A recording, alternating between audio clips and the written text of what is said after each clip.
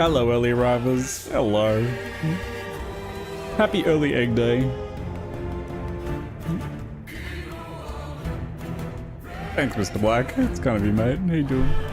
Hey, Timmy. Hey, Impalas. Hey, Oncoming Storm. Hello, Mr. Black. Hey, Ironsburn, Xander, Kiwi Gal. Who else is here? Dark Agent, Silver Kiss, Sylvanas, Spawner. Good to see you, folks. Welcome, welcome. Hello. Just waiting for the pre-rolls to finish. And Gally, thanks so much for the resub, mate. Appreciate ya. Thanks for 104 months. Absolute legend. Appreciate ya. Alright, yo. It's time to game, my friends. It is time to game. Oh. Hello, hello. Welcome back, welcome back. It is Egg Day here in Australia. Had a wonderful morning with Tully and Amy. Made some crepes, and then we did an Easter egg hunt, which was just adorable. Tully would keep going, one! Like running off and grabbing it and trying to eat every single one that she found. So we had to convince her to put them in a bucket and have them afterwards when we found them all. It was really good. It was really fun. Amy did a really good hunt. I might do a mini one this afternoon as well, but Amy set up a really good hunt. I mean, the Easter Bunny set up a really good hunt, and with Amy's collaboration. At the end, she had like a trail of eggs leading to a basket that opened, and there was bunnies in there. So good. Delayed gratification. No, she definitely ate some chocolate on the way. She ate the first one she found, and then like half of one of the middle ones, and then I had another one there. Did you dream of last Epoch last night? Probably. Probably. What are you doing, folks? How you doing? Zephyrum, thanks for the 21-month sub. Dark Agent, ahoy. Thank you for the bits, mate. So we're on just for a little bit of a shorter stream today. Do 5-ish hours today, so that I can spend a bit more time with my family this evening. But I had a wonderful morning. Now it's time to game for a few hours, folks. I have very good news. So last night when I hopped off stream, I got onto one of the EHG peeps I know and sent them a message. I was just letting them know about the offline echo modifier bug. I said, hey, I just wasn't sure if you guys know about this one, but it's a pretty bad one for those who have it. That echo modifiers were just not working in endgame for for offline folk. Not everyone, but a fair number of people, it seemed. We had a few people who, yes, it was affecting them. I did find a few posts on the forums, but I don't know if they'd been seen. So I sent them a message and I said they'd look into it. And then this morning I got up and they had messaged me saying that, hey, we just deployed a fix for it. And I did jump on and check just to make sure that the fix was working for me. And yes, so good. It's such a big deal because I'm just about to move into Empowered. And the echo modifiers are not a big deal in normal timelines. It's like, 40 to 60 lost rarity quantity. And then like things are a bit easier. But like, yeah, we've been feeling like things are way too easy, right? So the lack of modifiers didn't help. Still going to be really easy until we get into Empowered Monoliths, but that should then spice up quite a bit. But that was obviously an insane turnaround. It's obviously a huge bug fix too. I was actually really worried about today and tomorrow that bug might still be a thing. So I'm glad I thought to just send them a message because they didn't actually know about it. So I'm so relieved about that because that was really going to ruin my in-game experience. And not having the actual like maps be modded at all, just be like only ever running white maps in Path of Exile for the rest of the time, right? Like, I really didn't want to have to re-roll online because I'm attached to this character, to this progression, to this season, right? It's so good. Oh, so very, very happy about that. Thanks, Mr. Black. That's all right. People will like the stream if they want to like the stream. We don't need to spruik them. You encountered random crashes and black screens? No, I don't think I've had any crashes or anything. I actually had basically no issues that I can recall except for that one echo modifier, which was a pretty big one now that we're heading into Empowered, so I'm very relieved about that change, but they got it done, which is good. They got it done. Hope PoE2 comes to Switch too. I don't know if they have plans for Switch. It's probably be a nice to have, but I don't know how it would run in that, I haven't heard anything on that one though. That's a big bug. Also, they fixed it so fast. Yeah, crazy good, crazy good. I didn't even notice because, like I said, the normal timeline modifiers are really not that noticeable. But But a viewer pointed it out, and I was like, oh wow, yeah, they literally weren't working. So like this one, for example, is enemies enraged at half health, just above me there. And then behind me it says 40 item rarity and 40% experience. I wasn't getting either of those buffs. I wasn't getting the buffs, but I also wasn't getting the downsides, which was making things easier, which was a problem I was already having. And it was, yeah, obviously, like, killing our loot and XP gains and whatnot as well, which is quite the bummer. It also includes rarity, what else? Some of them, like, stack, so that can be quite interesting. But, yeah, since we're about to move into Empowered as soon as we finish this timeline, it was going to be a much bigger deal there. Aw, Amy shared some photos of the egg hunt for me to show. It was, aw. For stream. Oh, thank you. Let me show you. So I was just saying that happy Egg Day from Australia, since we're one day ahead of many of you, I know. Or if you're in Australia, happy Egg Day today or happy Egg Day tomorrow or whatever. If you do celebrate or engage, it's always been one of my favorites just because chocolate and it's chill, right? I find Christmas usually stressful, whereas Easter's usually pretty low expectations. So it was like kind of like that. Let me how do I open link? There we go. Let me get these. This was our Easter egg hunt this morning. Can I do this? Oh, you can do that. Does this work? Oh yeah, here we go. Why is it so small? There we go. Here we are, carrying around the bucket and totally noticing the things and going, oh, one! Finding them in the trees. I feel like this is a preview size one. And then there was a trail of eggs that led to a basket with bunnies on it. She was so excited. It was amazing. It was very special. This is kind of like, even though she's 2 and she technically had one before, she's just a little baby. She's just a little grub squirming around. But now she's 2. She's kind of like an actual person. So it feels like her first Easter. It's pretty special. Very cool. It's a good time. Very good. Amy did a very good job on that one. Holy super stash basket. I know. I was like, whoa, this is a serious Easter egg stash. Had some extra bonus eggs from Nanny and Poppy in there. Good collab with the Easter bunny there. The Easter Bilby. I was just thinking we haven't seen Ziggy Backyard pics in years. That actually isn't ours. That one there. Our backyard is a bit sparse at the moment. The front yard's getting really nice though. Carob has been abandoned. Amy also got some carob eggs to, like, you know, try and not chocolate overload her so much. Since that's a little less full on than full on chocolate, which I always meme about because Amy's sister tries to like give her kids carob instead of real chocolate. I'm like, for shame. But she tries to pass it off. So I'm like, okay, you can give it a try. She just sent this this picture of multiple carob eggs discarded. A bite has been taken of each. Be like, maybe this one's better. No. Well, you tried. Lol. Nice try, Ems. Nice try. Yeah, totally nice. Just not gonna fall for that one. Wow. Especially like you can't go carob after they've just had some real chocolate, right? Like maybe on a different day or something.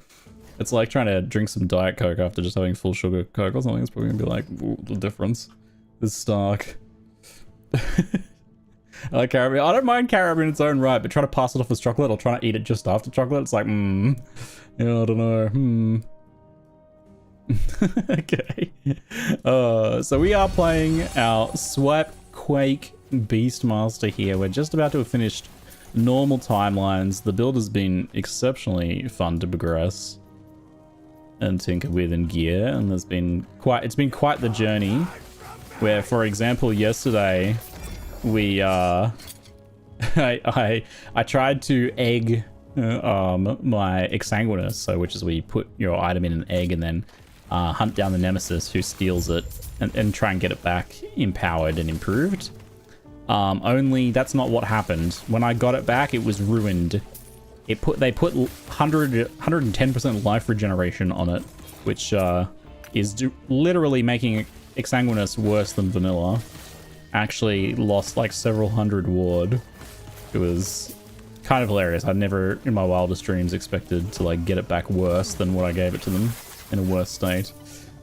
So that was pretty entertaining. But then a bit later in the day though, I did manage to get an LP drop from my inventory I just didn't even know was there. It had been sitting there for an hour and chat was like, oh, I thought you knew. What?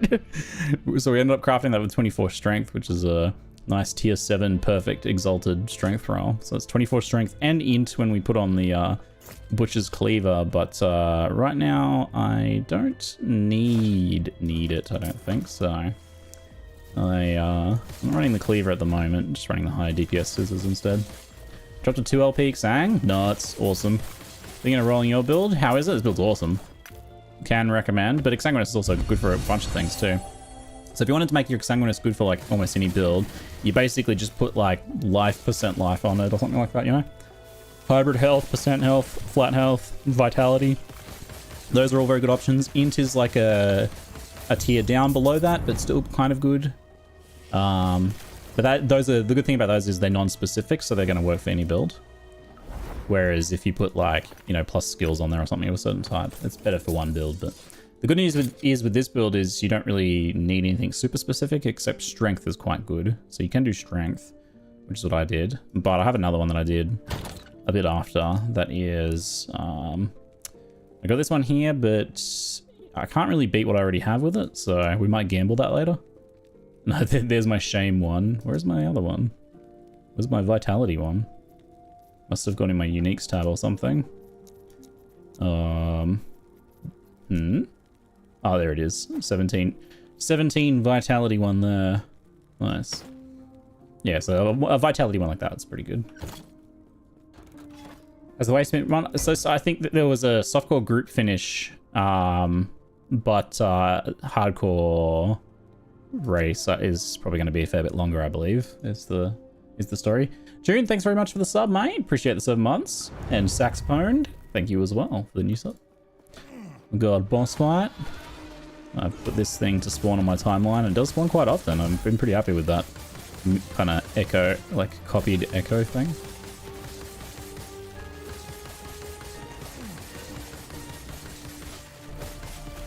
Enemies have 36% increased health and damage in rage at half health. Yeah, I'm feeling the difficulty increase. Yes. They were going down way too easy yesterday. It's actually putting up a little bit of a fight now. Awesome. And I mean, the drops are going to be better too, because it has 90% rarity that it didn't have yesterday. Ah, the bug is fixed. It's so good. Health regen belt. Hell yeah. Oh wait, no, that's mana regen. I can't read apparently. We got 2 LP Snowblind. That's quite good. Snowblind's solid with LP. Oh, I don't need the close call. How are the rolls on it? Freeze rate is pretty low. Well, middling. More armor against blind enemies and shield enemies is pretty okay. Cold Rose is pretty good. It's okay. It's not bad. Yeah, I don't think there's been any solo kills, but there was a group kill, yeah. Oop.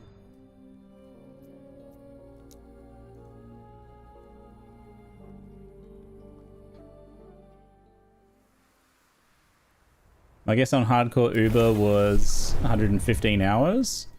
What was the hours on the first one? Like it was 2 days in, so I guess like 48 hours-ish. I don't know if that's like hours from start or played hours, but probably is not too much difference between the two figures. We're watching Epic Kill, it's gonna be a while. Yeah, it was a pretty, like, that team is very good at like collabing, min-maxing, and being hyper efficient. So I had like an extremely busted group, and obviously it's like HP boosted for a party, but I thought they like took it down very comfortably from watching the video of it.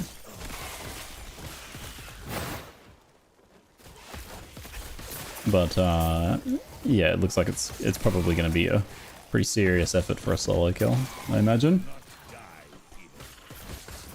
Yeah, I think the point of view I saw posted on the Reddit was Snap's point of view. Enter the cemetery, defeat the Woven Forceborn. So now we're going to get to see like some of these with loot boosting as well. This is only a tiny one, it's like 8% rarity, but as those modifiers start to stack up, we're going to get some actual bonus drops in here, which is pretty funny because it's already been so rewarding.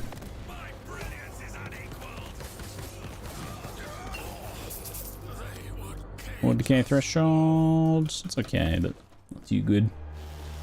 Just got a pink item, Hell Reach Bar. The pink you're seeing is that it probably dropped with some already crafted legendary modifiers. So like they're red when they're the legendary. I can show you if I put like, you know, this on the ground. They kind of look like this. So that's just an item that has already had its modifiers revealed if it's a Weaver item, or already had affixes added to it if it's a unique. You'll get those from Nemesis quite often. Pre-crafted like that. Normally you would only see that if you like crafted your own one and dropped it on the ground. But there's not really many reasons why you would do that, so you wouldn't normally see it. Let's go. That damage there. Very good. Mountain shield with some armor. I don't think I plan on using a shield ultimately.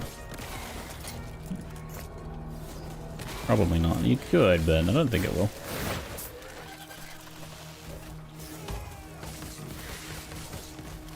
Two Guardian.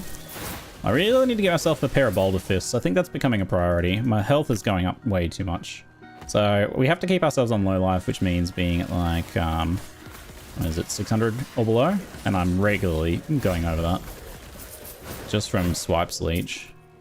So I could like drop AoE and stuff, but it's probably gonna feel really uncomfortable to play. So I think we need to try and focus on getting ourselves some Boulder Fist gloves. I don't have any Runes of Ascendance currently. 60% bow damage? Yeah, that's not bad. Yeah, it's better than a vanilla Hell Reach.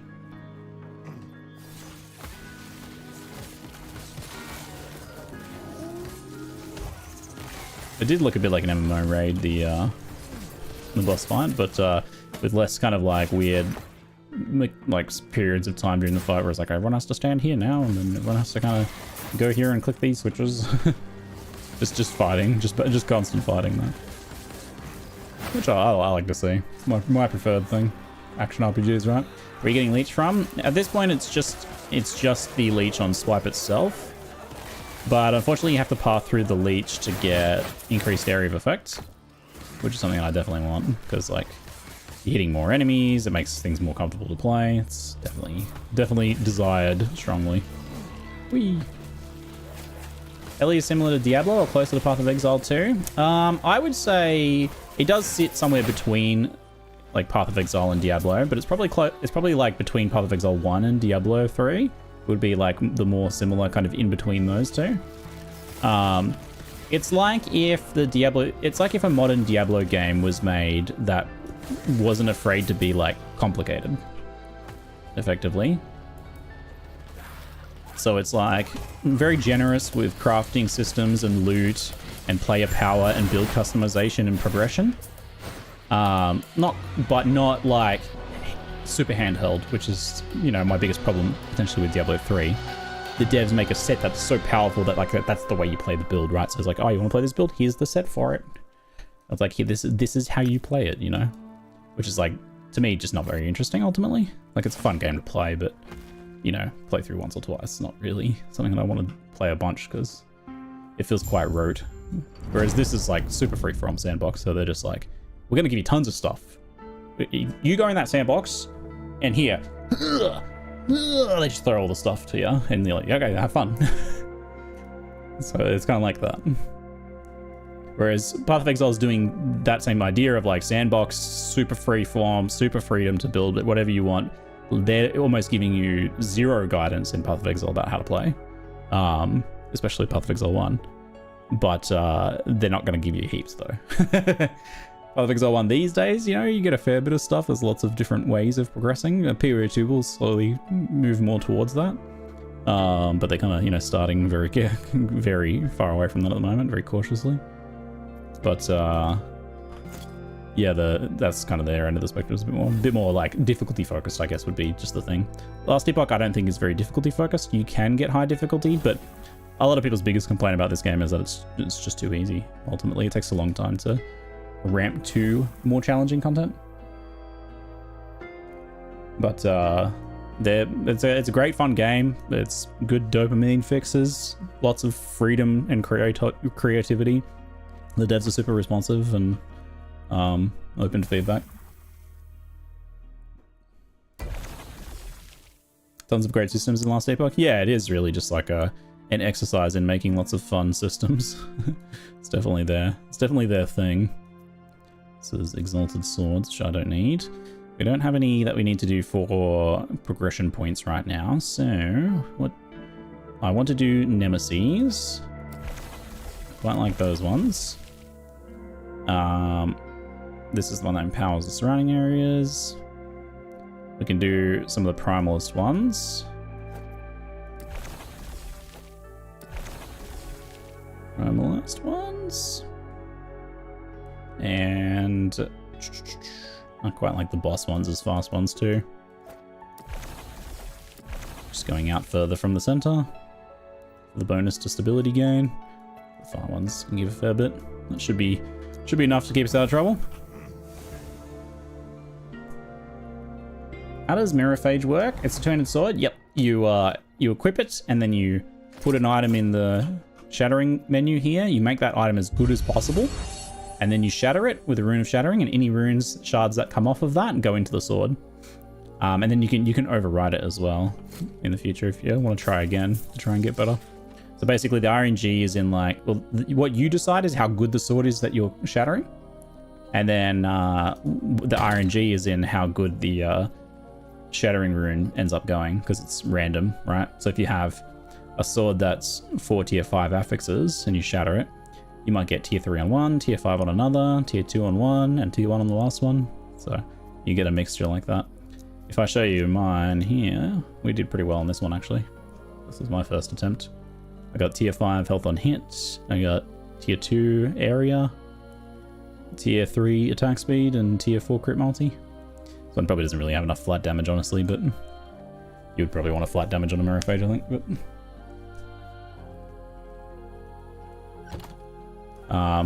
4 LP. They're not actually 4 LP items because it just consumes, you know, all the affixes on the item. So you just whack a 4 affix item in there and shatter it. So, but they are kind of, I guess, the equivalent of a 4 LP item in a sense. But you can't like ensure that you'll get tier 5s or 6s or 7s. So it kind of has 4 LP but ends up slightly weaker due to not taking all the affix shards. Yeah, unless you get super lucky. You still have a Spearfield build you're playing in PvP? Yeah, I made a guide. Timmy linked it in chat. There's a pretty solid improvement when I put that on there. I made a I think pretty nice build video here I put up the other day that may have flown under the radar because this came out like a few hours before last Epoch launch, so it might have flown under the radar a little bit, but that one is there. Thanks, Timmy. There we go. If I miss stuff in chat, just hit me up, eh? Spearfield God rocks. Thanks. That's good to hear, mate. I love that build. I'll likely return to that and further expand on it or explore it in the future. All right.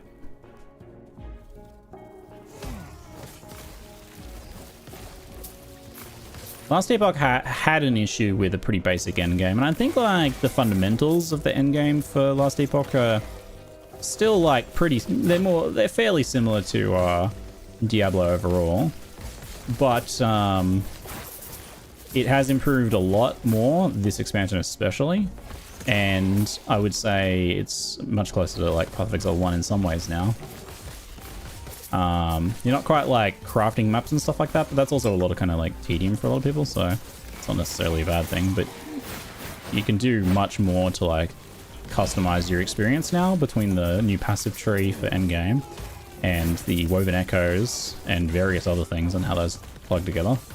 There's actually a lot that you can do to customize your endgame. That's like one of Path of Exile 1's biggest strengths is how customizable the endgame was. And that's gotten a lot better here for Last Epoch this expansion, so yeah, it helps a lot. Because that was a big issue with Last Epoch. The endgame was really basic. I think the dungeons are probably... The dungeon rewards are pretty good, but the dungeon content themselves is better now, but still pretty basic. So they could... Maybe next expansion they'd focus more on that. That'd be really cool. But like the mapping system effectively now is quite cool. Destroy all of the venom spires. Hop.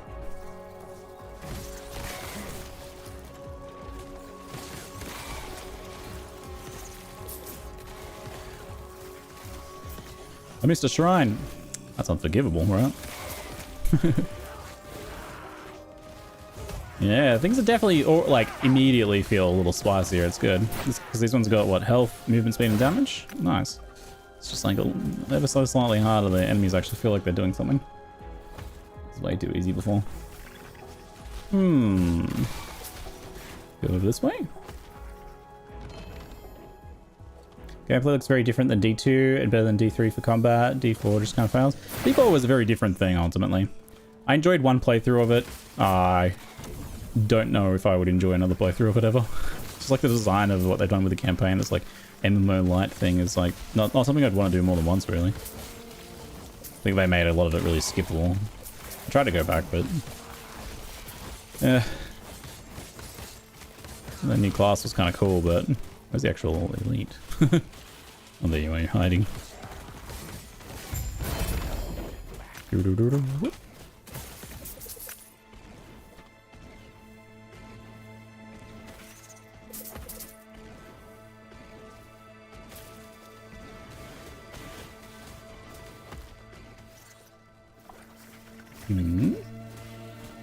Destroy all venom slides. One of these will be a tomb.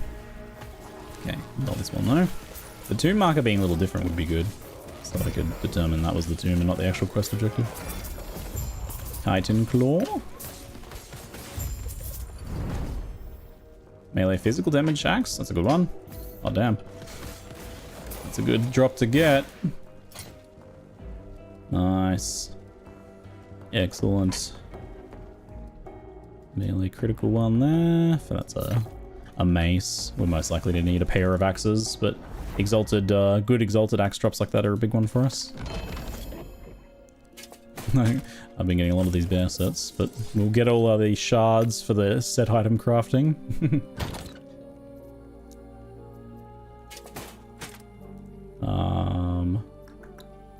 And then I'll put this one in manually because I want it to be separated as obviously a good one. I have done a pretty good job of optimizing the auto slot stash tabs now. I think I'm pretty happy with how that's come together. I should probably check that one. There was something else as well. I thought there was a snow blind. Wonder if we would try and do the snow blind. Like, in theory, I could just use the snow blind instead of my current helmet. If I absorbed my current helmet, I could select Earthquake and hope that Vitality or one of the others, you know, are okay, but hope that the Vitality stuck around, for example. The only problem is, it's like, yeah, the other rolls are pretty bad. Might have another one, but yeah, I've kind of figured out the Weaver's Wheel thing. It took a bit more tinkering, but here's my current. I managed to get the Weaver's Wheel items to sell it, so it's set to Weaver's Wheel 1, and then no specific rarity. So it's not like trying to get uniques, but as long as there's enough space in the unique tabs before it, the uniques go there. And then for these ones, I set them to Weaver's Wheel max 1. So in theory, you basically never have a Weaver's Wheel 1 item. So all the regular ones get set to that. So the Weaver's items try to go in here, they get ignored because they have more than one. They try to go here, they get ignored. They try to go here, they get ignored. Then they end up in here. And then any ones that are completed go in the legendary tab after them because they are effectively legendary as well when they've got stats revealed. But if they've got all of their stats revealed, then they'll go here. That's the idea. So I managed to get that sorting working pretty well, and we could refine down the uniques into like types if we wanted to. That ended up in here probably just because I was shifting on this tab, I suppose. Yeah, looks like it. There's an inheritance here with 12% health roll. I can't use this because of the health regen though. Yeah, hey Raj, thank you, mate. How you doing?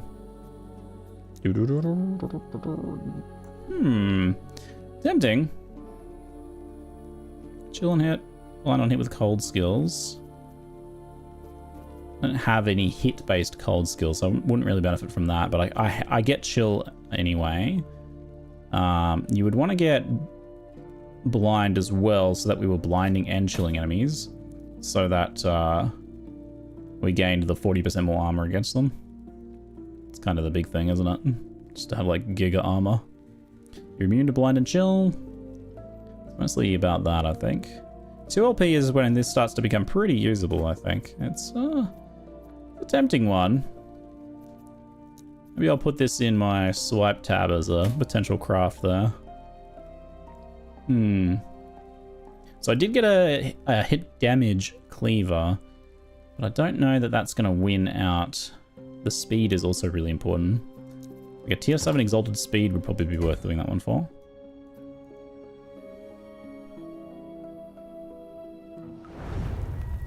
How'd I miss the monoliths then? Is it a side quest? You don't get pointed. Oh, you don't get pointed at monoliths until like you finish the campaign fully, I don't believe. But you can access them as soon as you go there to get your mastery. When you go there to do your ascendancy, you can actually access it right then. Ghostmaker is a cool one to get some empowerment on. What can we put in here then? Let's have a look.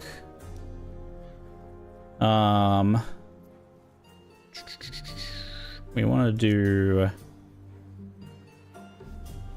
I don't think I have something currently to put in here. Oh, I have this Exsanguinous. Oh yeah, this is our next... Oh, this is a good one too. 26% attack speed. Alright, cool, yeah. It's time to do another Exsanguinous. Yeah, I'm sure. So if it rolls 1 LP, it's probably not really possible to make it into an upgrade. If it rolls 2 somehow, then we're amazing, we're cooking. But if it just randomly gets 2 good affixes, then we could be really cooking. So it's a bit of a gamble, but I don't expect anything too crazy right now. It's going to be hard for it to upgrade, like pretty low odds. Don't look at it.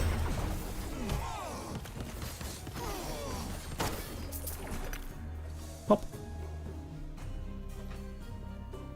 Drops gold. 290 dodge rating is probably not going to do it. But it tried. It tried. No, 290 dodge rating, Exsanguinous. How'd the Widowmaker go? Fire penetration and minion fire penetration, tier 3. It's pretty, these builds do use fire. So that's like not too bad, but it's also not too good.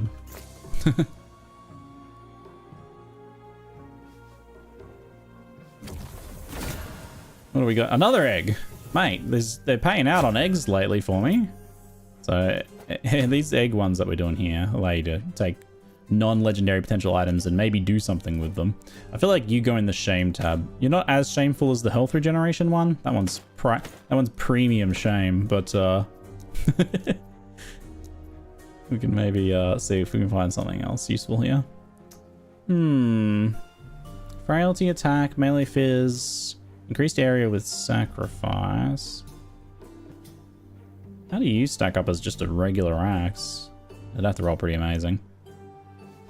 Man, it's a shame I don't have a pair of boulder fists right now. Do I have a thing? No. I don't actually know that I have anything useful to put in here right now, so we could just let it become a random item. Prison Wraps is a good leveling item, and it's difficult to get LP on actually, but I don't think I would need to use that. Bone Clamor is pretty good. If I have nothing else, we'll do the Bone Clamor. I don't see anything else that jumps out at me.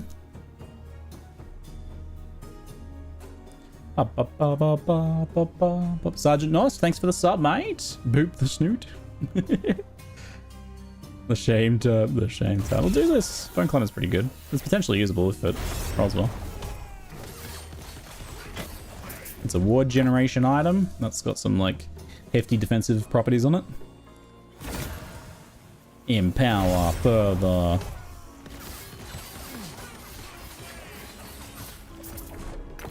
Whoop. Oop, this one. Let's see what our Bone Clamor looks like. 8 vitality. Pretty good. That's pretty good. It does. Vitality also gives necrotic resistance, which is on brand for the item too. It's not too shabby. like a super high roll or anything. Like, you'd be a bit embarrassed. 2 LP Volatile Ice. My previous self is very jealous right now. Poison damage over time max. It's actually, there's like Ruby Fang Cleaver, I think, is an axe, isn't it? Or is it a dagger? Cleaver, probably a dagger, right? Not an axe. Melee, fire, necrotic, melee attack speed, frailty. It's like a kind of good, but I'm not there. I don't think I'm gonna worry about that. I don't know that I would. I mean, if I really want to get some defenses for some content that's killing you down the line, maybe I could see using that. Oh my god, like this guy just almost did, for example. That guy just zapped me. Holy heck.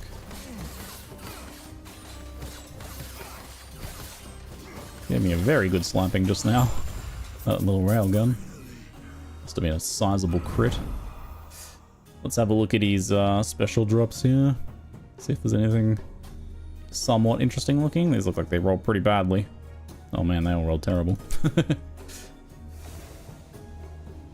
That's why they're all getting loot filtered out, ultimately, huh? I got another one. Let's do another one. They made the College of Warriors so much easier to get the key. Yeah, you don't have to do all the hopping around now. It just, the time travel's right there. Another egg! Elicos. Critical strike chance also applies to your potion uses. When a potion use crits, you can crit your potion. The health and water plot you immediately gain from it is multiplied by a percentage of a crit multi. Crit multi applies to potions. Health and ward on potion use. Crit chance, crit multi. Very cute. Long shot. Puncture cannot be dodged. Deals more damage to distant enemies. Bow physical damage if you have at least 40 dexterity. This is a fun one. What can we do with the egg? I just keep getting eggs. I can't stop egging. Mantle of the Palox, maybe? I don't foresee using it though. What's in here? Oh, why did these weavers will ends up in there? Oh, is it just... I hadn't resorted them yet, that's all. Da da da da da da.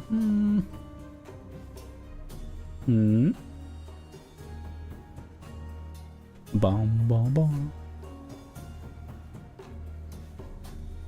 Top 3 builds at the moment for softcore. Was it like Judgment Pally? I mean, you could probably just look at Snap's party, but there's probably some specific things that are built around party synergies there. But you could take a look at their party. They got the first Aberrath group kill. But there's like Judgment Paladins, I think, right? Or a cranking. Was it Judgment? I think it was. I don't know. What's really cranking at the moment, chat? What is just absolutely murdering right now? That's a Weaver's Will item. Sorting while I'm here. Falcon Fierce. I don't think there's anything here. Me? I'm really cranking? You're really cranking it, right? You get a good enchant item with 2 mods you want, but it has 2 bad mods. What can you do to the item to make it good? I see, do you mean Exalted? There are 2 runes now that you can do interesting things. One swaps them around, so like it spins the affixes around.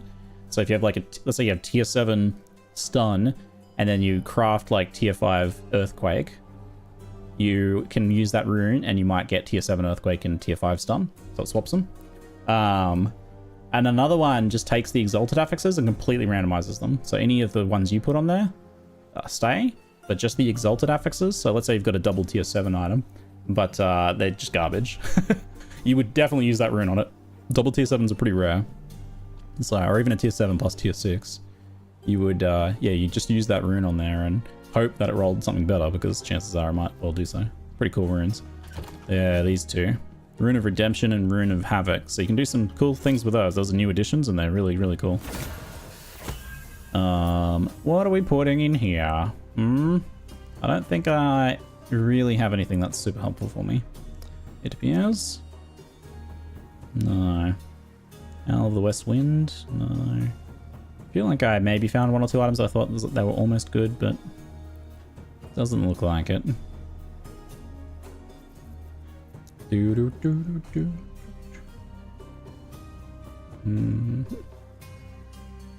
Chimera's no. Yeah, so we're actually going to do just the criminal thing here and let it roll a random unique, because there's no use for it currently. Need to find some more base uniques that I need. In power.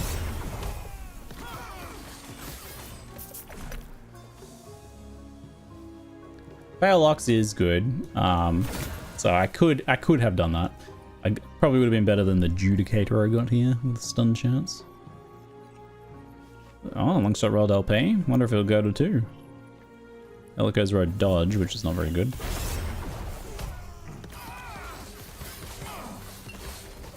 Kind of just seeing this one through for the long shot because I'm curious how well that rolls.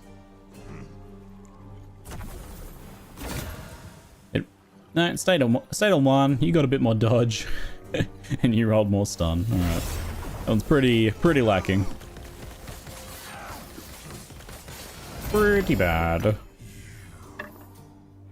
I think we might take those, but they're a bit meh. Orb Weaver's Fang, 10 Weaver's Will. Not much going on there for me. Less dot taken, amulets are pretty good. But I think we can just skip this one. See if the next one's got anything more interesting for us. I got a Rune of Weaving. Good. I like getting those. Why is there a bunch of this here? Huh? Random memory amber. Troker's Teeth, sword. Nothing. Skip this one.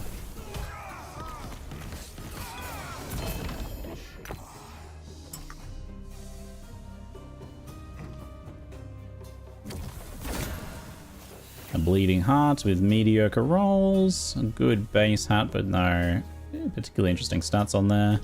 This looks like another skip to me. Slam it. Alright, nothing super juicy from this second one, but I have been getting lots of eggs. These tower maps are awesome. I love these maps. We got a tier 7 shield with his melee increased armor. Wand with blind on hit. Upgrade wand. Anything else here? Sunbeak is 2-handed. Silver wing bow. Chance to gain haste on hit with crit, bow attack speed, fizz damage. Man, if that was an exalted, that would be a pretty good one. It's a great rare. Wonder what happens when they upgrade. They probably stay rare, I imagine. Inventory's fine. Let's go into the next one. Like how well last Epoch is doing? Yeah, popping off. The devs have cooked. They've done a really great work. And it's paying off for them. They had a bit of a rough 1.0 launch, and then a really long wait to get here, so I was a bit worried for them, honestly.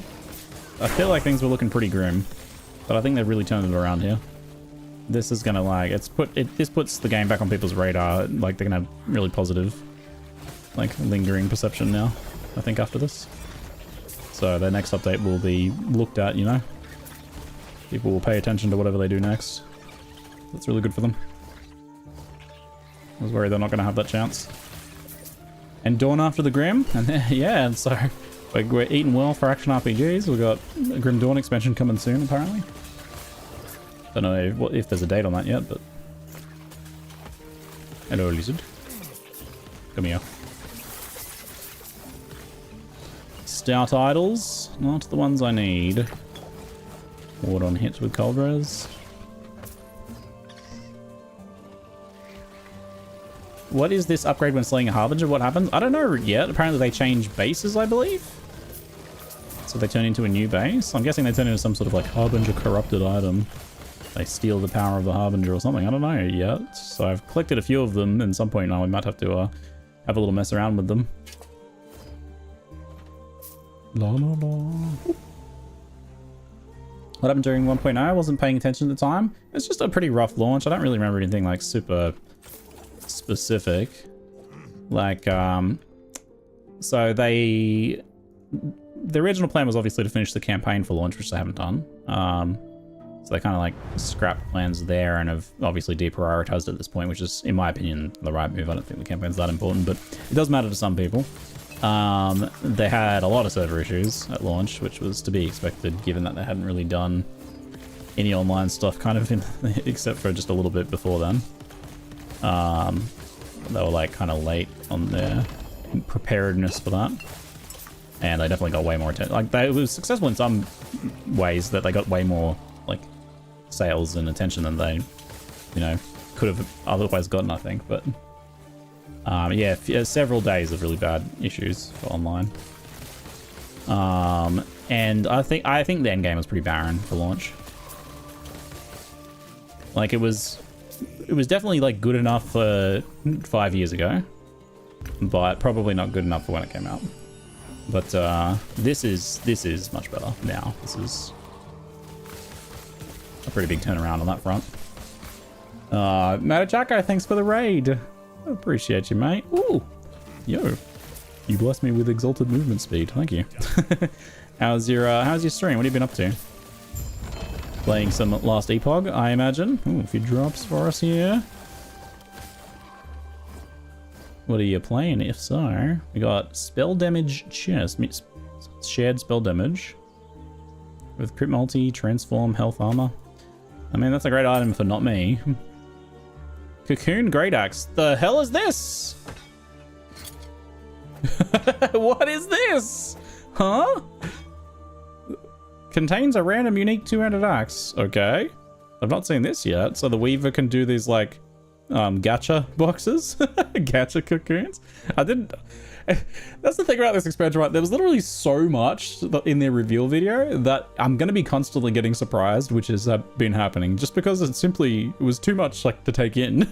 So I'm just like, wait, this is a thing too? It's garbage. So they just randomly have like an axe gamba thing. Is there like something else you can do with it? Like what's the idea behind that even? I don't really understand. Just because gacha is fun, I guess. They have an increased chance of LP. Oh, so they are better than average though. Oh man, I didn't feel that one. Not this time, but okay, I'm here for it. I can dig it. So those are a boosted drop in some fashion. You know they're going to be. I wonder if you can trade those. Like cocoon. It's just someone just hasn't cleaned their axe in a long time. Ew. Ew.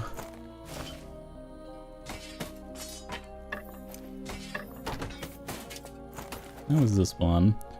Plus one to swipe. Frailty. I don't think I need that one. But we do want to shatter it. Yucky axe. Yes.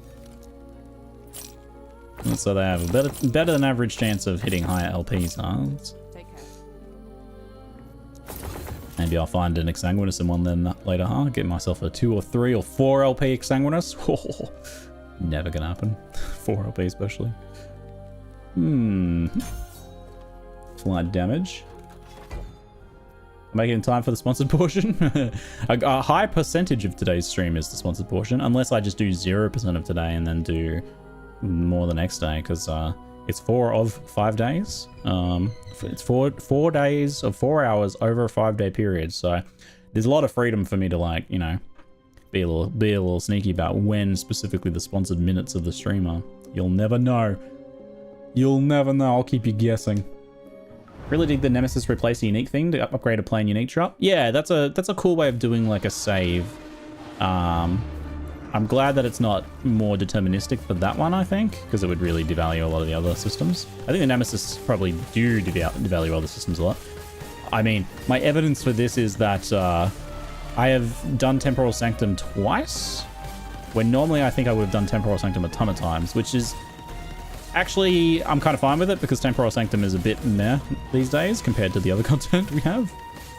But obviously that shows that it's devalued the Temporal Sanctum a lot as like a core item progression system.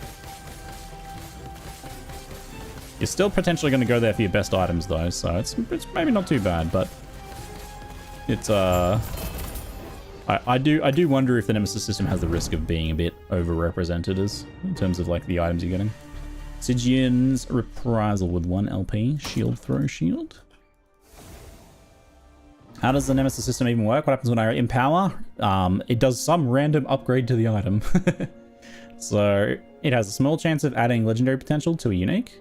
It's much more likely to add random affixes to them of random tiers. So you might get something really insane, or you might just get something completely random and garbage. So I have 2 Exsanguinuses here that I've egged. One of them rolled 17 vitality. So that's cool. That's very good. And just so happens to be maybe like not that much better than this one, but I mean, it's better defensively. And then the other one rolled. Why's my tab not working there? Huh? This stash is broken. Something's going on.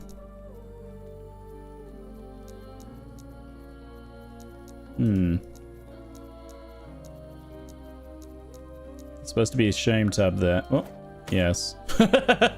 Oh, okay. Huh. That's a weird one.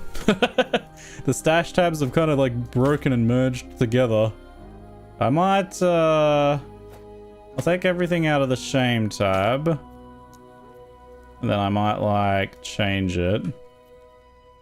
Broken? Question mark? Oops. That went into one of the other ones, didn't it? Oops. Jeez.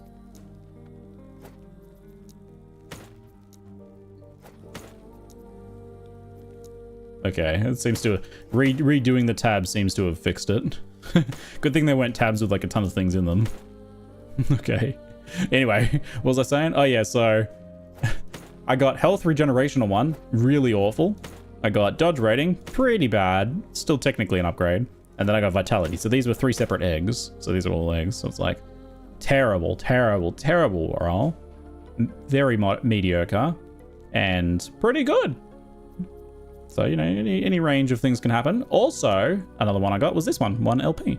So the other one gave me 1 legendary potential. They have a chance of going to 2 after that, but I don't know if they can do 3 or 4. But it can also just do nothing on that second attempt. And what else can it do? For Weaver's Will items, it can add Weaver's Will to them if they're already in there.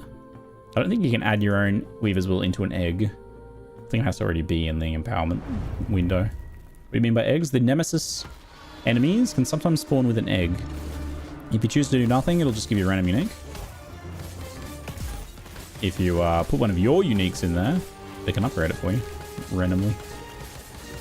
Going with the same color bugging? That was a strange one, that was. I think the game did get confused as to which tab was which. Thought they were the same thing. Ouch. Just had to back off for a second. Yo. 36% health and damage.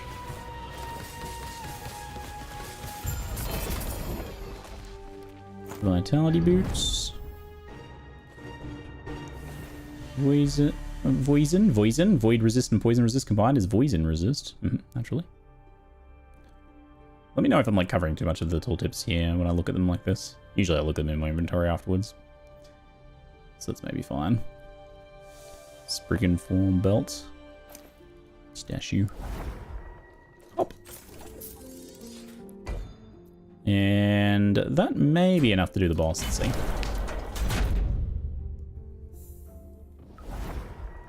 Hop. Exsanguinous. Exsanguinous, yes. I liked having my tab named Shame, but if it's gonna break. I shamed the tab too hard. It was trying to hide. It was trying to like stop existing. Hide behind the other tab, apparently.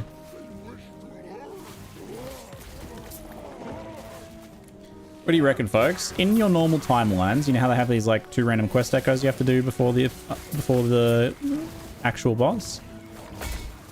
Do you think these should still be a thing? You can skip them when you get to empowered, which is good. I'm glad they made that change. I like the idea that they're trying to incorporate a story into these timelines, because that's like, they definitely like created a timeline system that potentially warrants a story, but I think maybe just this implementation is not very good. I think people only really dread having to do these quests because they're well, they don't have map modifiers. They tend to be a bit like lame compared to your regular echoes, especially now.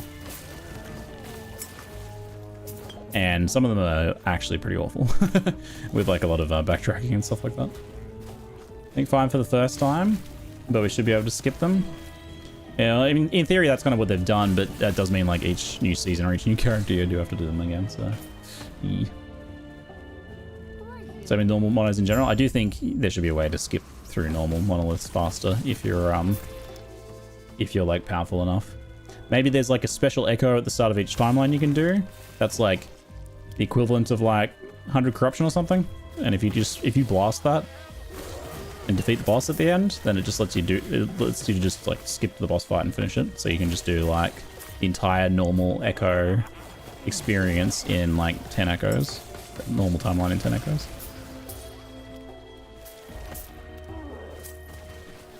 But that would be pretty good, I think. He's like, yeah, I've proven myself.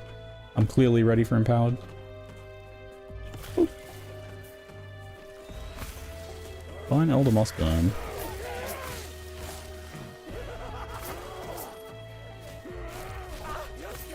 The 2 quest echoes can kind of go. They are a relic of the past, even though they make sense thematically.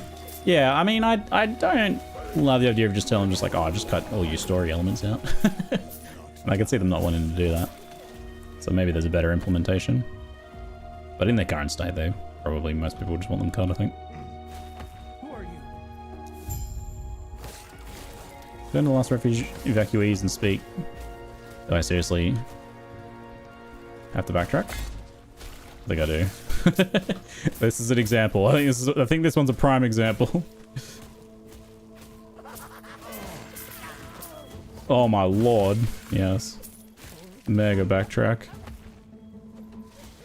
This is illegal levels of backtracking. Holy heck. Any idea what your next build is going to be? No idea. Still got a lot to do on this one. I'm only just about to get to the good part.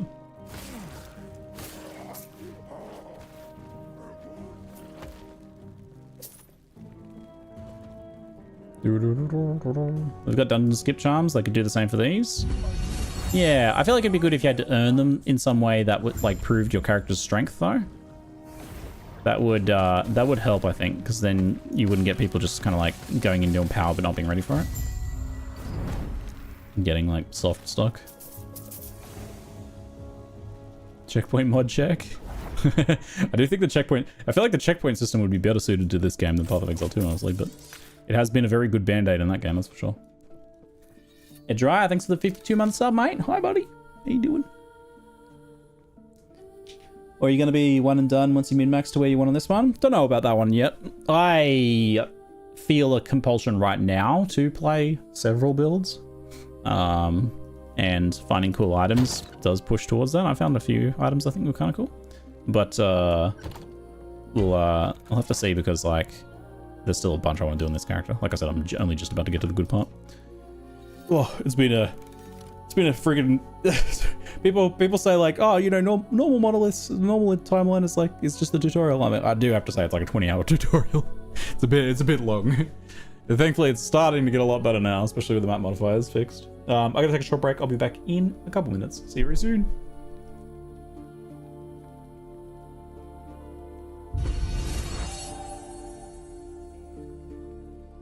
Thank you very much, Washcloth, for the 3 months resub. Appreciate you, buddy.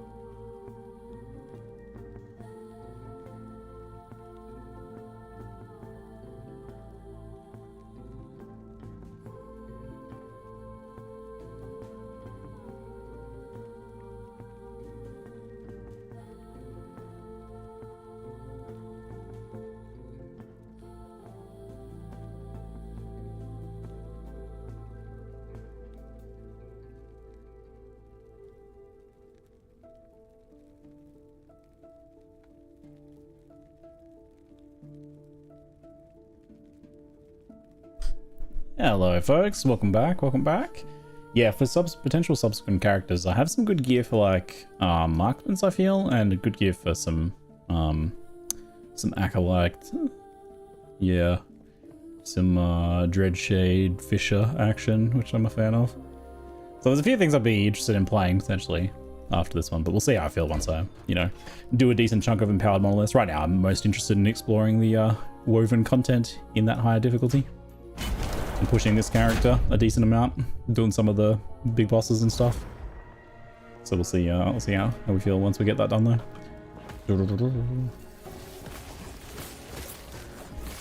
And I don't know when the next Grim Dawn expansion's coming out. I don't know if GGG's going to try and tempt us back with some gigantic patch in a week's time. We'll see, we'll see. But there's going to be lots of good action RPG times ahead of us, that's for sure.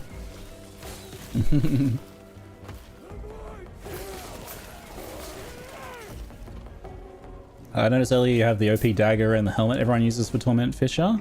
I didn't notice the helmet, but yeah, I did find I got a couple good ghost makers. Like an okay ghost maker and another one I could turn into something too, so definitely have pieces for that. I think someone was asking about like COF versus trade. I think like the trade experience here is not very good.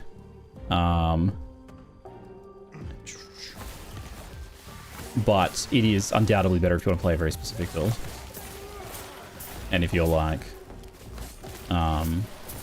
pretty quick to get engaged in it and make some big gold selling things, that can be really fun. But I love trade in general, but I think this execution of trade is not really very enjoyable for me. This is a very effective way of acquiring gear once you do get going on it. More effective than anything ultimately, but it's the manner in which COF gives you gear is very good for dopamine. If you like big loot explosions, then COF is very good for you because you you know, you kill a boss or complete an echo or something and you get like 8 unique chests dropping. And you know, 2 of them are the ones you want. And one of them's got 2 LP and you're like, yes! But you know, other times you'll drop 8 unique chests and none of them will be what you want, but you'll still be like, that was a lot of beams of light. That was pretty cool.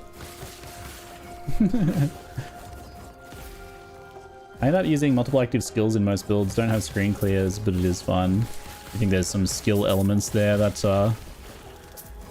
the game does better than GGG in that regard. I feel like PoE2 is really good for encouraging me to use lots of skills that are very active now and not just like, you know, button press attacks.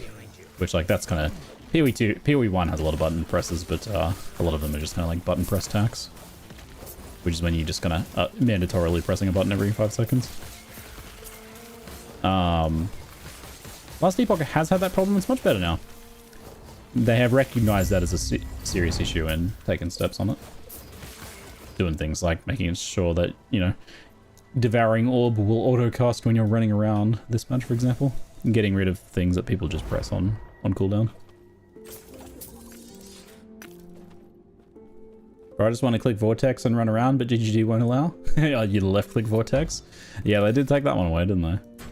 So we can jump into the boss. Excellent. I like my left-click Vortex. There was some disparity in control schemes and stuff for that, so I kind of get their reasoning for axing that one, but obviously that, like, was it? People liked that? Anyway, let's focus. Enough about that. Hey, buddy! Hey, Gasper! Whoop.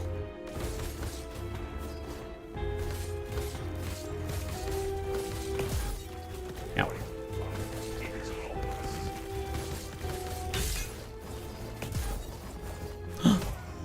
I'm gasping. Whoop. Go, go, go. Oh. It's our final boss before Empowered Timelines. I'm so ready for Empowered Timelines. Oh my lord. I'm ready for the tutorial to be over. Oh, the big damage came out then. That was the big hits. Yo. Nice. Oh, yes, our first Harbinger. I forgot. I forgot. So fun. Hello. Ooh. So much cooler boss than that guy, than Gaspar. Much cooler final boss, right? Whoop. I feel like Elder Gaspar is a good one to leave to last, though. The final betrayal. Harbinger of Fear. She's pretty cool. She's so goddamn cool. Blow her up.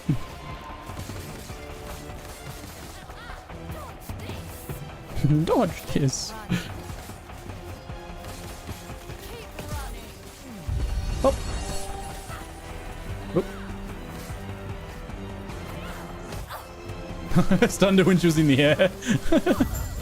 Nice. Yeah, so cool. Thank you for the gifted sub, DeMills. Appreciate it, mate. Thank you. Increased helmet shard drops, shield shard drops, and belt shard drops. Helmets. It's good stuff in helmets to get. That don't matter too much though. Whoa. So I did skip one. Just Lagon's one. We'll do that in Empowered. I didn't need to stick around too much longer, honestly. Glyph of Envy destabilizes an item, unpredictably changing all properties other than the affix being upgraded. This stability is siphoned to the most recent monolith timeline you're entered, greatly increasing its stability. Oh yeah, I forgot they added that. That's good. That's good. That lets us speed through things. So I actually had some of those, but they're much better to start using soon. We got full Gaspar set. Anything good for us? Probably not. Cooldown reduction for Decimate. Cast Decimate when you directly use a cold spell. Cast Decimate when you directly use a lightning spell. Cast Decimate when you directly use a fire spell. It's your rotate between the elements set. I always like these. These ones that, when they work well. No. I'm cursed to never get a good one of these. 22% and no good suffix. Damn. It's tempting because I only have like a 55% proc rate right now. Getting closer to 100 would be really nice. I could probably try and sacrifice some of these ones that are just kind of giving me damage and swap into one of those. It would likely make sense to do so. But we can decide that soon. It's time to go to Empowered Monoliths. Oh! I think we gotta go talk to some peeps and do some quest discoveries for this thing. Ooh. It's a cute little reveal, isn't it? Welcome to the true endgame. Hi. Pet. Do you know that the statue next to your life bar is the goddess of Etera? No. Did you know that the statue next to your life bar is the goddess Etera, and the statue next to your mana bar is Orobus? Etera created the world and its people, which is why she's associated to your life bar. Orobus is her polar opposite. No association to mana, but it's on the opposite side of the UI. I mean, we can come up with a thing here. Because when you spend all your money, you go into negative debt, a void of mana, if you will, just like that's the Lord of the Void. Yeah, we can make it work. That's cool. I hadn't actually really thought about that. I looked at that. I kind of like at some point maybe noticed this guy and probably recognized the similarity there, but never really thought about it. Fun. Thanks. This one's scuffed bod. What do you mean scuffed? It's just Aussie. The hell? Calm down. What do you mean scuffed? It's just what we sound like, mate. Chuck another durry on the Barbie, mate. See? Thanks for the bits, apathetic wombat. Appreciate it, buddy. Still alive. It's the Forgotten Night. No one has ever walked away from a harbinger, let alone killed one. How are you still alive? A warrior. Hi. I need take this crest. You will remain hidden from the harbingers until you activate it. Oh, and travel. I'm activated. You'll need to fight them in empowered timelines. I'm doing it. I'm gonna do it. Soon. What's an empowered timeline, Precious? Alive. Seems kind of meta, not gonna lie. Let's pump you in here. Vitality. Wait. No. Are we running out of space for these things? I can fix this. Give me Exalted Boots. Down priority. Exalted. type. Armor. Boots. So that needs to go here before other armor bases. I may have more boots than I need. Perhaps. But I like my dump tab. Kind of reveals to me when my stash is having problems. I'm having problems right now, please. that bot drinks Fosters. Whoa! He's not scuffed, he's just off. Oh, see. The Altar of Oblivion. This is where we go to fight the bosses. We can't use this yet. Wait, can we? The Altar of Oblivion is too well guarded to attack. Defeat a Harbinger in each timeline. Oh yeah, of course. And then return with a Harbinger Eye. Opens the gate at the Shattered Road. To reach the Shattered Road, one must prove their strength against a Harbinger. Nice. Which we did, but we have to do all the others. Hunt down all the others and then we can fight Aberoth. How are you still? Take this crow and travel. And this, we have the faction now, right? Yeah, Forgotten Knights. Timelines. To end the Harbinger threat, defeat the unique Harbingers in different monolith timelines with required corruption. Defeating a Harbinger will increase your rank and unlock rewards.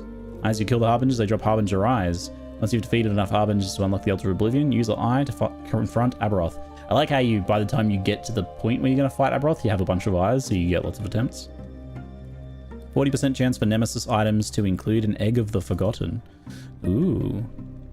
10% chance to gain twice the amount of stability when completing an Echo. Defeat a new Harbinger to rank up. Does it have the current... Yeah, it just shows where they are. We did last ruin. Minimum corruption 100 for the next one, which is our first one. That starts at 100 corruption and empowered. And that will go up as we go. Sick. Maximum forging potential gain from empowering a nemesis is increased by 6. Harbingers including Aberoth are twice as likely to drop a needle. Glyphs of Envy drop chance from Harbingers.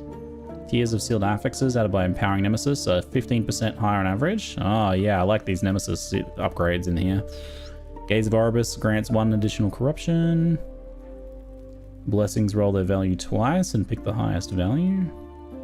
Harbingers including Aberoth are twice as likely to drop their specific uniques. Slaying a Harbinger grants 1 additional Gaze of Erebus. Single, thanks for the 99-month sub, mate. Yo, 1 month from triple digits. Appreciate it, buddy.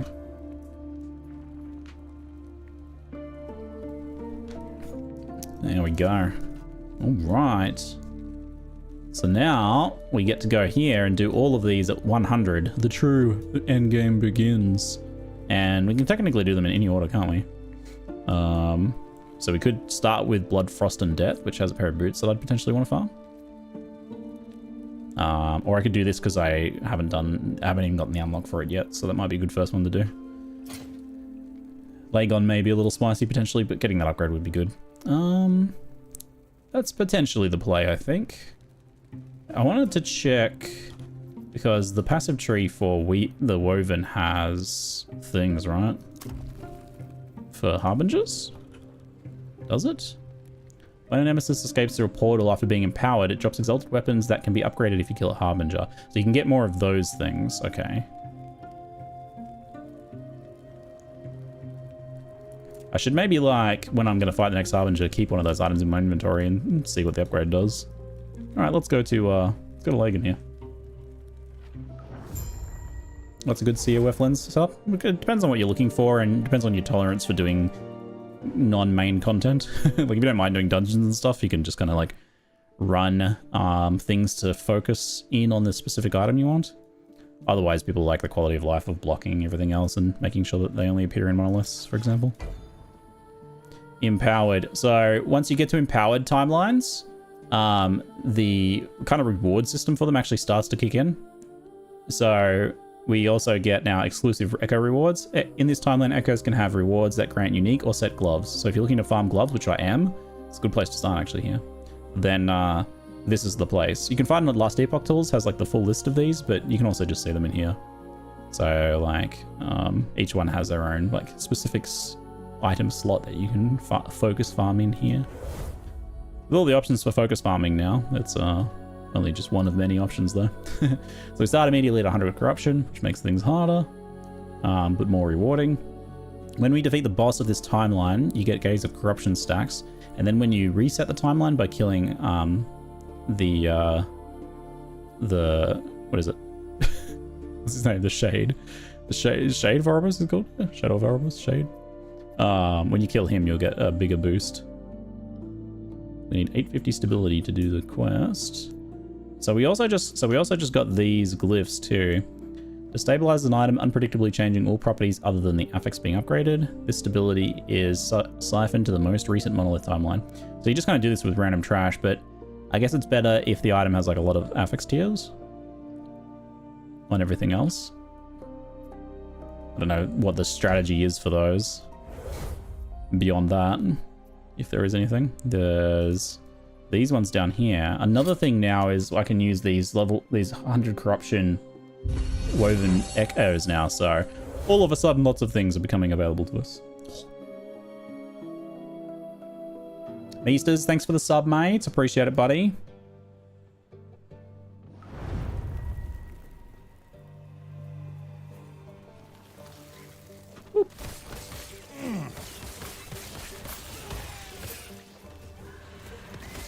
So I've just unlocked the Merchant's Guild and I'm already progressed on monoliths. Is it even worth finishing the campaign? If you have the guild and you have all your passives and idols, the only other thing to get is there's +1 at all attributes from killing the final boss of the campaign, which is pretty minor. You can just forget about it, honestly. It's like, what, 4 health, 4 mana, a small amount of armor, bit of ward retention, 4% damage, that sort of thing. Enemies have a chance to slow, 60% more health and damage.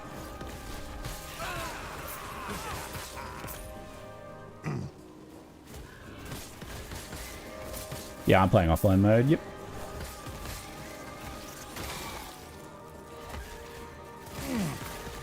I got damage is looking just fine for our initial empowered ones here. So we could probably use some of those stability gain things to speed them up a little bit.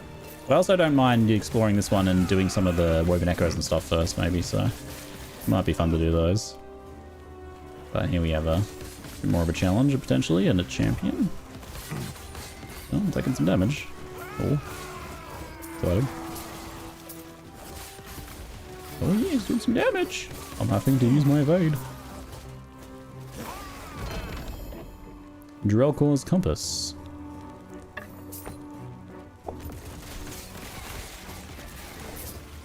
There's a tomb in here. Should I go into my first empowered tomb? Yeah. I think I should go into my first empowered tomb.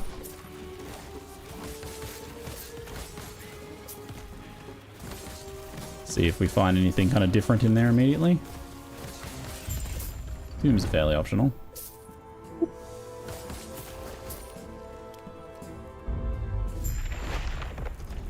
Ziggy marched in their offices and demanded they fix the echo modifiers. I did.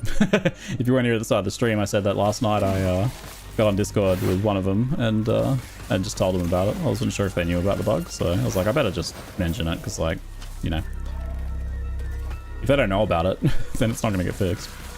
So I told them and they didn't know about it. And then this morning, they sent me a message saying that they had pushed to fix. And I logged on and it's working. Echo modifiers are working. It was a huge save, because, like, today would have been a real bummer getting to empowered timelines and just, like, not having the modifier system work, which means, like, you know, right now I've got 68 item rarity, 72% increased experience gain, so I wouldn't get that. So I'd be getting less rewarding, but also less challenging, you know? And the challenge has been a major point. Tier 7 necrotic resistance. Move speed. Nice. Drops are occurring. Health gain on kill, 5% health lightning res. Not that good for us, that one. Big health roll. Now that we're... You start to find the top tier items in the last level 90 timelines, but you get them much more likely to get them now that once we're empowered. Top tier item bases and stuff become more available to us now. I think we're going to start not suffering from level restrictions soon, hopefully. Oh, I got bonked! Yeah! Yo, is that like the first time I've died in endgame? It finally happened. Oh, except when I fought the champions when I first started Endgame and did that first champions one. I died a couple times. Well, that's exciting. Now I have motivation to upgrade my character. Yes. Let's do it. Let's do it. What did I just find? That looked interesting. Reduce bonus damage taken from crits one here. Time to craft some booties, maybe? I am looking to farm some boots soon, though. Let's see if I can upgrade some things. There's one more upgrade to do here. Oh, wait, no, potentially more than that. Fizz res is overcapped anyway, so let's do the reduced crits. Alright, just one little upgrade there. You're done. You've got a little bit of forging potential left. Create or ward per second water decay. Get a smidgen of ward. Gloves have some forging potential left. Hybrid health has space. Nice. It's still got forging potential left. So, we have options with you. Check roll ranges. Attack speed's already really good. Health is pretty good. Yeah, this is not going to be divinable. What about the implicits? They're kind of well rolled anyway. So we just leave them. Nothing to do there. You're done, you're done, you're done. This thing has some space. What do you got on you? Oh, still looking to change the lightning pen, but it's stupid rare because I don't have.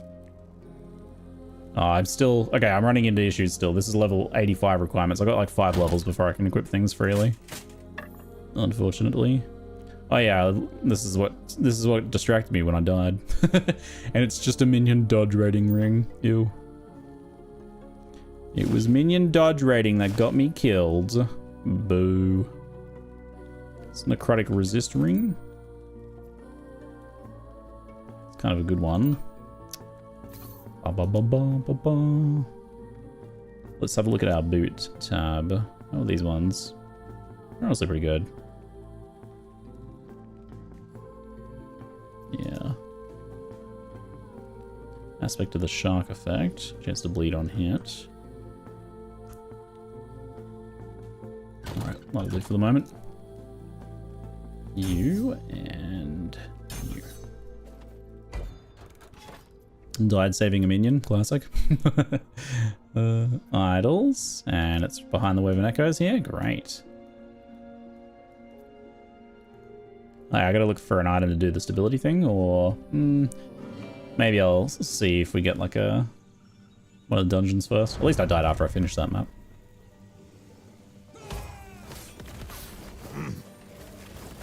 Pew! Just didn't get to fully explore my tomb as well. Earthquake hat, particularly good. I did have some defensive item options. One of them was my Cleaver solution, so I can swap that on, lower my DPS a bit, but get a bit more survivability, which might be warranted now. And I do have the Vitality Exsanguinous, but I think I'd rather stick with the Strength one. Those are 2 options we can have for just straight swaps that we can do. Ouch.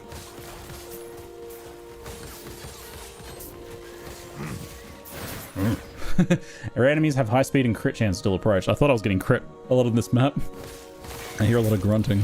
I think it's the clang when you get crit, right?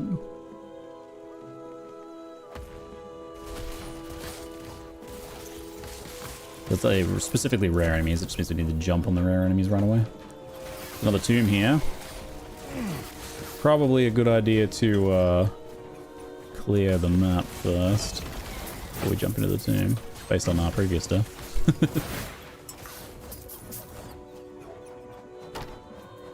I will not die here. Yoink. Thanks, Mr. Black.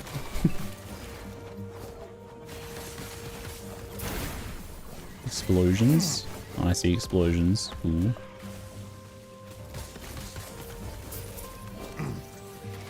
Or is it... Wait, what? Explosions on the enemies?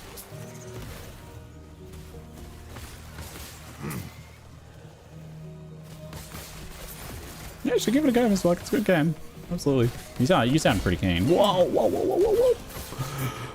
Omega wrapped my ward just now.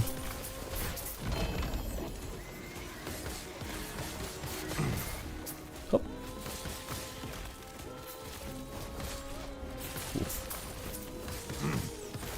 Yeah. The game has become engaging. The combat has become... I mean, the game was already engaging just thanks to like loot and crafting, but the combat is becoming engaging. Tier 7 attack speed. Oh, let's go to the tomb first. Still want to try and do one of those.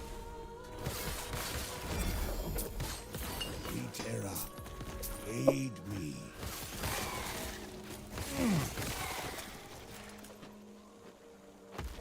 You guys are grunting? He sadly is. So I have to end up turning the dialogue down, unfortunately.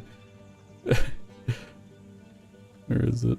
Voice volume. Because the voice volume controls enemy, like, NPCs' voices, but also your grunting, which is just constant grunting.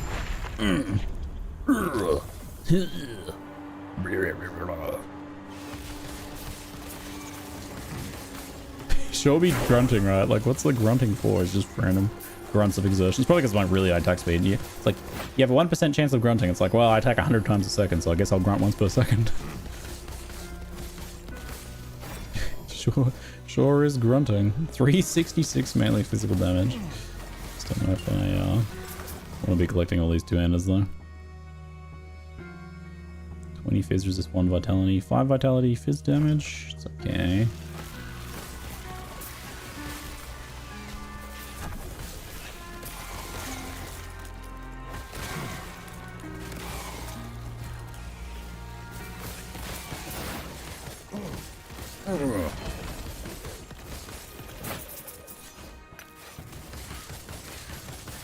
Although, perhaps I should yoink any tier 7 just for the stability gain glyph. That might be a good plan. Nice to have that loot vacuum on death, eh? Wait, loot vacuum on death?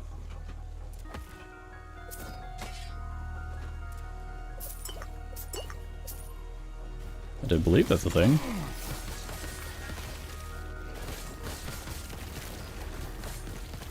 I have seen people posting about like losing loot because they either portal and don't realize, or or they die, or they like the server thing happens or something.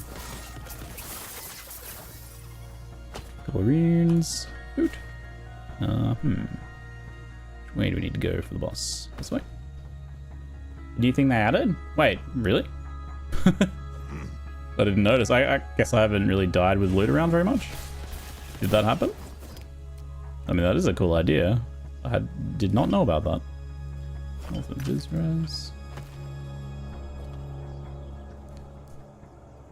You're too good to know about it?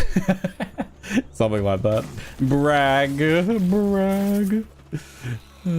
Oh, sorry. I wouldn't know about any on-death features. What can I say? Pretty much. 30-second build rundown. We are a primalist. The big tanky life endurance man, but we have no life and endurance because we are low life, using Exsanguinous to drain our life and generate ward. And we do that to activate the cornered passive that gives us 75% more melee damage and 20% less damage taken. Oh, except I'm having some problems with like leeching a bit too much health right now, so my life's going higher than it's supposed to, which actually can get me killed. Ow, this guy's nasty. And we use Swipe to trigger Aftershock from Earthquakes using idols. Oh my god, you're nasty. That thing was very scary. And we're a beast master, but we don't summon any beasts or companions. Low life melee, Swipe Aftershock. So right now I only have like a 55% chance to cause Aftershocks when I swipe. But I'm supplementing with like manual earthquake usage, which is very satisfying. And pretty good, pretty fun single target damage. Pretty satisfying.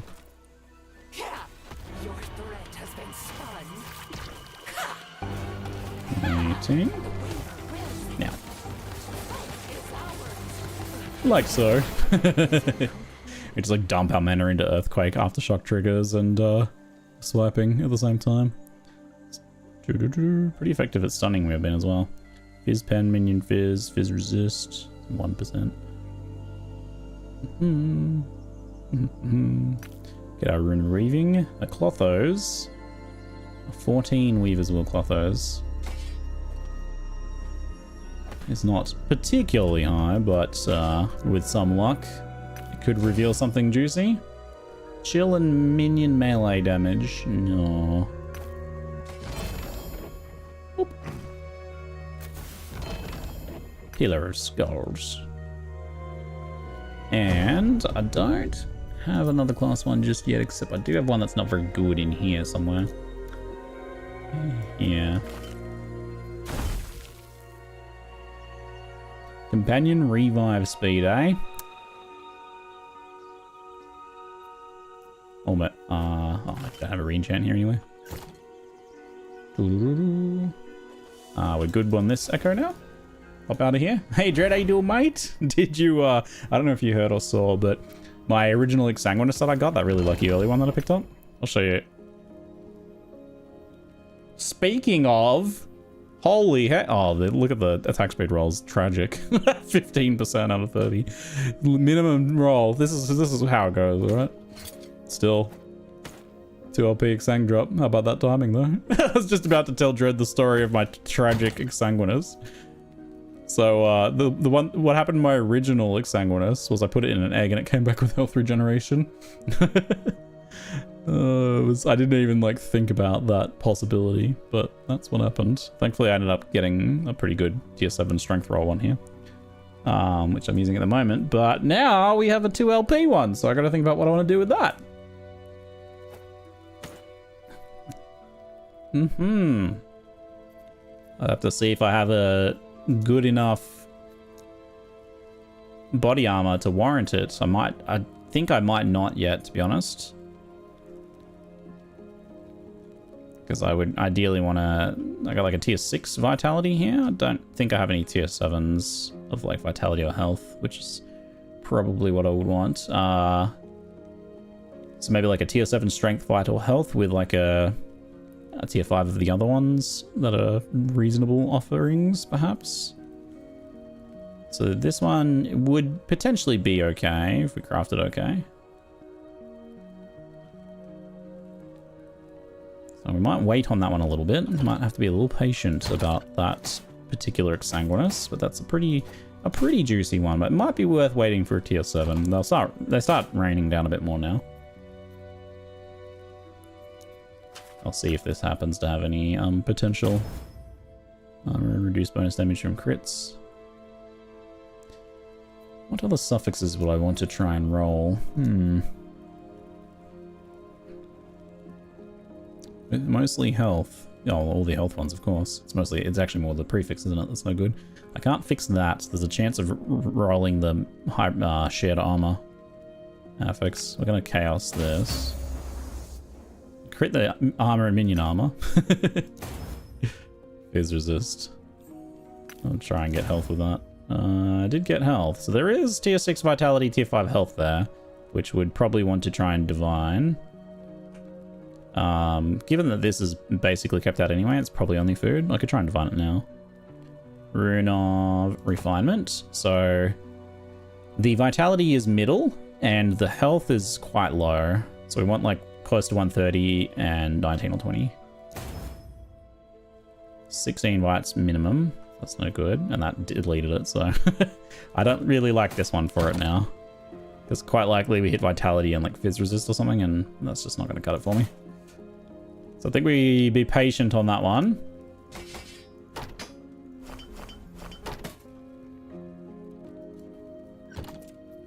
Go for the removal play. Could have tried for that one, maybe.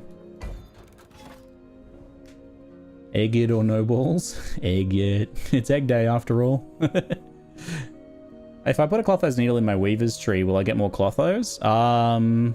So it says that it doesn't work for things that require specific drop conditions, but I don't know if that one would just kind of like work when it could otherwise drop. So Clothos drops from a boss, so probably not. Probably not. because those ones are like drop from a champion or complete an echo. So unless there's one that's for a boss, I don't know that that would actually work. Don't forget, you can choose one of the affixes on your unique. Of course, yeah. So like I would choose the vitality probably, for example, but then like I only have a 1 in 3 of getting the health. And if the other affixes are pretty garbage. That might be a bit of a gamble, but that one is not, like, you want at least the guaranteed affix to be good, right? Like I at least want the vitality to be like a decent roll. I was kind of already a bit iffy on a tier 6, as it is. Might be time to go to my cleaver, I think. Get some more wood.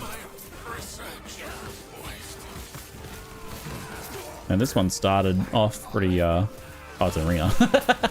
I was like, this echo started off, I haven't even taken 5 steps yet, and I'm getting ambushed constantly. What's going on?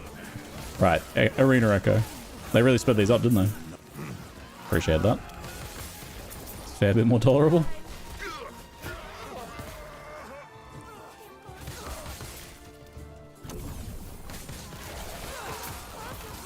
Hammer 'em, hammer 'em. It's guaranteed affix new this season. Yeah, if you do a tier 2 temporal sanctum, you get to choose one affix to be guaranteed. It's quite powerful.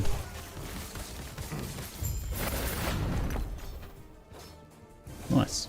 It was really good for XP. I just died at the boss and repeat it. Yeah. Oh man, that's pretty degenerate. Good on you.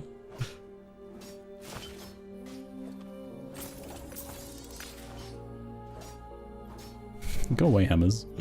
Shh, I don't need you anymore. Is it time to start investing in some of the more survivability oriented points, maybe? Da -da -da -da, da -da -da. Is there anything in Charm that I cared too much about? Don't think so.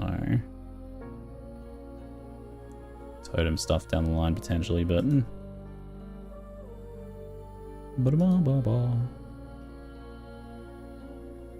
endurance and armor.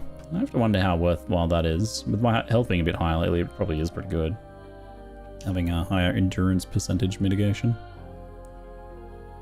My threshold always covers me.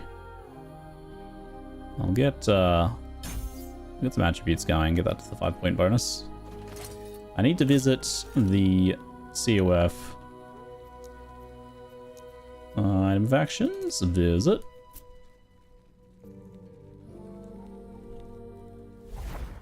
Arenas with the nodes from the Weaver are very good, especially if you want the champions affixes.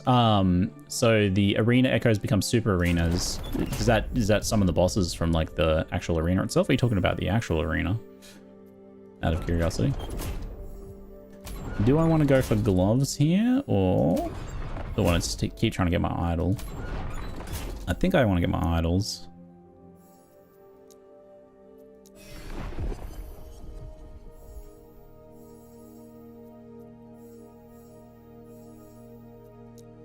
What was that Glyph of Despair one? Death of a Nemesis for Glyph of Despair? It's pretty good. I'll take that one. Chaos Despair for Lagon. Well, I am going to kill Lagon anyway, and it's really cheap. Deaths of Rare Enemy for Hybrid Health. Pretty sure I have a good collection already. Stolen Lance for regular idols, or random idols. Where's me good ones, eh? Deaths of Diamond Matrons. Never have too many Glyphs of Despair. Smaller Terrans. Where's me good ones? What's going on? I've got the... Come on, 20%. That's basically guaranteed, right? Apparently not.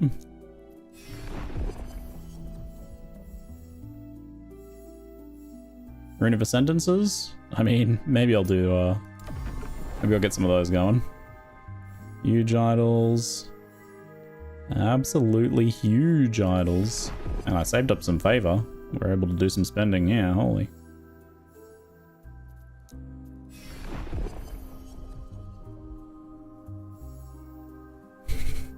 Hide the eggs in my belly is where I hide my eggs. Remove shattering and removal, sulfide bastion. Keep going. Glyphs of despair for Lagon. Well, I'm gonna get a lot of glyphs of despair drop when I kill Lagon, that's for sure. Quick strike avoidance, dodge rating. Keep re-rolling. Grand Idol. Doo-doo-doo. Keep re-rolling. Maybe I should do some of these random idle ones then. Oh, I should check that one first. Adorned, adorned. Here we go. Death of a boss. Deaths of siege golems. Death of a boss. Idle. Minor Ligonians. Despair glyphs for siege golems. Spending. He's spending. Nothing. In your belly. This is Easter, not Alien versus Predator. Oh dear. That would be their way in, wouldn't it? It would work. Shade of Ouroboros for Rune of Ascendance? Sure. Random idols, this one. Adorned for Immortalize? Yes. Give me that. Stout Ligonian. Rune of Ascendance for Siege Golems. My prophecy list must be starting to get a little full. Elder Gaspar, Death of a Nemesis for random idols. I'm gonna get some explosions of drops soon. Glyphs of Despair for rare enemies. So many Glyphs of Despair, oh my god. Deaths of Abomination from Fall of Outcasts. Alright. We can go do that. 12 idols. Grand. Reroll. Reroll. Maybe I should also be trying for gloves. Rune of Ascendance for exiled mages. Well, 300 corruption. That'll be sitting there for a while. Again. Adorned idols for Frostlich Formosus. That's probably the next one I do, so that's pretty good.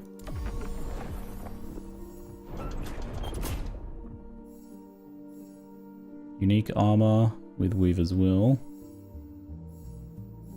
Frostlich Cremosus. Boots, we need gloves.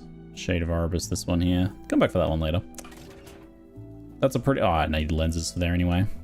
There's a pretty good expenditure going on there. What was our Circle of Fortune? We got a rank up, I'm pretty sure. Exiled mages drop twice as many experimental items. Meh. Affixes are more likely to be exalted. That combo, I guess, results in some exalted ones. Boop. Game lets you pick what you want to do. Yeah, it's given lots of options, and you usually have multiple things to go about getting the item that you want. Even now, the boss-specific drops, you can have a bit of flexibility. Like, for example, making it so that rare monster kills in tombs have a chance of dropping the boss, so you don't actually the boss loot, so you don't actually necessarily have to kill the boss. You probably will do both at the same time, but you, in theory, could do a little bit of rare farming there. Yeah, for the first few ranks of the COF, you don't really get enough favor to do too much there. And the lenses will just eat that initial favor anyway. But around rank 4, you can start to look at it for sure. Here's our first tomb. Great. Because I have a lot of maps ready to go, so we want to get that. If you don't know, when you get to Empowered Timelines, you don't have to do the quests on the side. They're not even there, I don't think. There's like an option maybe to show them, but you just can take the bar to the end and kill the boss. I was going to maybe change to my cleaver. I do have some Runes of Ascendance. Let's keep an eye out for gloves and axes. I think for those. You're not going anywhere. Oof. The grunting.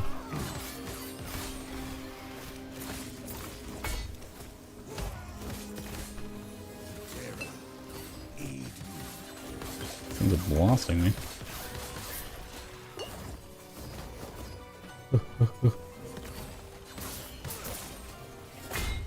map mods have stacked up already. Oh, yo! Rare enemies have high speed and crit until approached.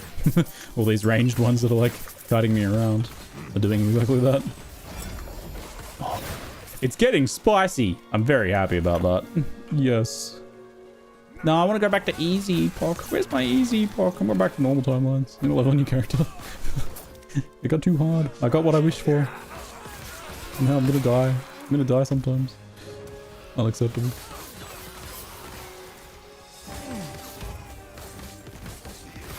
I actually use my skills. The grunting and groaning over there.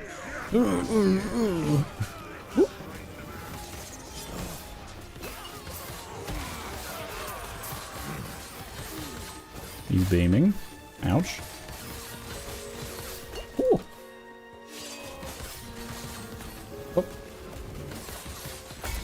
Oh, yeah, okay. Very hard to judge, like, if I should pot or not. Because in theory, like, I'm generating my ward if I'm low, but I think if I'm on low life and my ward's gone, probably safer to pot and just slow roll it a bit.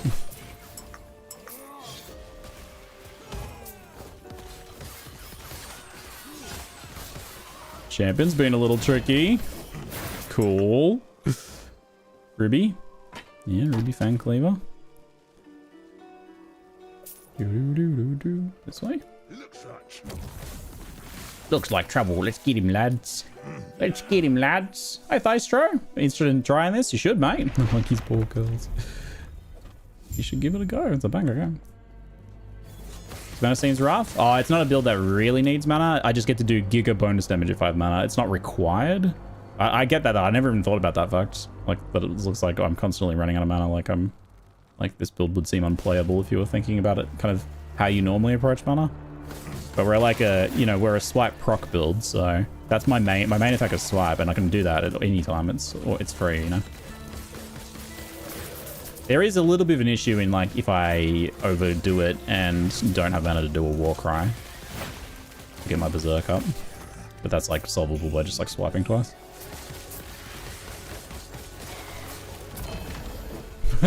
There's some glyphs of despair going.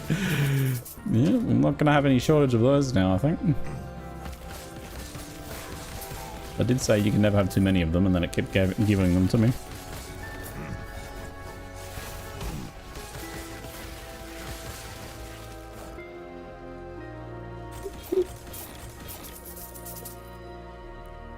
Fizzpan Fizz damage. Good deeps combo. Unfortunately, those flat health ones have health regen on them. Skill X is applying an ailment. Does stat lines that have increased damage with X mean more ailment damage as well?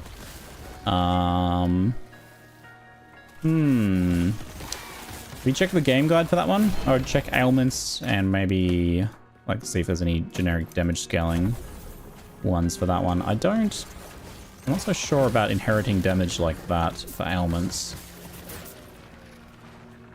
I feel like probably not. Usually less unless it specifies hit damage. Okay. I feel like it's... I thought it was a situation where it was basically anything that would affect the ailment itself is okay, but things that affect the skill. I guess like more damage with... Wait, so more damage with skill and you apply... Let's say you got 100% more damage with skill and you apply an ignite, that does apply that 100% more damage to that ignite, right? That's the idea. Sorry, it's been a while since I played a dot build.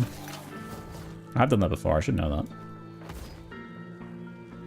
Are you liking new last EPOCH season? It's a banger season, mate. It's definitely a big step up from their launch, I think. And quite good fun. The end game improvement is dramatic.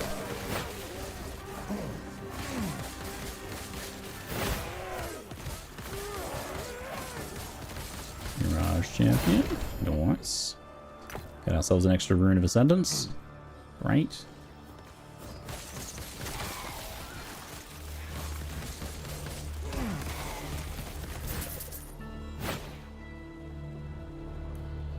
I asked Lizard IRL that same question earlier, and he's an encyclopedia.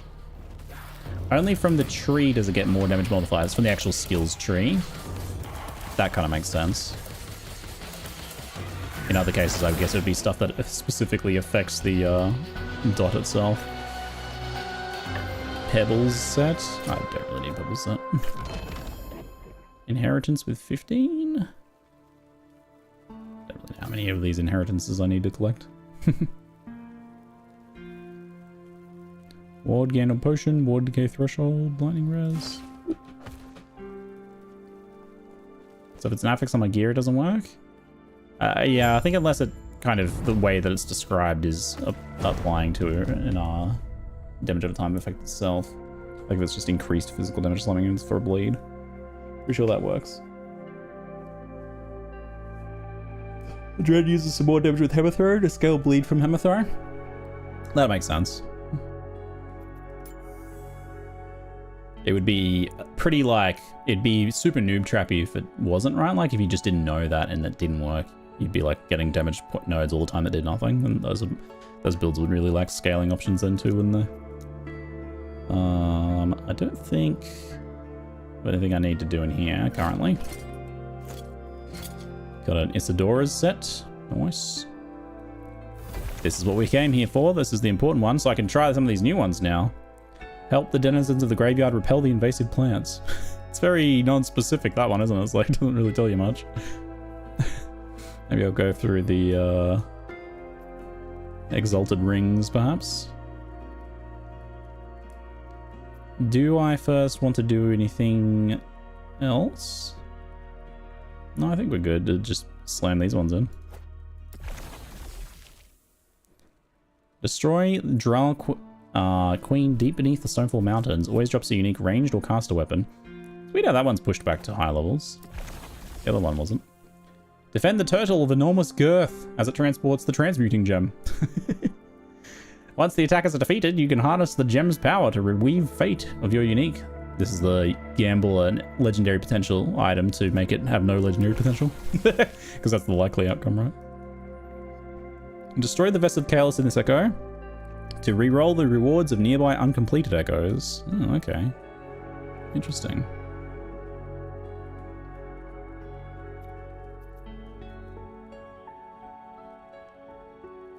Oh, we want it for the passive point, if nothing else. Oh, it's a pretty big area, huh? So if I put it over here, I could hit, like, some of these ones. But it's also just going to hit everything over that side, I suppose. And we can either do it or not do it, or do the echo first and then do it afterwards, if we want to. Why'd you go connect from there? I like this. I can probably, whack a boss one on there or something to speed it along. Maybe I'll do a map reforging one. There we go, now I can go backwards. That should keep us out of trouble. I just tossed an entire page of LP into there and got nothing. Oh, it's like it's one of those big inventories where you can do a bunch of items at once, eh? I expect the same thing will happen to me.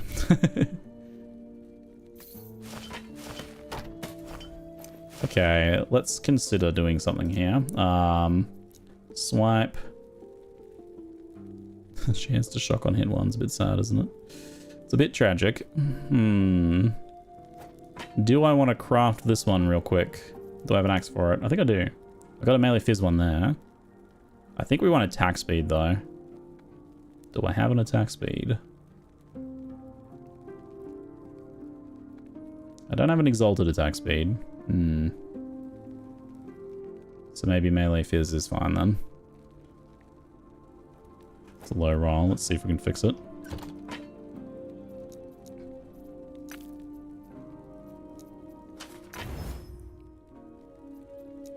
Divine.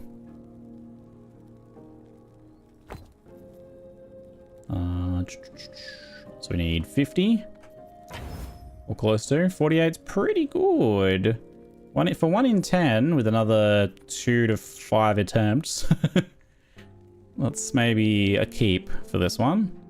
This cleaver's not that good, so it probably is not super essential for me to try and like gamble rolling it better and just take like a fairly decent one for the moment. Have you done the tower one where you climb and get to do harbingers each floor? Do you mean the Nemesis one each floor? Oh no, not the harbinger one yet. No, I had heard that was a thing actually. No, I haven't seen that. I think that's a higher corruption one. Alright, I can just click the key. Of course.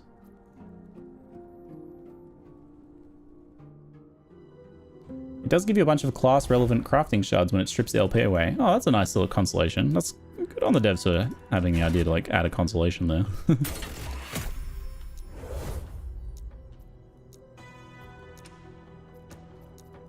Let's do guaranteed 1 affix is fine. Have we fought the Drow Queen yet? I don't think so. That doesn't ring any bells.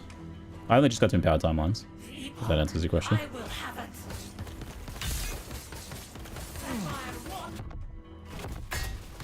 Oh, I teleported right into the Sapphire Waters.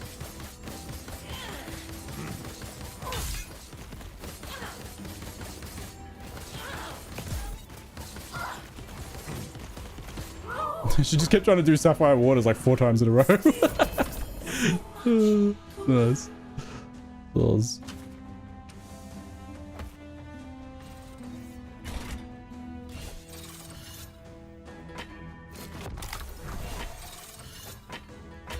Yeah. Select melee fears. Oh my god, successful. Who could have imagined?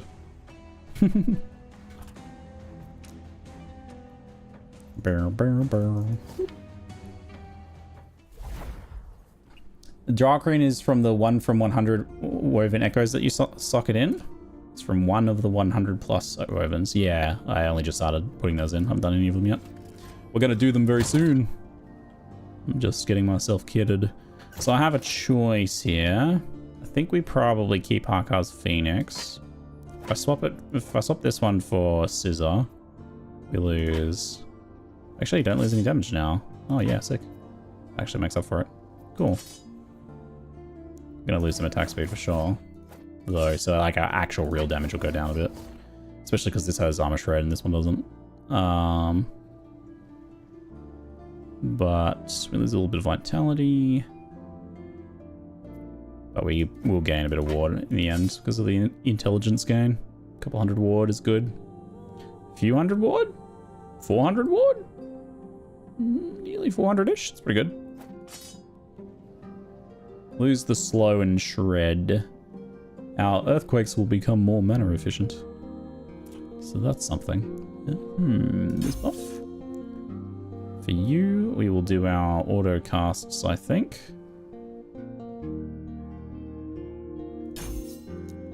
For the earthquakes, the aftershock damage. For the Warcry. It looks like it's crit for the Warcry. For the you, just a bit more damage. Good. Hey, Liger. Good to see you, mate. Welcome back. That's good. Had a great Easter morning doing egg hunt with Tully and Amy. It was super adorable. Okay. So that actually ended up being an increase in damage. Phenomenal. Well, probably more a rough break even, but a pretty big gain in survivability though. That's good. You can definitely upgrade from that though. We have a few runes of ascendance. We have 3 of them. Hey, vendor. What have you got? You got gloves. You've got an axe.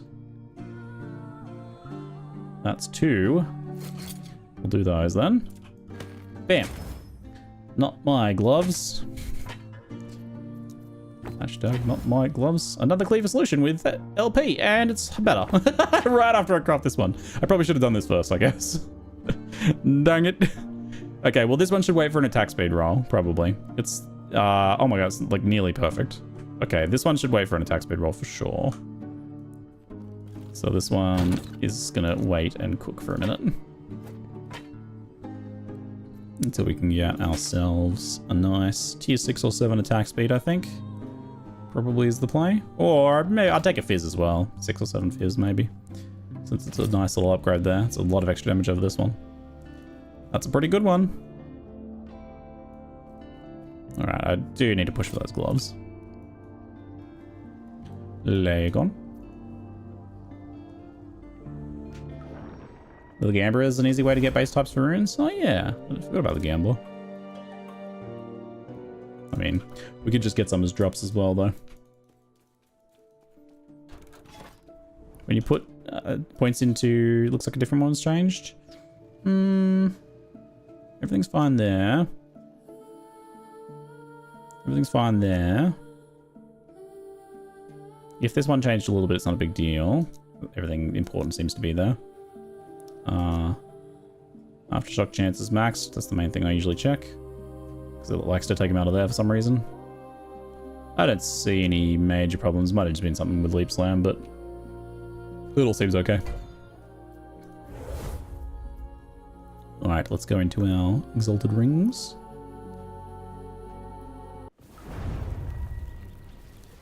You got a point of contact for GG account got hacked today? I mean, not in customer support, I don't. It is Easter there as well, so I'm also not going to bother people on their Easter holidays. Super sucks for you though, man. I'm sorry to hear that. Hope you can get it very sorted very soon. Ah, it's arena.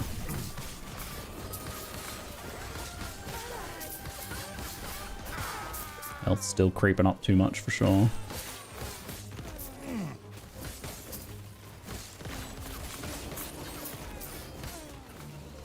There's an exiled mage in the arena too. I guess no reason why they couldn't spawn him.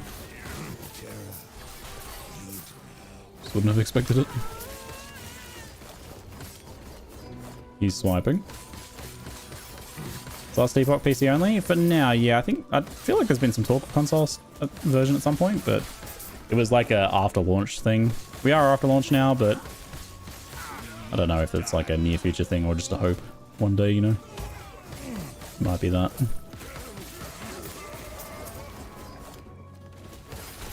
Oh, we got a champion here. Oh, these doggos hurt. It's high critical chance one as well. He's pretty dodgy.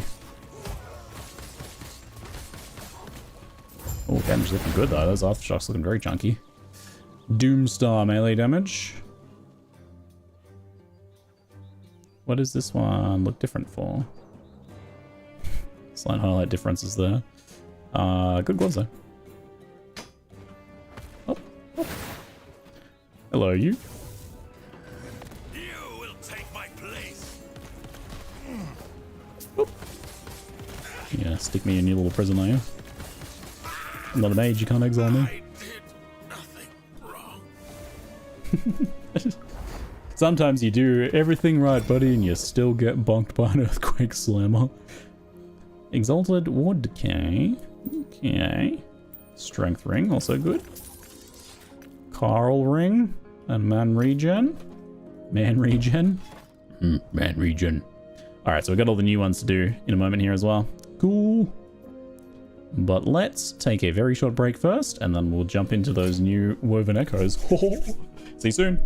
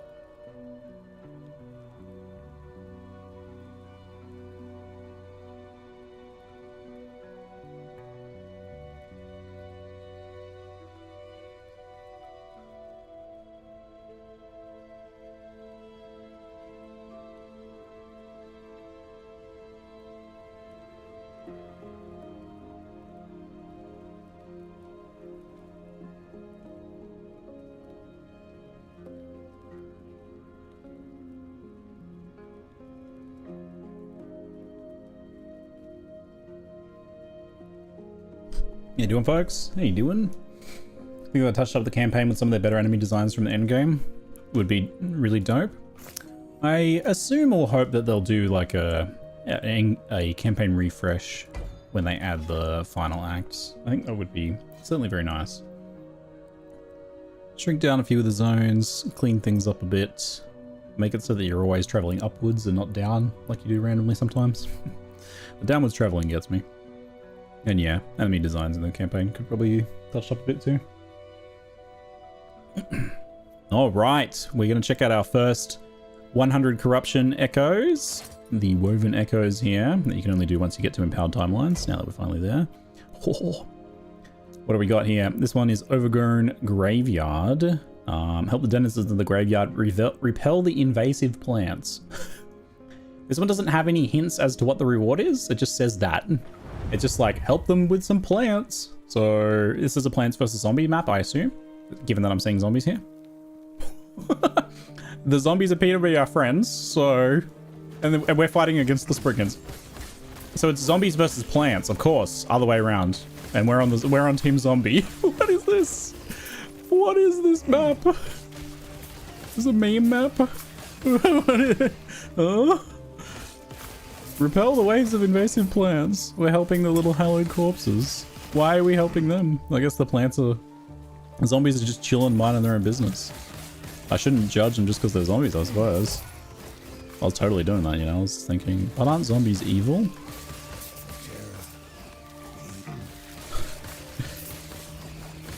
Look, these plants are far more aggressive. Are the zombies living? I wonder if we get a bonus based on how many zombies are alive at the end. Invasive overgrowth. This is a very strange and cute map. Destroy the sunflower in the northeast. Destroy the sunflower in the east. We're going to kill the sunflowers now. Okay, are they bombarding us, are they? Oh, damn. We better get on that. It's time to take the battle back to the plants now. Where are these sunflowers, huh?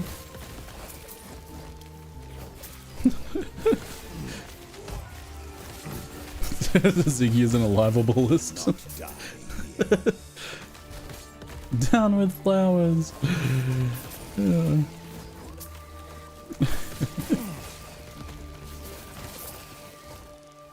Life sucks. Let's join the undead faction, eh? Life sucks. Oh yeah, we are doing them. We are doing them. I wasn't sure if we'd actually like killed them or not. So these things? No? I didn't really like notice what the sunflowers are. Okay, it's those ones that are doing the nuking. And now the one in the south. They'll just do a ring around. Oh, the zombies are still fighting. These guys are all right, you know. I judged them way too harshly. A Rune of Havoc. And now destroy some more invasive overgrowths. Two of the big stompies. Hey, no stomping me. No stomping me. No stomping, please. Grunt. Grunt? Grunt. Hey, little guys. They're still alive. There's more of them. They're coming for me. They're just chilling. Oh my god, the zombies are still alive. They're doing it. I feel like this is the theme of this whole expansion, right? The devs are just kind of like, every day they got in the office and just like, yo, I had a dream last night. And they're like, yes, tell me. What about zombies and plants? I was remembering Plants vs. Zombies. What if we make like a reverse Plants vs. Zombies? Matt, let's go. Do it. Do it. Make it a woven echo. I feel like just every day someone came in with an idea and they're like, yes, approved. The approval stamp got a big workout. I got a 1 LP bleeding heart as random drop. What is this thing though? Wanting spirits is centered on a gravestone at target location instead of you. Gravestone grants allies within 12 meters more necrotic damage over time against cursed enemies. Increased reveal rate for wandering spirits. Intelligence. Is this new and specific to this place, or is it just kind of like a weird coincidence that I got this here? Like, this seems like it's to do with this, right? I don't recognize that item. It looks new. So maybe that's what this place is about. Has its own specific unique or something. I got the same unique there? Okay. Alright. It certainly seems apt. And it's about, you know, fighting alongside allies and stuff like that and helping, getting the dead on our side.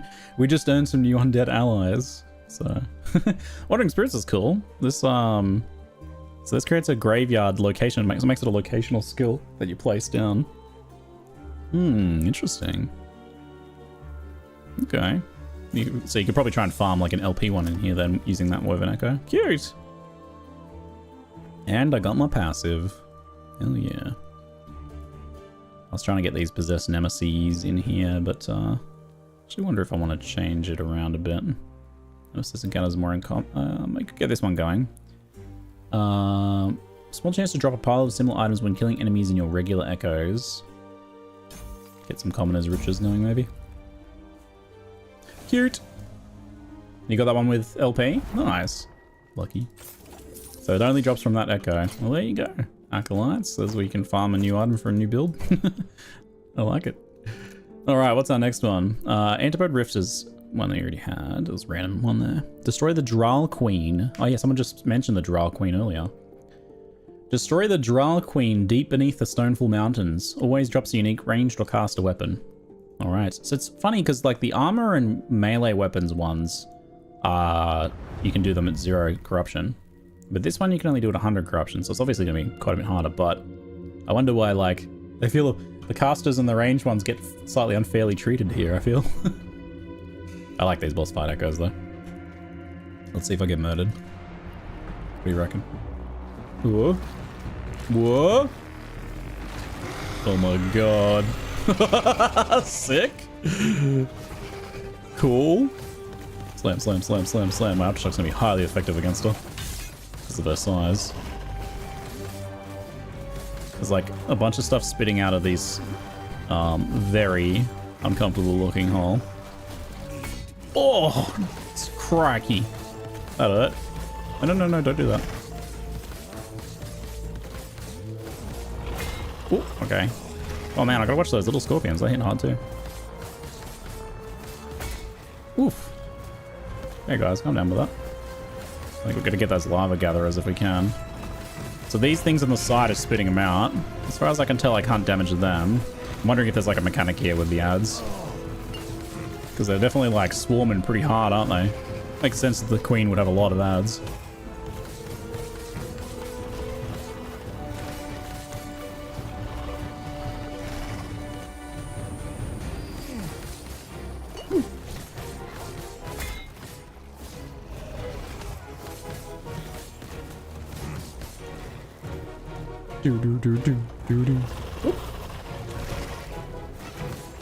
Oh my god. What is actually nuking me so hard? Is it just the ads?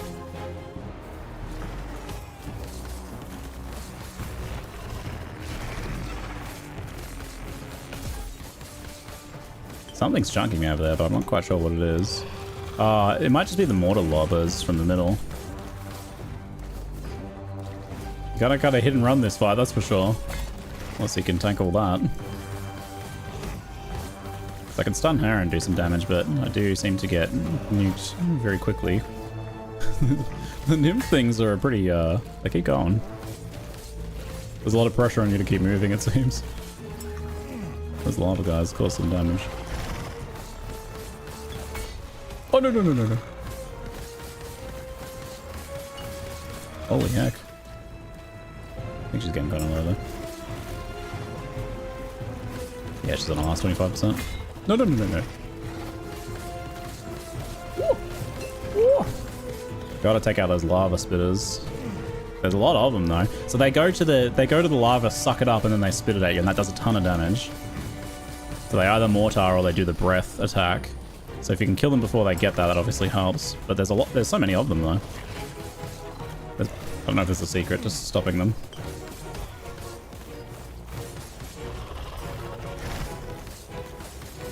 When we get our opportunities though, we do some damage to her. Pretty hectic fight. Quite cool. A little like, I don't know if, I feel like there should be an extra mechanic to the ads, but there might be that I haven't discovered yet. Like some way to kind of like deny them. But it might just be that, yeah, you want to kill them before they get the lava if you can. That obviously pulls you away from the boss. It's kind of cool though. We got two tier 7s. Not very good ones though. And a whole bunch of other caster and ranged weapons, eh? What was this? Soul of the Mountain.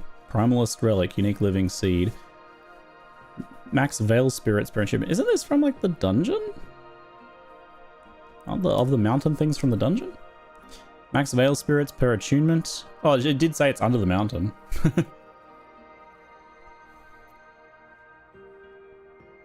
Spirit Thorns, less cast speed per Veil Spirit. Gain a Veil Spirit every second while in Spriggan form. Health regen, spell crit, fizz resist, poison resist. It's got a lot going on. I don't know that I know that one, so maybe it is new. It's in the shame tab. What happened to the egg ruin chest? Yeah, it's in the shame tab. We thankfully managed to upgrade out of that one. I have a 24 strength one now. Let's get this extra node. So this is weapon or jewelry. To have a small chance of dropping a similar items when killing enemies. This would be a good place to put Cleaver Solution, maybe.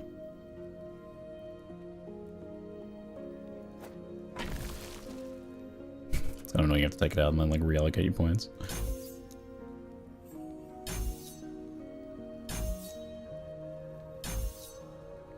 Then we play Where's Baldo with the affixes, with the nodes.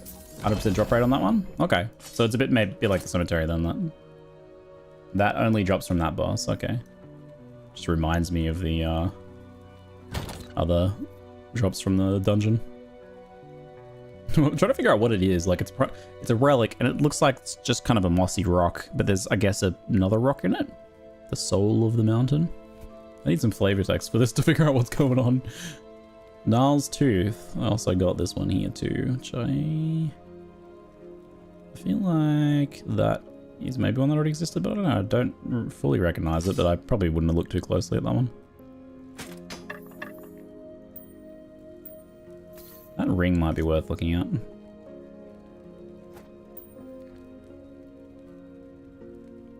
Definitely need to try and upgrade these a bit more if we can. Necrotic and Fire. Prefixes are a little rough. All the rest of it's a little rough, honestly. Potion converted to ward. Necrotic damage. Minion damage. I think this is going to be a... Is it 1 to 18? I'm going to consume this for the timeline, maybe. So what is it? To the most recent monolith timeline. Actually... Ah, it's fine. How much do I get? 156 stability. And it's turned it down into a rare, like D exalts it. You've been demoted, Jade Ring. Yes. That's what you get. This is how I punish the items that don't cooperate now. we suck their soul out and spit it into the monolith. I went from like here to here. Oh wait, 1558 we're at, so we went from about here to here. That's fun. Alright, so what's this one? Defend the turtle. Defend the turtle of enormous girth. What a title, right? Defend the turtle of enormous girth as it transports the transmuting gem. And here we can gamble uniques into worse uniques, most likely.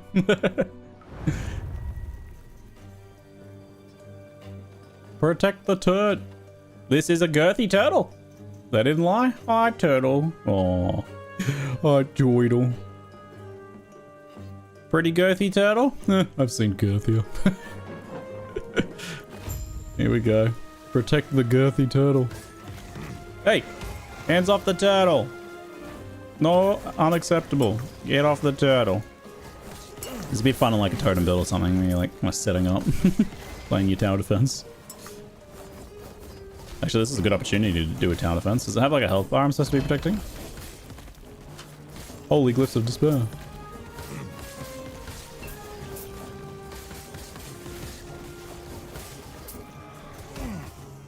I don't see a health bar that I can notice, at least.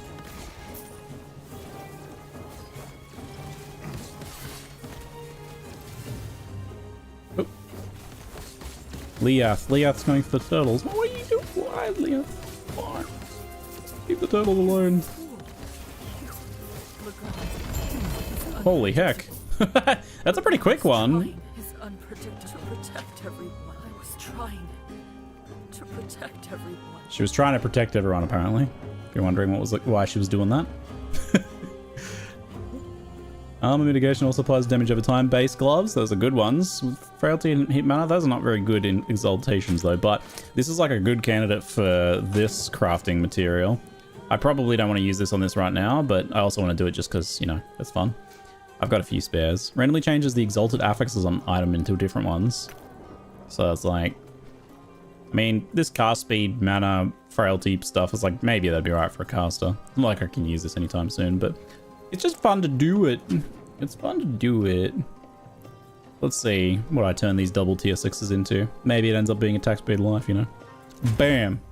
Freeze rate multiplier and armor with reduced crits. That is better for me. That is better. This is a fun rune. You can really like any double tier 6s or tier 7 plus tier 6 that have just garbage exalts but are otherwise good base like this one. Can be redeemed now with the Rune of Redemption. I like the Rune of Redemption. Big fan.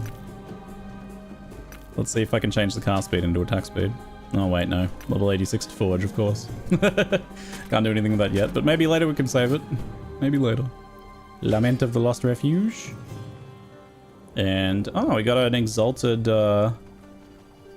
personal item, but not the actual personal. It's not exalted. One-handed mace, smite, attack speed, melee fizz, frailty, blind, electrify. It's actually like a pretty good mace though, right? It's a good smite mace. Seems like a pretty sick one. See, it's starting to see some good bases now. Oh. An arena key of memory as well. Anything else I need here? Nope. Oh, and then we do this. I was about to leave. I forgot the main reason you come here is for this thing, eh? Offer your legendary potential to the Weaver to reforge or consume according to her design. So this is just straight up like, you're in this position, right? You really want a 2 LP Exsanguinous. You keep getting 1 LPs. You've got the best 1 LP you can have right now. Pretty much what I'm at. What do you do with all those 1 LPs? Well, you put them into the grinder and grind them up. So I've got a 1 LP here. I actually have a 2 LP, but that's okay. And then I guess we'll chuck any other ones in too. Any 1 LP items that we have, like snow blinds, they can go in there. That could be good if they had more LP, right? We put in there. So let's see, what else have we got? I'll throw in a belt. And then most likely, it even tells you when you look at read the map text, it's like, they're probably going to go to 0, but there's a small chance that they'll go up. So, I like those odds. What else should I chuck in here? Apostates? Sure, chucking apostates in there. Ribbons of blood. Chuck it in there. Heirloom of the last nomad, yes. Chuck my bleeding heart in there, why not? What else? Anything that's potentially useful for me? You shouldn't be in there. I don't think I have anything potentially useful for me, really. Put an Elikos in there for old time's sake. When you kill a stunned enemy, a different nearby enemy is stunned. Stun duration, stun chance, ward, retention, vitality. Honestly, if it rolled 2 LP, could be usable. I got this 1 LP dominance, and if that rolled 2 LP, that'd be pretty wild. This is almost usable as a 1 LP. I'm gonna do it. And a Thorn Slinger, perfect. Let's go. You're telling me there's a chance? One of my sacrifices to this machine was a 2 LP Exsanguinous. Oh, I wonder if there's a bonus for doing that, or if you're literally just re-randomizing it. I think you're just re-randomizing, so that's, you know, I admire you for that.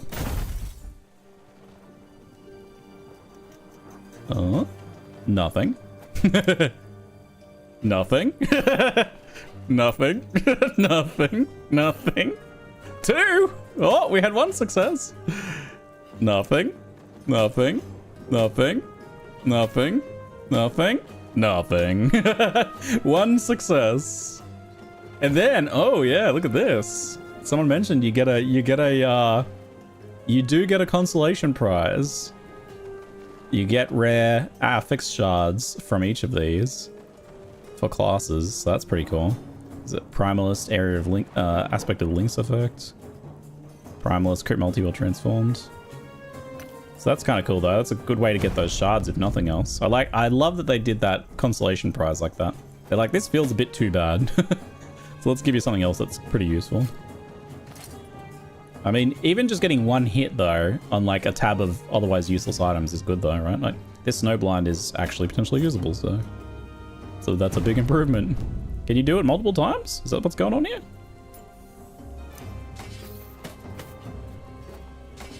It looks like I can do. It looks like I can go again. Oh, I'm going again. I'm gonna delete all the no LP items. Well, let's just put them all in there then. Come on, let's go. I'm ready. I guess unless they're already 2 LP. Might not do that. Go Murama. Azurul's Fury. These ones. Bam. Dead. Dead. Dead. Dead. Dead. Dead. You can just keep going. I'm doing it. I'm doing it. I'm going. I can't be stopped. I'm in too deep now. I'm addicted to this. Oh, mate. Somebody stop me, please. Somebody stop me. Whoa, whoa, whoa, whoa, whoa. Calm down. Go. Dead. Dead. Dead. 2. There's another hit. 2. Oh, another hit. Dead. Dead. Dead. Dead. 2. 2. That's fun. 2 long shot. It's a nice leveling bow, if nothing else. Clear archers. Dead. Dead, dead, dead, dead, dead, dead, dead. This is fun. Yes, oh yes. And they call me Gambler. I'm putting the 2 LPs in. I'm putting the volatile ice in. What about this one? What's this? Health regen? Go on, let's go. Reroll. Look at all the shards in the background. Dead, dead, dead, dead, dead, dead, dead.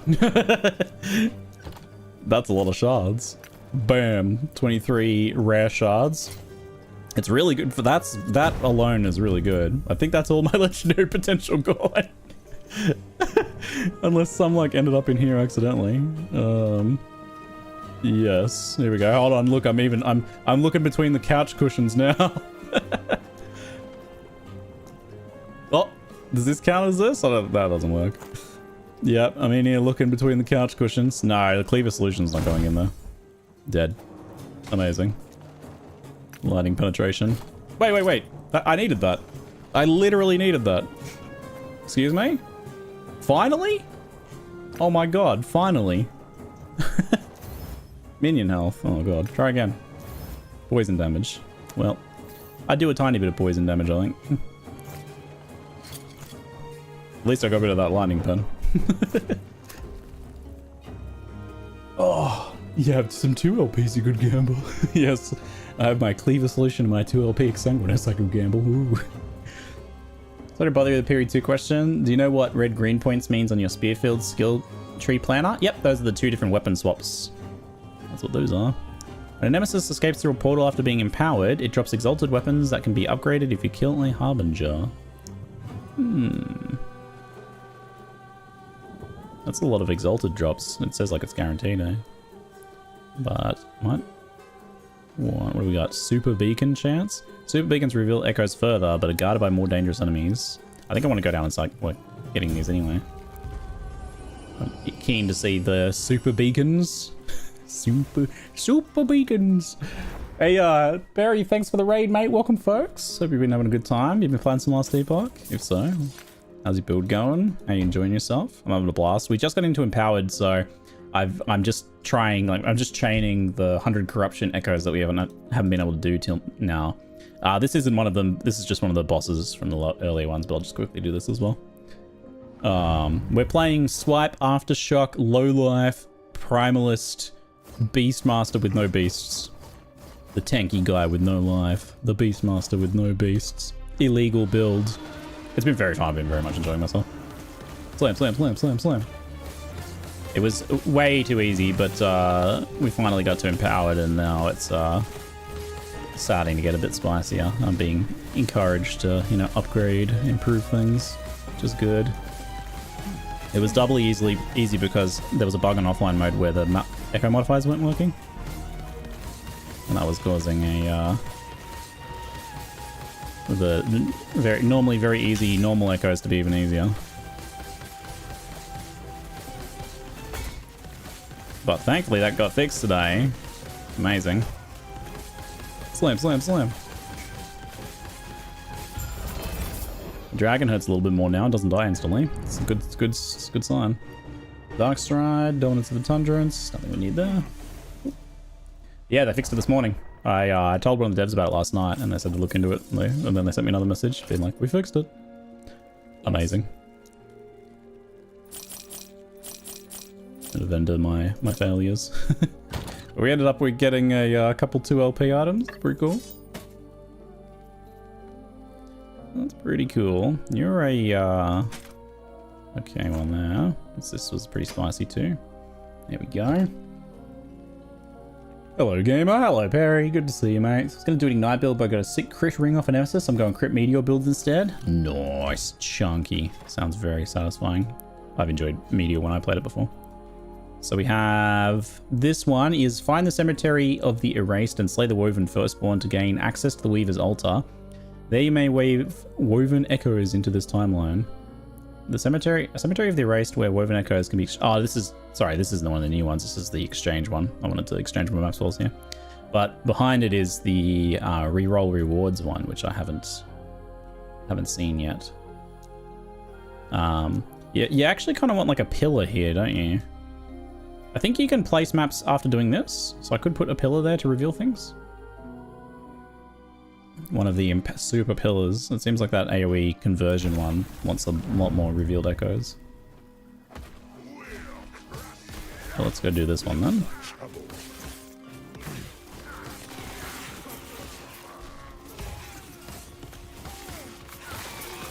Diamond Matron's dropping some things for me if I recall correctly, potentially.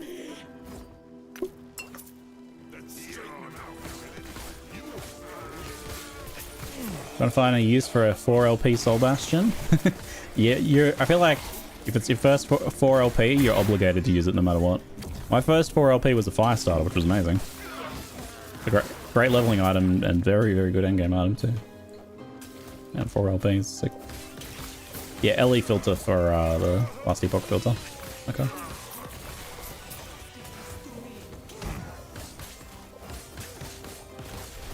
Woo, okay, calm down. Oh my god, that was close. Just relying on my instant potions to save my life. Yeah, this ghost is a bit sketch. Oh, it's one of the dogs. Damn. This dog named Ghost, I see. The barrages, ouchie.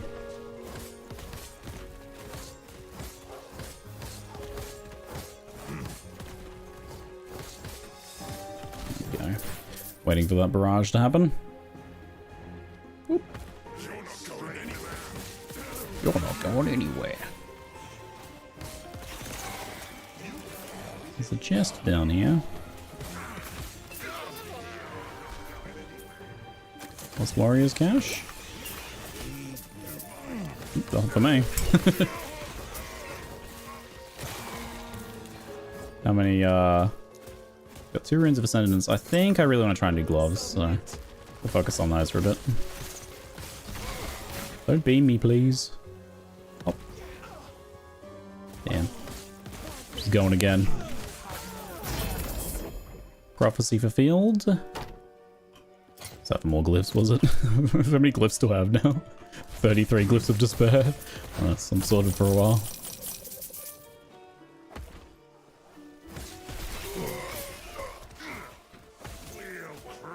I'm going in. To reduce crit damage taken one. Is still do damage reliable? I mean, it's reliable in what it communicates. It just doesn't communicate the entire story, right? Which is the problem. That's kind of the thing people overlook with that a lot of the time. So, for example, it'll tell you what your DPS is there standing there, or like when you glance at it, but it's not going to tell you that like, oh, hey, this other weapon is strutting armor, so the enemy's going to take way more damage. So like, when I swapped to my Cleaver Solution, my DPS went up slightly, but I'd probably do a little bit less because my other weapon had a lot of armor shred on it, which I just don't have now, so I'm not, you know, ramping that damage up on bosses quite as much. So you have to consider those other factors like that.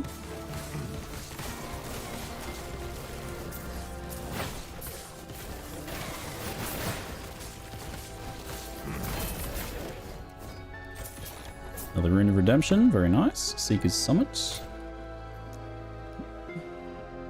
No new ones we haven't done yet. Looks like we've caught up on our passives. More Runes of Weaving. Nice, nice. I like being able to reveal those woven ones quickly. Tooltips can never account for conditionals? No, things like Path of Building can. Let you run those sorts of sims. And even outside of that, other things like, you know, this one's slightly lower DPS, but your attack speed's a bit higher, which means you ramp your rage stacks faster, so you get to your max DPS faster, which means over the course of a minute, your DPS ends up being higher. Like, I can't tell you about that either, right?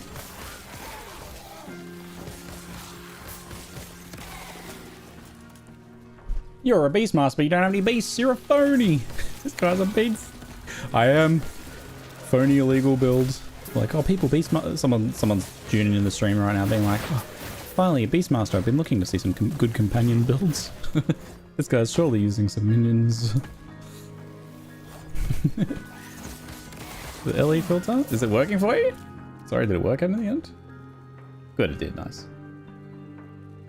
I have the chatbot filtered out of my chat tool because otherwise it just spams it up.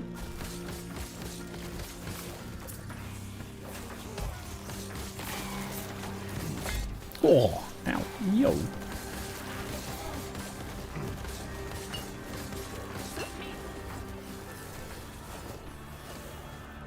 Okay.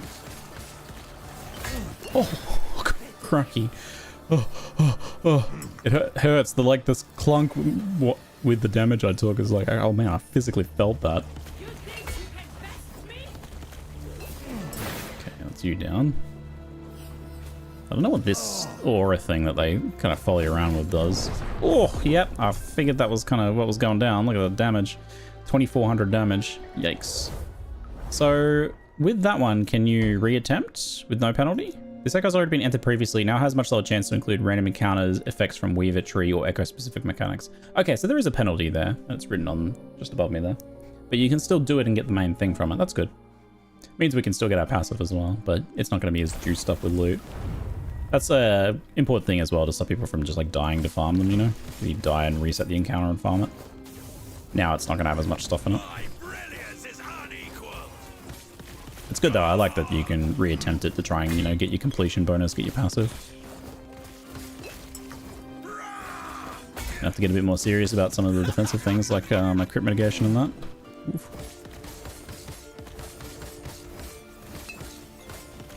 I must break free. 3 Vitality Voids, pretty good. Dropped you double one of these. Looks fine.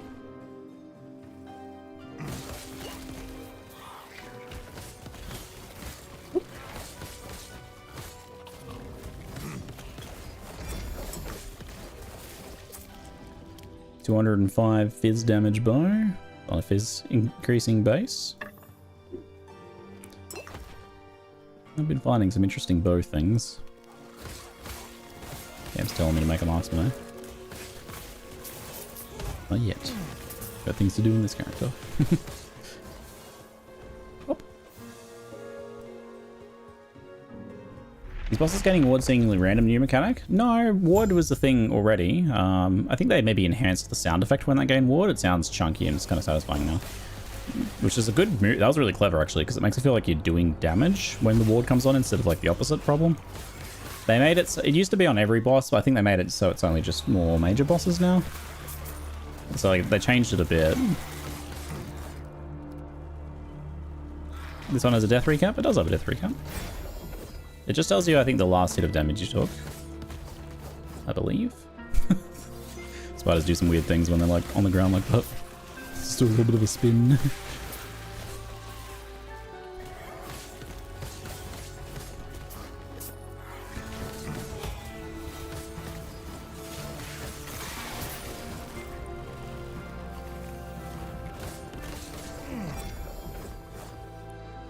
Spell crit one.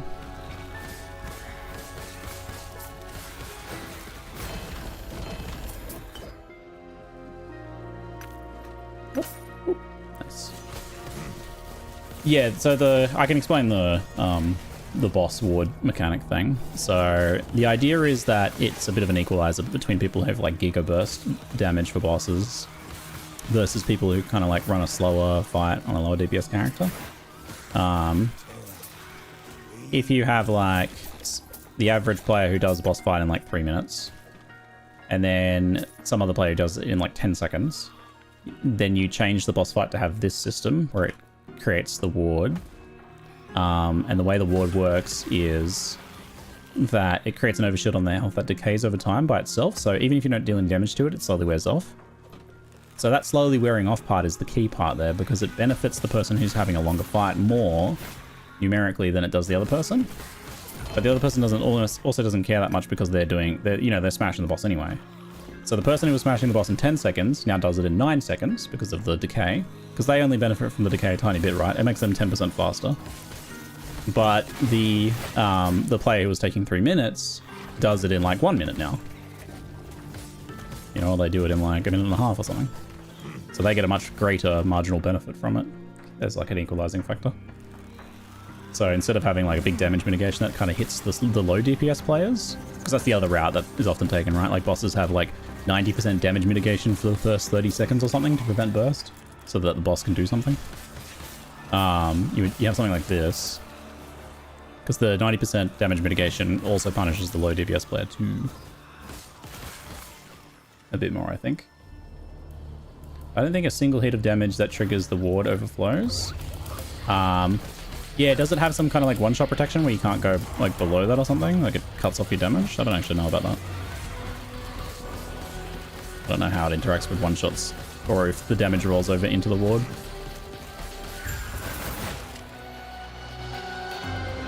You can absolutely one-shot, so you can go through the ward, so the damage will go the health bar into the ward, ward bar down, health bar down. You can cascade it down.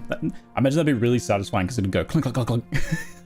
Or maybe just like one really loud clunk or something. That sounds cool. +4 to Warcry. Ooh! Endurance threshold bonus there is not much for us, but... Oh, it's a leech base. I could feed it into a unique, maybe. Leech base. Dang it.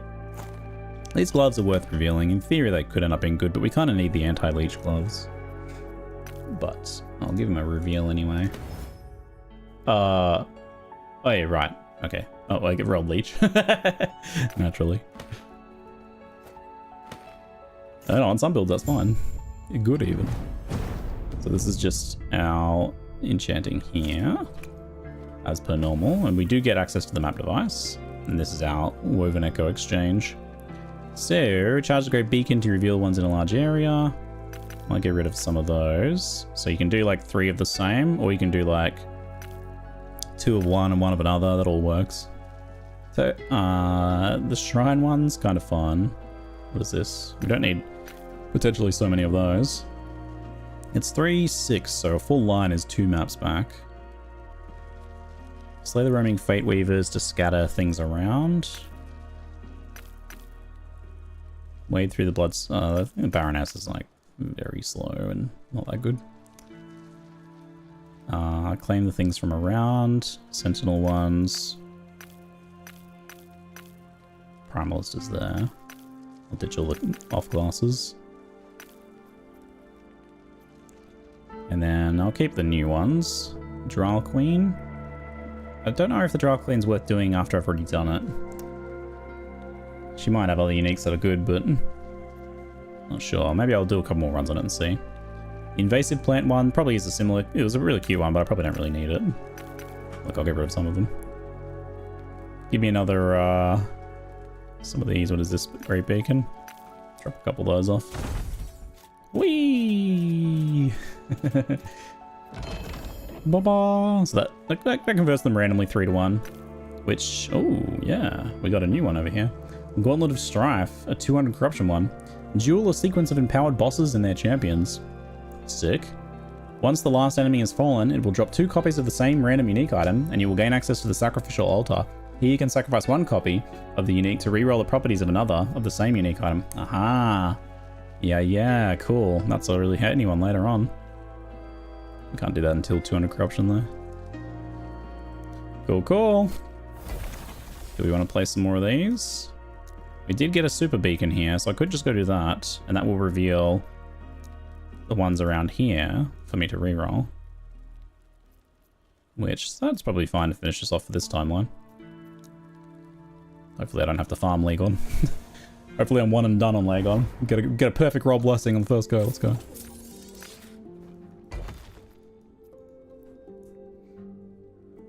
Is there an XP penalty? On death? No, I don't believe there is an XP penalty on death on this one, so you will eventually get to 100. Even if you struggle the whole way. The filter for sealed affixes. I want to hide all tier 6 single exalts, but show a single sealed. That's a good question. I don't think there is a way of doing that. That's kind of a newer thing in some ways to try and filter for, right? So, the filter doesn't currently have support for it. It would be a good thing maybe to have support though. Garatha, mate, thanks for the raid. Appreciate it, buddy. Welcome, folks. It's a bit of a better pair there. Non-exalted still though, eh? I don't have much use for the non-exalted ones now. Welcome. Hope you've been having a good day, mate. How's your last EPOCH been going?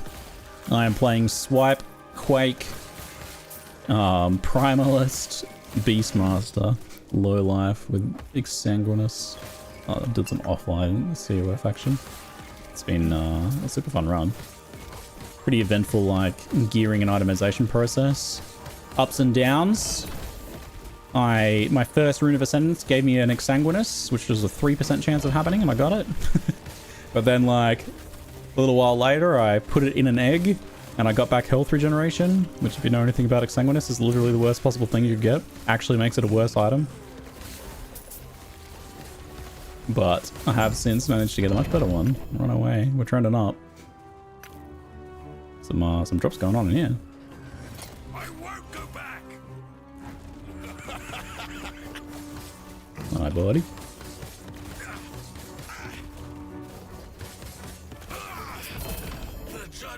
Ward decay one. Yeah, just gotta wait for the exalted ones to start dropping there, I think. All 1 LP items I'm gonna pick up now because we can sack them to that map to get rare crafting affixes, huh? So that like makes them you wanna hoard more. Uh-oh. I'm hoarding again. Good way to get more class idols? Yep. There's a few things you can do, and a combined strategy is probably going to be a big thing. Woo! I'll link you a tree planner from my notes if I can find them. Here you go. Here is this for you. I'll link it in the chat. Hold on. Wrong chat. So this is a link from Dread about a tree plan, which uses the... So if you go into here and then you go into the Weaver tree, just to be clear what's going on there, in case you're a bit confused. That's why I linked you an empty planner. You come in here, and then on this side is these nodes that block everything. So you block glyph rewards, you block arena rewards, you block gold rewards, you block experience rewards, you block rune rewards. So what's left, right? Well, idols is one of the things that's left. So that increases your idol spawn, right? And then you can use the Woven Echo that grabs all the rewards around to like grab multiple idol rewards at the same time. Obviously you want to combine that with, there's blue loot lizards which drop idols. So get those guys going. And you combine it with the COF spawner for idols as well. So if you're playing COF, presumably, you come over and get your Circle of Fortune prophecies for those as well, like I have been. Got a few of them going there. Got a few cooking. I want to get some unique gloves going if I can.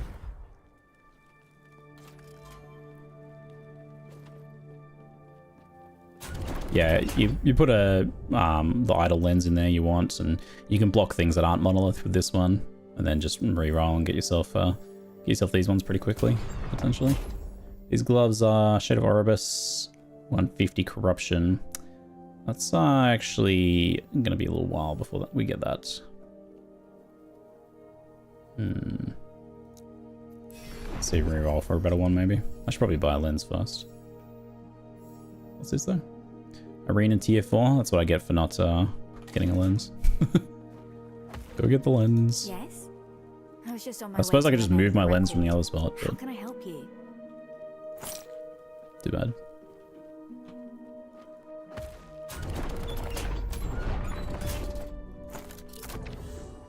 I'm lensed up and good to go. Reroll. What's on here currently? Increased chance for uniques. That's what I need. I should do gloves ideally, but Emperor of Corpses for some uniques? Sure.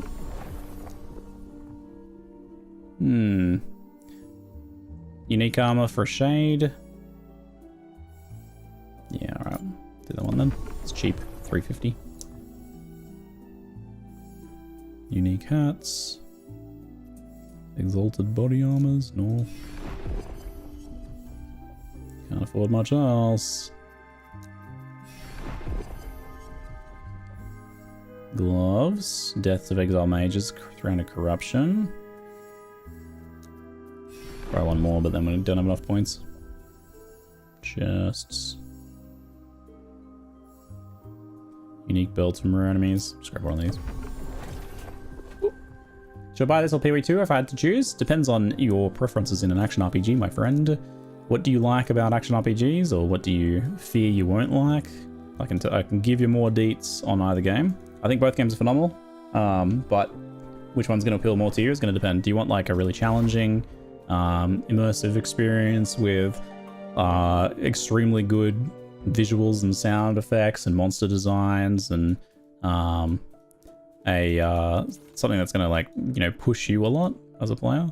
Or you want something that's more about creativity and fun and lots of loot and dopamine and kind of going fast and blowing things up, and, you know, a pretty easy on-roading in terms of difficulty, with the eventual ability to get some solid difficulty later on.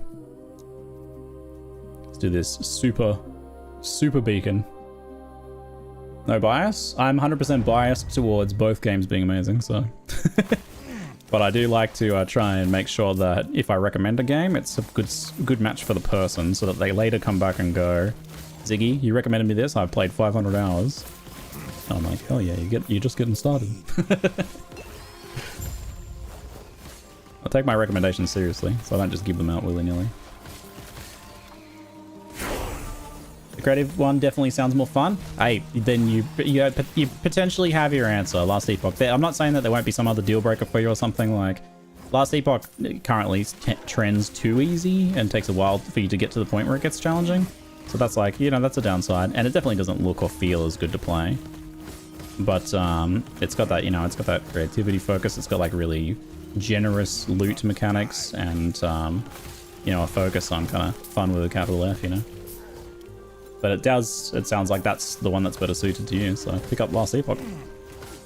Go for it. Of course, if you have any, you know, extra questions, feel free to ask. We can help you narrow it down more if you're still unsure.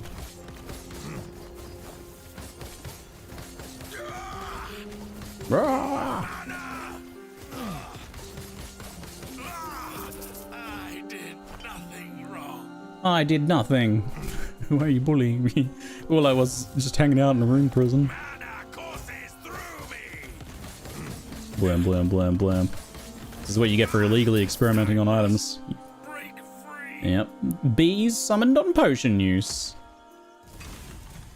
Show me this super beacon. Not die here. Guarded by more difficult enemies, eh? Remain in the circle of charge, and so far seems pretty normal. Can we still buy Last Epoch 3 Link? You certainly can, including new supporter packs and stuff if you like. I appreciate it if you do.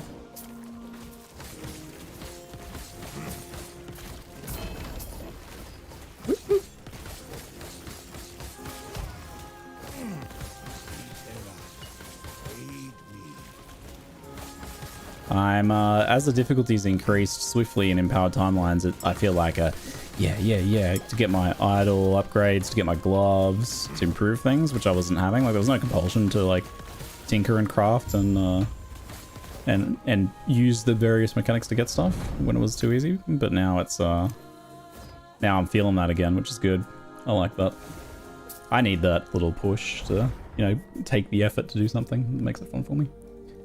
Super Beacon is in this game. Super Beacon. And is it a coincidence that I got the B belt there? I think not.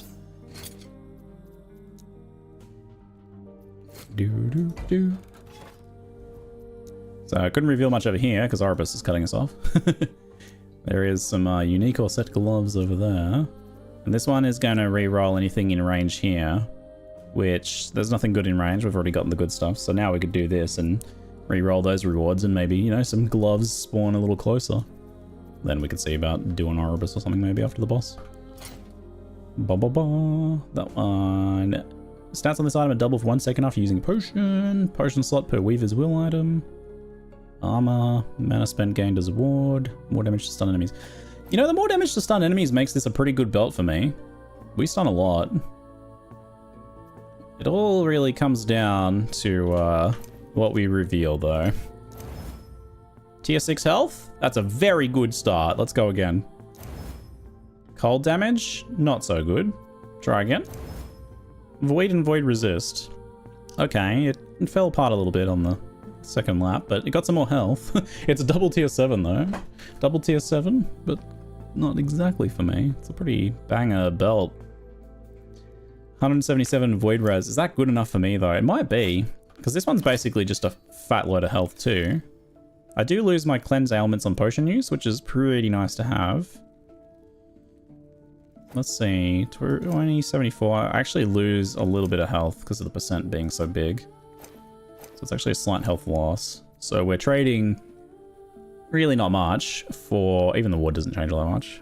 So we're changing the cleanse effectively for 10% more damage and armor. How much armor? 4% armor? Okay. Void res is relevant. You know, it's the cleanse for 10% more damage. Mana spent gained as ward is not nothing. Yeah, it gives like a couple hundred wards when I blast my thing, so that's not something. That's not nothing, I should say. You know, I think I rate it. I think that works. I'll take that. It's not as big of an upgrade as it could have been if those other stats had cooperated, but pretty good. You can always Rune of Redemption. Can you Rune of... You can't Rune of Redemption in one of these, right? It's like a... That doesn't work. Yeah. You lose 14 health? Not much. Mr. Hitting Empowered, Sag. What do you think of the new faction? I love it. It's such a great addition to the endgame. Endgame's gotten so much more interesting. Big Mike, thanks very much, mate. Appreciate the sub.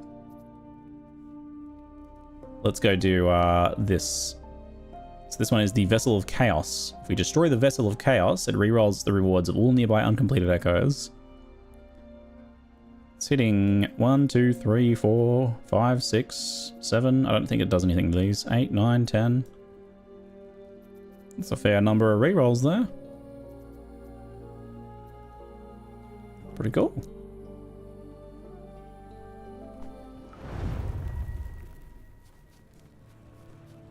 Slay enemies to locate the Vessel of Chaos. Destroy the Vessel of Chaos.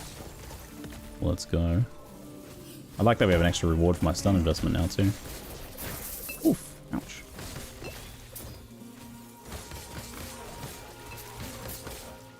I'll see how many, if I start having a bunch of problems with debuffs go, because that might make me change my mind.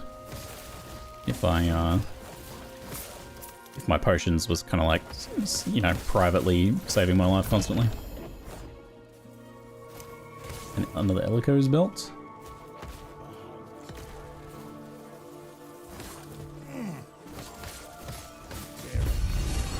I think the mana expenditure is averaging my ward a bit higher. Despite the life loss. And the armor's pretty good too. Is that what the egg is for? The egg allows you to upgrade a unique item that doesn't have any legendary affixes on it, or potential. You can pop it in there and it'll either give you some legendary potential or random affixes. The eggs are really cool. They're a great way to be like, you know, give a unique item that did nothing a second chance. Someone said there was a way to divine LP uniques. Yeah, so I think this is the... I just got a Woven Echo as a drop recently that does that, I'm pretty sure. I can show you after this. Vessel of Chaos. Do I have to attack it? I think I do. Thanks for all the subs, folks. Typh, appreciate it, mate. Kill the vessel. Smash it good. This, you know, menacing red-looking thing, smashing that, letting its energies out in the universe. What could go wrong? I'm sure I won't regret that.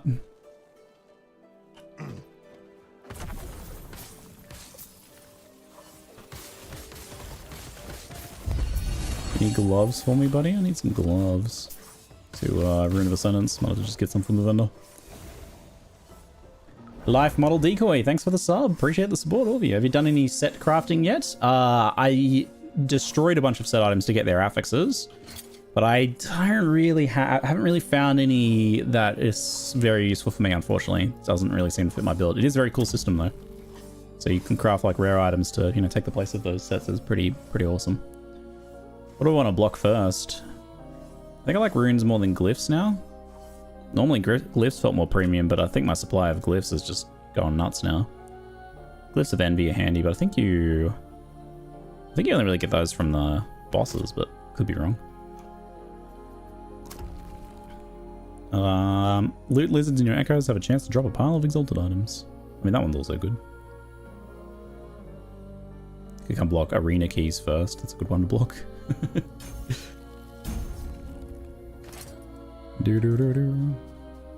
Twitch drops subscribe reward go. Thanks, mate.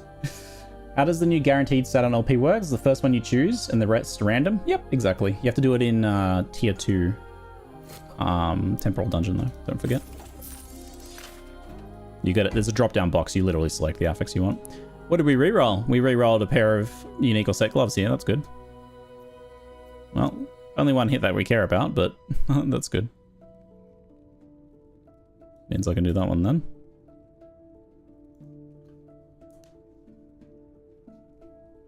Oh yeah, I was going to show you what that Woven Echo I was talking about. Yeah. I think it's this one here. I'll show you in a sec. Whoops. This one, Gauntlet of Strife. It says, so it drops 2 copies of the same random unique item. You will gain a sacrificial altar. Here you can sacrifice 1 copy of a unique to re-roll the properties of another. So, assuming the properties include the legendary potential, that does sound like you could potentially re-roll that. But I think its main thing is, yeah, re-rolling, you know. Say you've got like a nice one, but... Actually, I don't know. I don't know what it means by re-roll fully. Like, just actually... Is it like divining the affixes, or is it... Yeah, is it refining, or is it actually like chaosing them? I wonder. Not actually sure what that one does fully. It's divining, okay. So you divine the pre-existing affixes. Can you do it on a legendary then, and will it divine the legendary affixes? Because that could be, you might want to watch out for that. That could be bad potentially if you like already made sure you're, like I already made sure this is a top roll, right? 24 strength. So if I divine that down, that would be a bummer. Experiment with that and see what it does.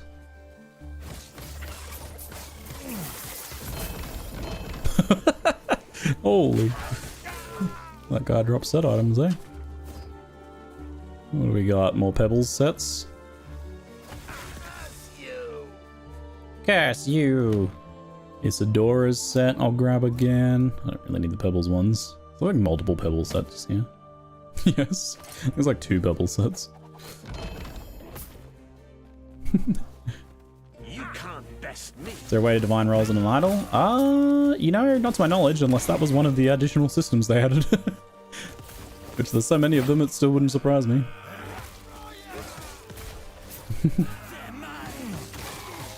Can't use a rune of refinement on legendaries? No, certainly not. Wait. Oh yeah, sorry, you're not talking about the idol thing. Might be a bug with sets because every time a set drops the whole set. That's not a bug. That's a feature. If you're in Circle of Fortune, that's the 4th rank reward. Wait, wrong one. It happens pretty fast, so you just like, you know, it catches you off guard. When a set item drops, it drops the whole set instead. They realize like trying to farm the set items is sucky.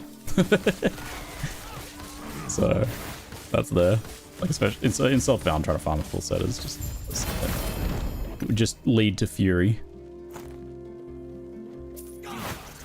Pretty smart on that one. I don't like set items in general. I think they should just not exist personally, but at least they're kind of like accounting for some of their weaknesses, I think. Give me my gloves. Oh, Boulder Fists. Boulder Fists! No LP, unfortunately. I wonder if they're worth using anyway. Certainly we want to potentially go and farm some eggs to put them in though. We'd lose attack speed, some health. My resistance might need fixing. There's a lot of problems here. There's a lot of downsides right now. Stun upgrades are nice, but I think I want to egg them first. I could try for a little while. So it's obviously a big damage loss right now because of the attack speed 1k, but if they actually keep me on low life, then it's an upgrade. So I guess we'll see about that one. You defeat a boss, gain 1 gaze of Erebus. So there's like a corruption hopping thing, right? Where the corruption will go up faster in the next one. Let me refresh myself on this. If you have a timeline with higher corruption than the others, defeating a shade on the lower corruption timeline will be granted bonus. Corruption bonus based on the... Yeah, so killing the boss and then killing Erebus here for the reset is good because it makes our next one go a little faster. So let's do our boss then. I can't stop grinding and spinning. Help, I'm level 96, send help. It's a bit like that, isn't it? It's good that there's enough stuff to grind for, because the game's very generous with loot. But it does actually give enough stuff to grind for. Maybe a bit depending on your build, but...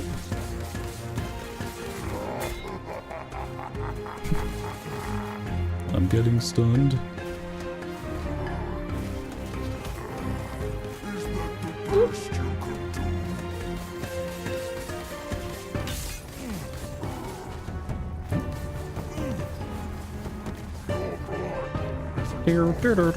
Can't one phase leg on.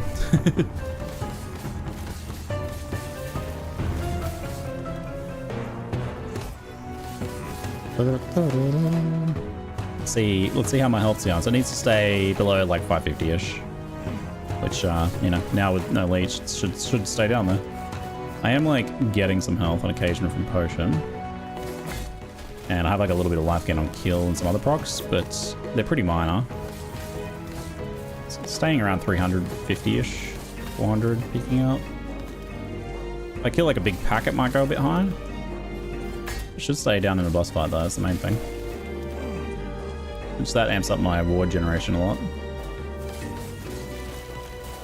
I've improved a few things graphically, I'm not sure. There's probably like some lighting and shadows and things like that.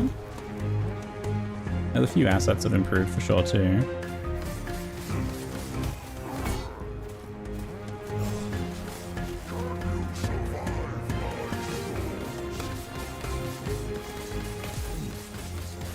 Woo!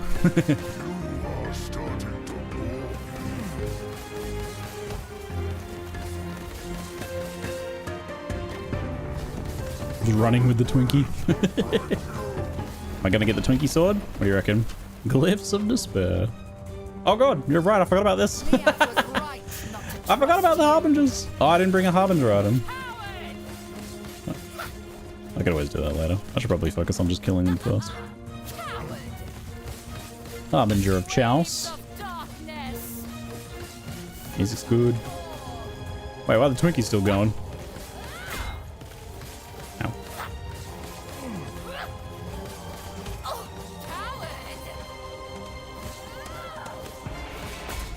Oof. Can't do that. Oop. I did. Waves of darkness. Good thing too. What you doing right now?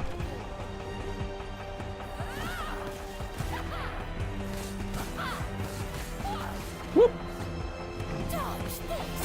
Oh, I probably should. Probably should dodge that.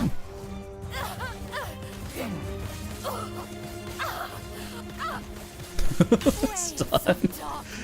The stuns. Ooh. Ah, ooh, ah. What are you playing in there, Ziggy? Don't come in.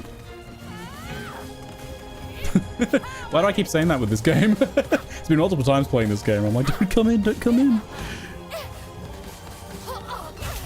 Yeah. Sick. Lightning resist 70 lightning res, almost cap. Ward decay. Ward gained on potion use, ward decay threshold. Increase lightning damage, increase cold damage. Ooh. It is nice to just sort your resist, isn't it? But the ward stuff's good too. It does start to open up the opportunity of taking out like various of these guys and making me a fair bit stronger. I've got a few lightning res, LE resist things we can drop. This is a couple hundred extra ward, but I think I can swap easy enough anyway. Go the resist and do a little re-gear. I'm playing with my Beastmaster, don't come in. Harbinger's Needle. Oh, that's getting filtered. Why are you getting filtered? Oh, because it's an idol.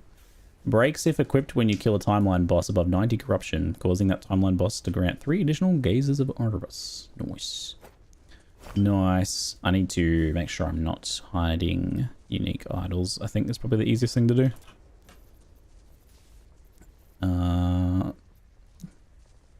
This is only just custom rules I've added that because I wanted to start hiding some idols. So we'll show item type idols if they are of unique rarity. I guess legendary, but there's no legend. I don't think there's any legendary sets. We'll just future-proof ourselves. Nice. Now that should show. Very good. Excellent. Damn. Look at all these idols. And not a single one of my earthquake idols destroyed. Ouch. Suffering. I suffer. I suffer.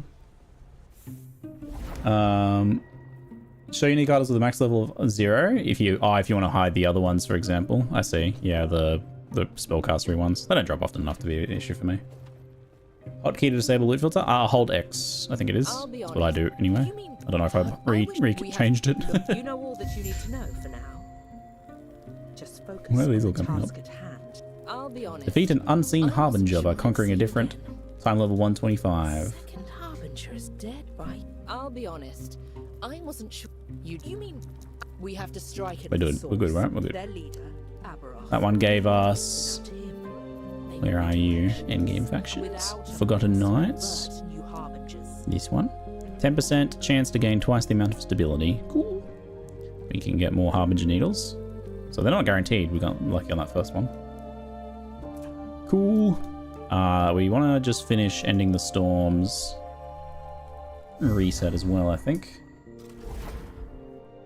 Does it take ages for you to reach your first Erebus? Am I doing something wrong? It's based on distance out from the center, so you just beeline outwards, you'll get one. It's increasingly likely the further you get out. Eventually, it's guaranteed. You get to a point where he's like, turn back, and you're forced to fight him. So like, I got one pretty early here, but around this point, you're pretty likely to start seeing him. So I'm like 1, 2, 3, 4, 5, 6, 7, 8, 9, 10-ish out. But then there's like 11, 12, there's one here, 13-ish, there's one there. And I mean, you can get to like the edge where you can't scroll anymore, and I'm pretty sure it's guaranteed around there, right?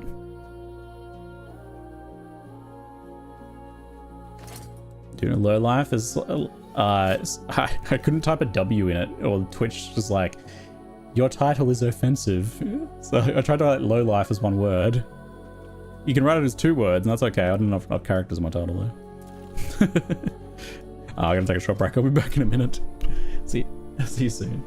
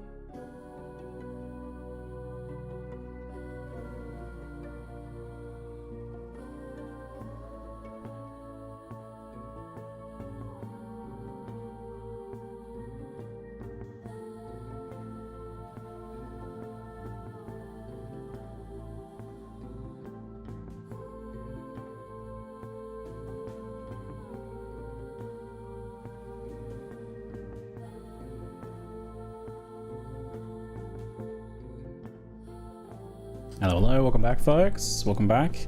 Yeah, once you get to empowered timelines, the things that you really need in normal timelines to progress at a more reasonable pace finally start becoming available to you. So the Harbinger Needles allow you to get way more corruption build up, and then the stability can be done way faster with these Glyphs of Envy, of 7 now, nice. Which just gives you a bunch of stability by like sucking up, so you just like put bad exalted items in there and then suck them up. I just want to... And the other thing you want to do after you kill the boss, you want to like kill a Shade of Erebus too. So it's a good idea to like beeline outwards, so you get faster stability gain, and also so you're more likely to run into one of these.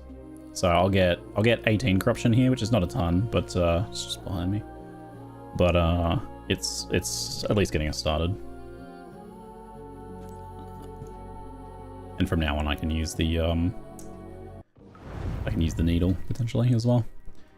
My first official Shade of Erebus encounter, but I've actually killed him like 4 or 5 times from the random encounters from the passive tree.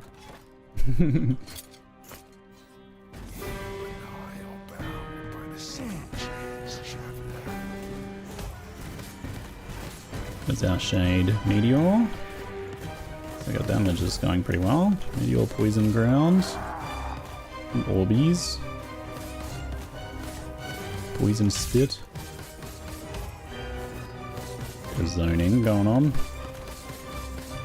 Mostly just the Meteor I need to watch out for, probably. I think I can probably tank it, to be honest. I won't test the theory, though. Not necessary. I'll take it on faith.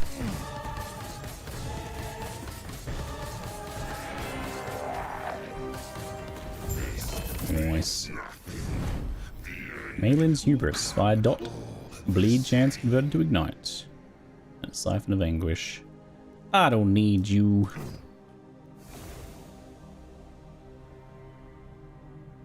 Anything else I do need, though? Nope.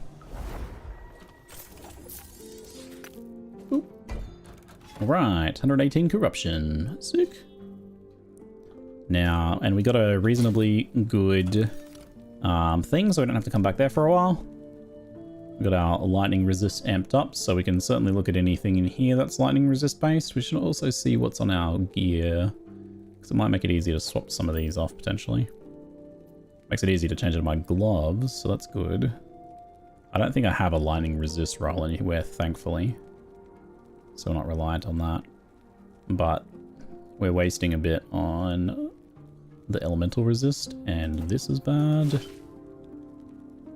And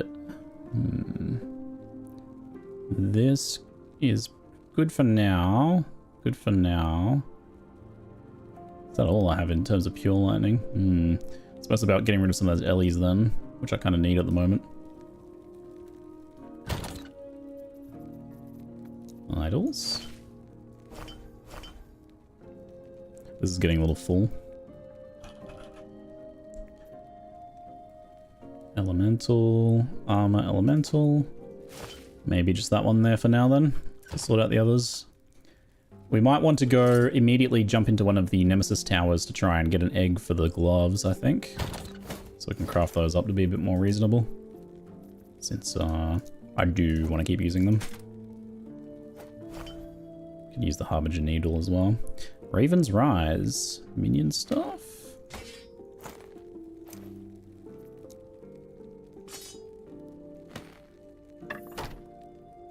Nothing we need there. Warcry 1 hurts. This tower's so good. I love those towers.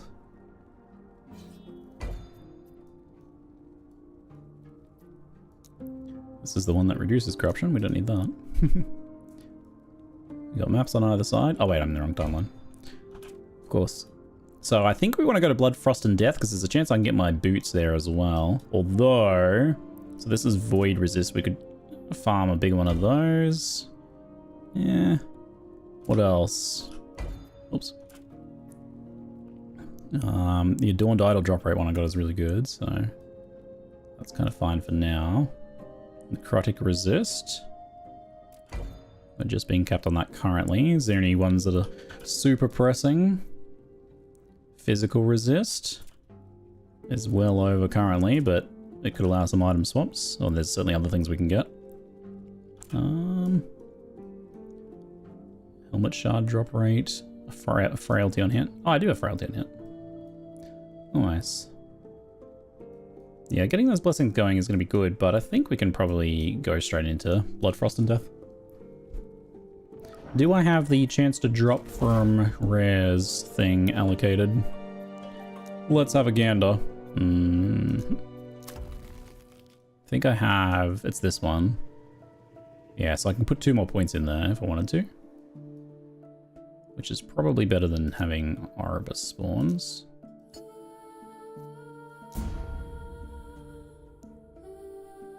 Champion LP drops are pretty good. Tomb of the Erased, or killing Shade of Erebus in your echoes. There's a chance to drop Confluence of Oblivion. Woven Echo, it's guarded by Gauntlet of Shades. I'll keep that allocated for now until we can try and get it. I could just drop a pile of Woven Echoes chance, maybe.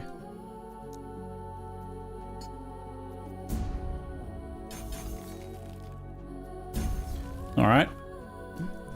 Slight chance of getting our boot drop on the way. we looking at here? Whole bunch of nothing. Is there a way to search in the trade faction for a certain role of a unique? Oh, the trade UI is the whole thing. I don't know the specifics of it, I can't remember, but I remember it being very limited and pretty clunky. Any idea what affects the amount of stability gained from glyphs of envy, if any? I think it's based on how much like power it absorbs from the item, so I imagine higher total tier items. So if it's like an item with a bunch of tier 7s and stuff on it, I think you get more out of it. But there's probably some randomness too.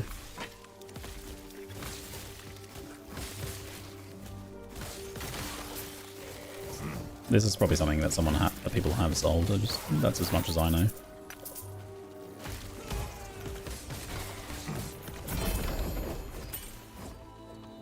Raptor helm. It's nice staying on low life though. That's really good. Definitely an improvement.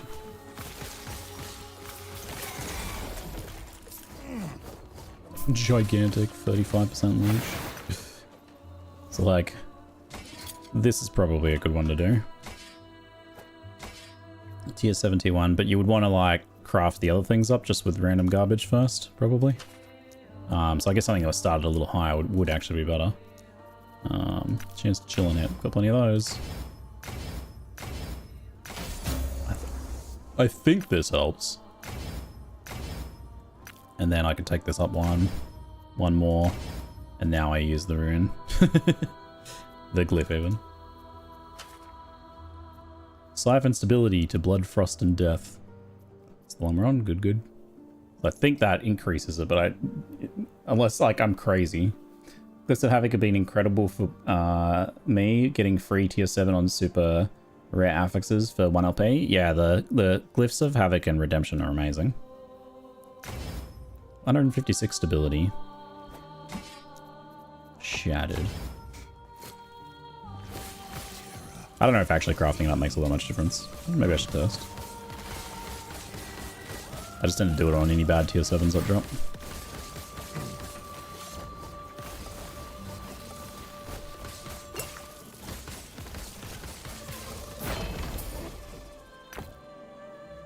"21 Weaver's Will," or Weaver's Fang. Holy. Shall I give you some reveals, my friend? Physical, stun, damage over time for minions. Minion one sucks, but physical and stun's pretty cool. Let's see what the other one does. Void damage. Oh, that's unfortunate. Oh, it's percentage physical too. It had potential. It did have potential. I think we probably ditch that one. It's probably good on like a Void Knight build or something, eh?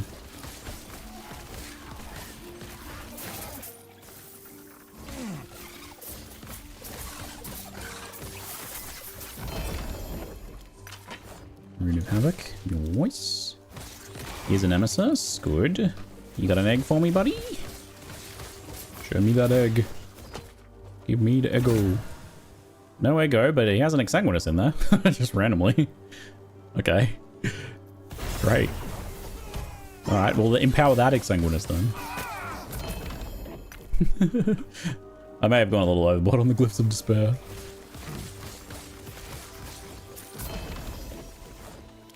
Every it's 3 LP Harthenons.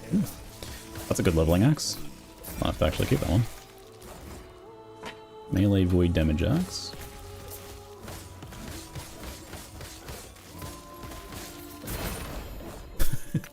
Stuff's just coming out of every monster I kill.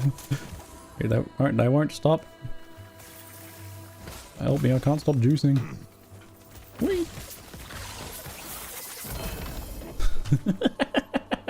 We're Diablo 3ing so hard right now.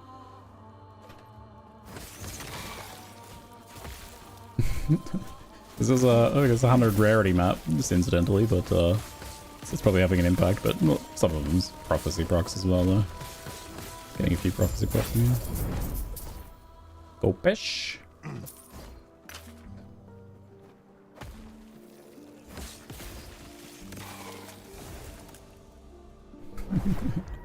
Place out of a test, 157 stability. Oh yeah, well here, let's do another random tier 7. Sure, I'll just do this one. So let's do a tier 7, but I won't upgrade the other affixes. I mean, they're pretty high already, so...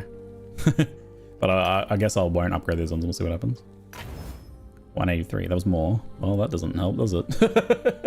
So I don't know, no, I don't know what to say. Maybe there's just, it could be variance. Could just be variance.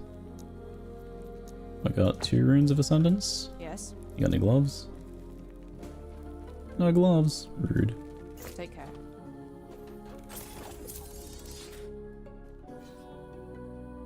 I don't mind you folks joining up to play together, as long as you're not like spamming or something. That's fine by me. The Discord's possibly a better place, though. We have a pretty good and friendly community on Discord. You can ask if anyone wants to join you there. Some idols up this way. 3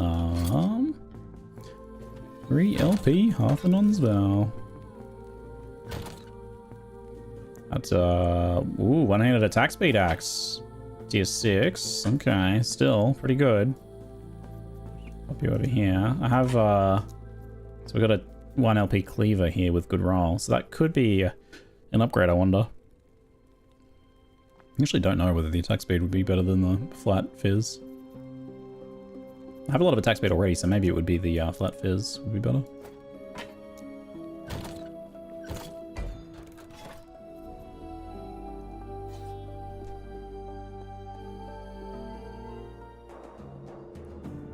I resent that. We aren't good. Some of us are positively evil, in fact. you always say, you always come and every day you say, what do you say? You say, how are you and your family or something like that every day, right? I don't believe it. I don't believe it. Unless you're like Dexter Morganing me with donuts every morning. I found the stability from glyphs random. I got 250 from a yellow item and 160 from a tier 7 exalt. Maybe it is just random then. It's probably that, maybe it's just that there's really high variance on the number of total affixes it ends up consuming. It's a bit like a Rune of Shattering, right? So maybe that like doing one with higher affixes, you know, might get a bit more potential, but it probably means it's not really worth the effort to craft them up though. Well, I'm glad we tested then, because that'll save me some time. I probably won't bother crafting it up. I'll just slap random exalted items in I don't care about. Every so often to boost it, I think. It'll be my play.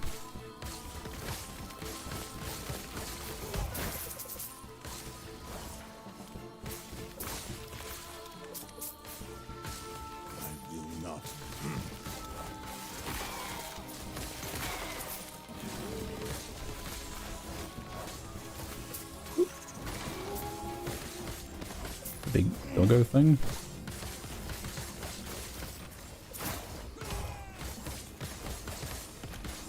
Ouch. Oof. There's like a red kind of effect that popped out when it died. I thought it was I thought it killed me.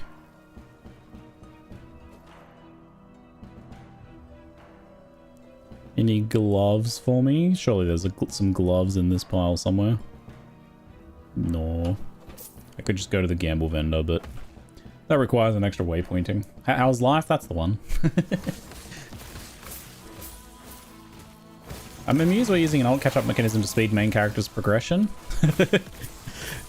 Yeah, that might have been the original intention, but like it does address an issue the game has with like you not being able to speed up your own progression. If you wanna, not just the alts that suffer. We need it in normal difficulty. That's the problem. We need it in the normal timeline. Even having access to those, speed up mechanics would be really good. Those glyphs, oh man. I'd spam those things so hard. I'd get every prophecy dedicated to them.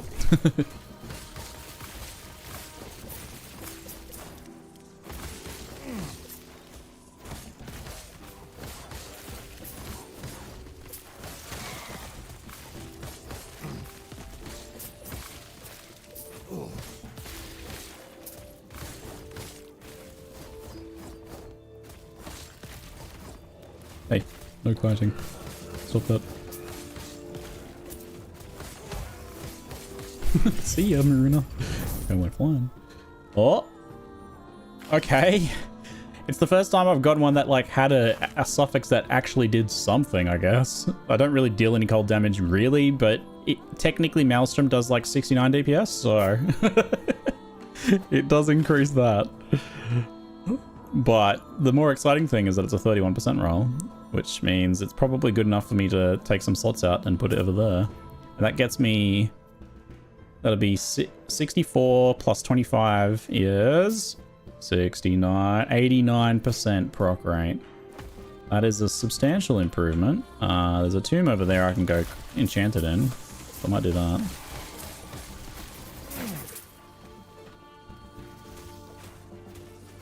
Any affixes worth shattering through campaign? Yeah, technically like anything that you're gonna really want on your class, movement speed, stuff like that is gonna be pretty useful for you potentially, but in the game, it used to be more the case that you really needed to do it, but now I think you kind of get enough stuff in general that I didn't find myself bottlenecked too much. In general, just shattering anything that looks somewhat rare affix-wise is helpful because you get like lightning penetration on your amulet, you want to re-roll it, you can't do it because you don't have any shards. So if you're just like shattering things on occasion, spending your runes as you get them, with like a slight bias towards things that you think might be useful for you. The like easiest, simplest approach is like when you upgrade out of your weapon, you shatter your old one because you're probably going to need what you had before. You know, or any of your items, I suppose. That thing really hurt. Ouch. Holy. Thanks. So purpose of Maelstrom in this build? Buffs. Buffs. Literally, you can do it as like a damage dealing spell, obviously, but it could also just be kind of a thing that's on you, providing you a bunch of buffs. Oh, oh, oh, oh.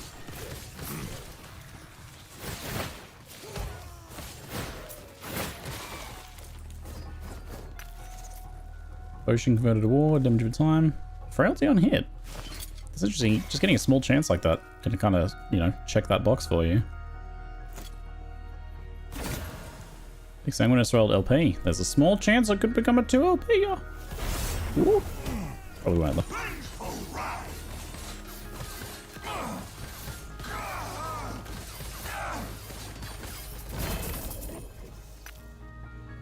Chance Aftershock minion melee attack speed 90%er. No. I definitely understood everything that happened during the Aberoth fight. Okay, I feel that. I feel that. The Aberoth fight has so much random stuff going on. I totally, I definitely understood everything that just occurred in that fight. Yeah, I feel like, I don't know why, but this term comes to my mind. It's like, I feel like I just went on a trip to the zoo. It's like I went around all of the exhibits during that Aberoth one. It's like I tried to see everything at the zoo in one day on that Aberoth visit. It is... Oh, okay. Big single resist isn't like super amazing, but still pretty good double exalt. Better than use. Water tension. I'm getting mazed a little bit now.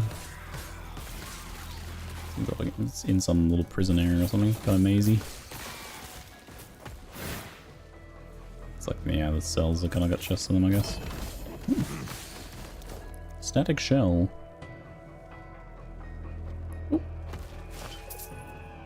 How did 1 LP become a 3 LP? Could be big. Wait, it can jump on as well? Oh my god. That'd be a thing. I should check my, I should check my Weaver tree, because what am I... I'm doing the Exsanguinous. It's probably still a good thing to have in there, but it could pay to just go Boulder Fist for a while. Similar, exact same unique. So to help get some like high LP rolls. This one rolled quite badly, so the stun's good, but the health is almost minimum. So it could be nice to just whack that in there, I think. For a while, since I've got a pretty functional Exsanguinous at the moment. Huh? What? Oh god. I got lost in the maze. I got lost.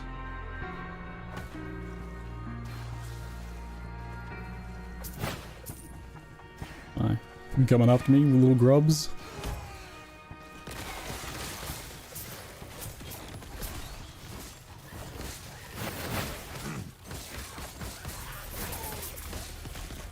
You grubbies. Just jumped on that wisp and stunned it. Kinda cute. Poor little wisp. Sorry, buddy. Didn't mean to. Yeah, it's dodging me. Last time?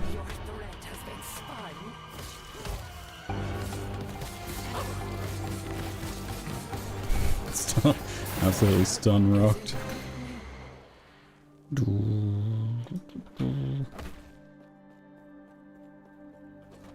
Let me enchant my new idol. Ooh. Chest. Gold.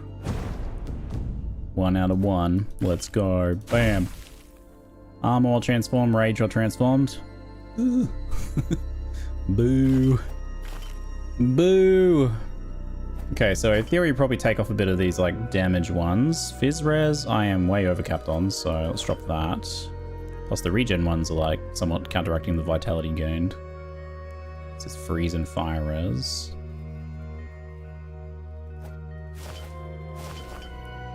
Stun, reduce from crits. Armor Ellie res. This melee one's kind of nice, but looks like I somewhat need these at the moment. Hopefully I can fix those later. Alright, well I'm going to use it anyway and get that Aftershock trigger rate going, but hopefully I can find a better roll one to replace maybe this one, and that would get us pretty close to 100. That one's rolled nice affixes, and we'll re-roll that at some point.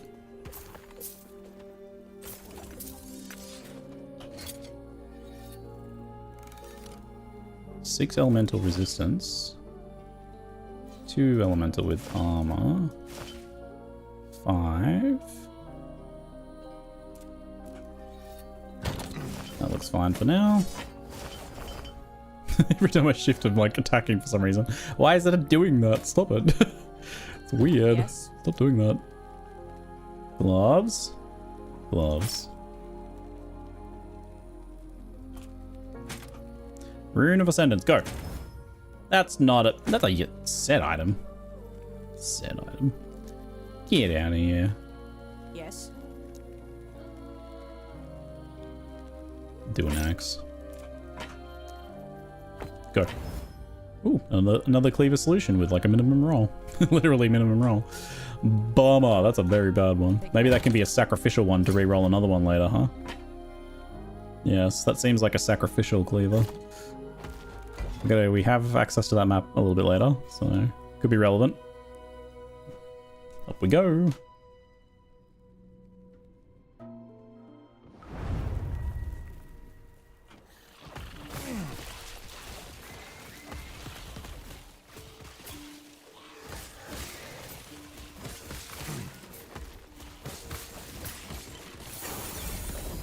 The Weaver improved my idol. Oh, wait, no, wrong one. Oh yeah, of course. I was like, there's a small chance it might add a second affix. That was a good one. I thought it actually added melee physical or something.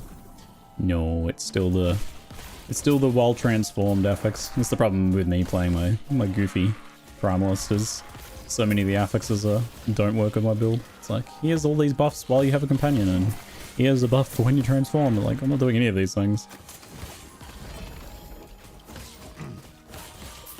Like, I guess you could shapeshift, right? So if you went Druid and Bear form, you can still use Warcry Tree and Swipe Tree and benefit from Earthquake, right? So I feel like you could do Werebear. You would just kind of do Werebear instead of speccing into Frenzy Totem. Which, or, you know, I'm doing Leap at the moment. Oh, no, wrong one. With the Werebear Tree. I don't know how, like, if there's any losses there when you're in bear form. Or is it? Yeah. So So Rampage, Swipe, Maul, and Raw. Swipe and Raw inherit all bonuses from your Swipe and Warcry trees. So that's like two of the main things of the build. But yeah, so the Leap you would unspec out of and spec into this instead. It's a bit, oh yeah, obviously this is talking about swapping to a Druid. So the Druid tree is not as good, but it's a question of like, is the Werebear better? You can respec now if you don't know. Yeah. Therefore, we have increased melee damage, increased health. Just have some nose to use on the talent tree, yeah. So you can get area. So wait, Maul is its own skill. Can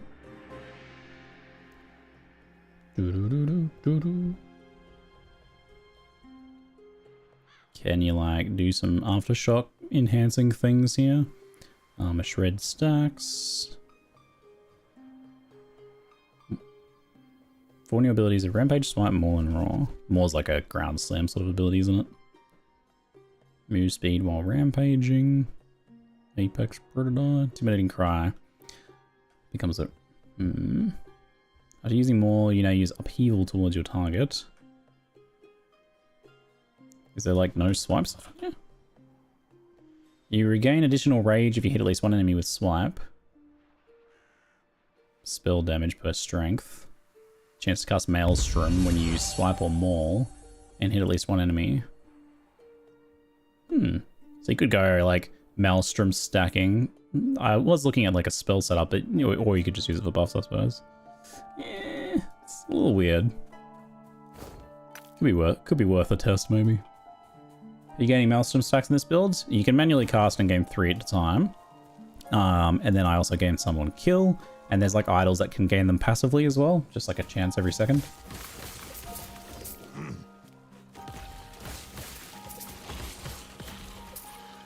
There's the Nemesis again down there. Yes. Show me what you got. I'm supposed to farm Aberoth for a few gear pieces. I love that. That's a cool goal to have.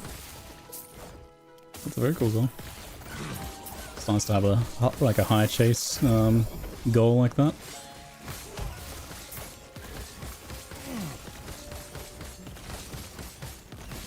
Just keep your stun locked, buddy. Nice. Rune Hammer, double exalted, poison crit. Exsanguinous 2 LP! Yo, cool, I did it. Didn't go 3 of course, but I've got 2 LP Exsanguinize now, so we've got some gambling space for some gambles.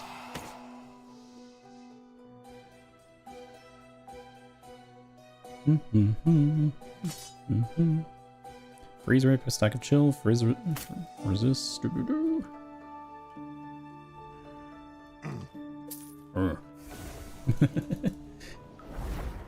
Is there a way with the tab affinities to have a general idol tab that won't suck up class specific idols? I'm pretty sure I have got that going. So I've got just idols here. So this is just set to, oh, you can select by idols.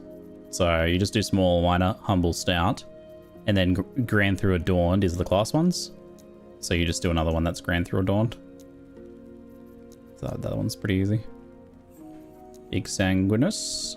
So we've got a 2 LP with 15 and then a 2 LP with 21. Juicy, might be time to do a Exsanguinous crafting run. Melee kill to heal a random thing. No. No. Stun duration, cold damage, no. Air effective increased aspect of the board duration, aspect of the shock effect, no. Trash. Holy idols. Look at the amount of idol drops here. Imagine not filtering them, eh? Like, yep. Obviously, there's probably some great ones for other classes in there, but oof, actually, setting up a filter for like every class for everything that you might possibly want means your filter's basically going to do nothing for you in the end, doesn't it? What do we have in terms of chest armors? Let's have a look. Body. Do I have any bangers is the problem.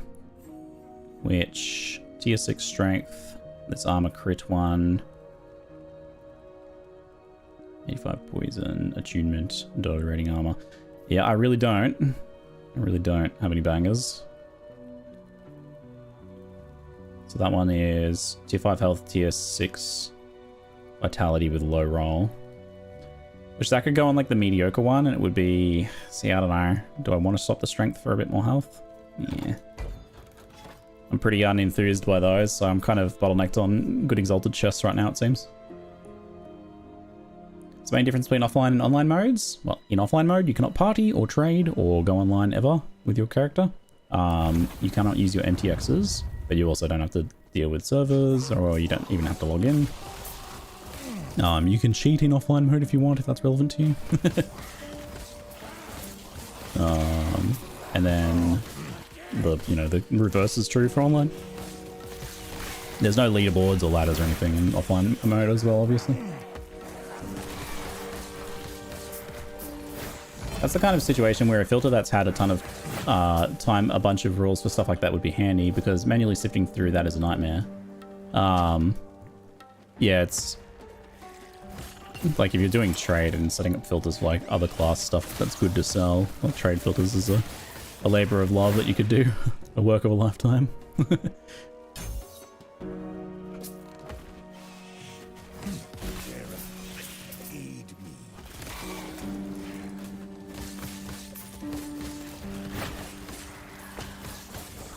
As we get a higher swipe proc rate for Aftershocks, our need to actually cast Earthquake will go down and down. At that point, we might want to start considering getting ourselves a Frenzy Totem instead, and using that for buffs. I could probably test it out. I like having the Leap skill tree though. And it is satisfying casting Earthquake. That swipe alone is starting to feel pretty good already.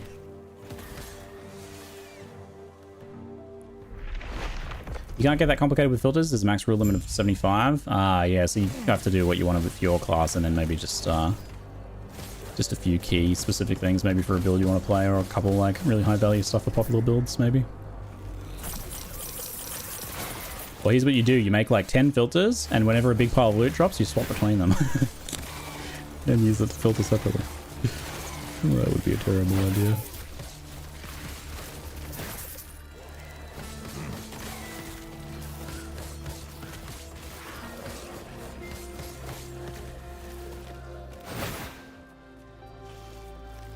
It was just showing that. That was weird. It like actually showed the idols for a second from earlier. Oh, blood. Another nemesis over here. Maybe you'll take my boulder fists.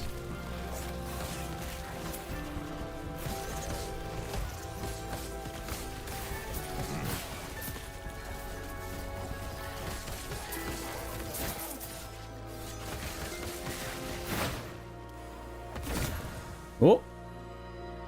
Hands of Judgment! We did get an egg! Let me get my other gloves back for a second. Good that I can... Wait, I don't think I can actually get them, can I? Oh, okay, nice. Here we go! Yes, upgrade them, please. Make them cool.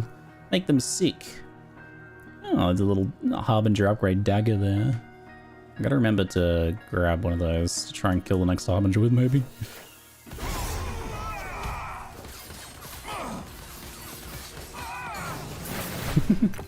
That's done, look.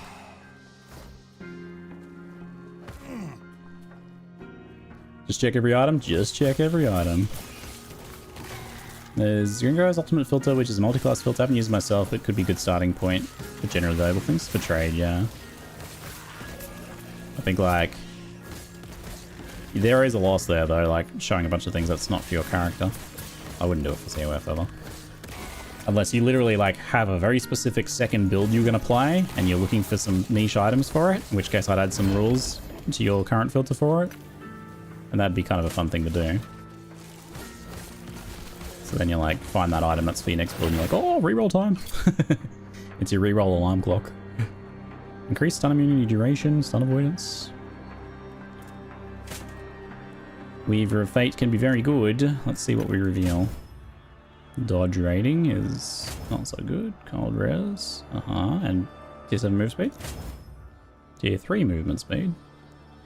So it's only 22... wait, that's because of the extra realm on there. Was it 21, 31 move speed? Possible. Could go up a little more, eh?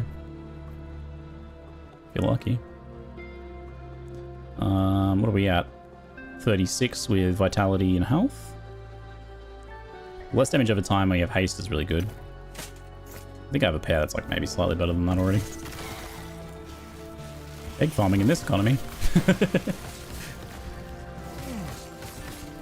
Okay, yeah, I'm gonna flip these eggs into grocery stores. The joke doesn't land for Australians. I think our eggs are normal prices. Also, we have chickens. We can go get it. Oh no! I was paying attention. I was talking about stupid eggs. I died to a 189 hit. No! Boo! Oh, so that's the loot suck thing that you were talking about. That's why the... actually I remember there was like some random loot scattered around when I died before. So that it just teleports some loot from your like screen. That's cute. I can still go do this again. I can't buy eggs anywhere at the moment. That's right. Oh really? There is a shortage there, is there? Shows a lot now I don't leave the house. Oh. I'm just nemesis farming apparently. I'm not gonna let it get. Show me something amazing. I don't think you can roll leech on gloves. I hope I didn't get leech on them. That would be bad.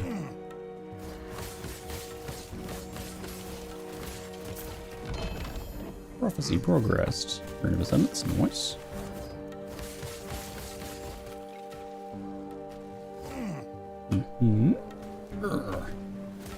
Half-naked man versus laser. Yeah, I kind of just stood there and ate a laser, didn't I? Not ideal. Oh, I got a proximity shield myself. Nice. This game has the best proximity shield. It's like less damage taken, but you still deal damage from range, so you can kind of brute force your way through there. And it doesn't have a bloody temporal chains effect slowing you down when you enter it. Who would have thought that was an idea, right? Like, oh my god. Ooh. Now, where's the Rayette idol showing? Ah, for the health roll. Big flat health roll. Might only be a sentinel thing anyway. No. It would have been in my list too. Oop. I just evade hop over that little wall there? That's cool.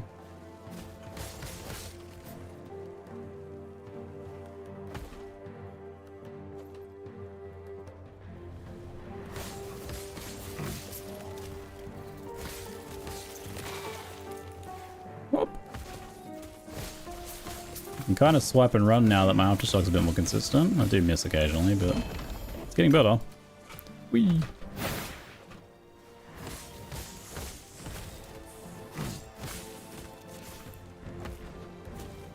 You can evade over a bunch of stuff now? Yeah, I heard that they did something with movement. That's awesome.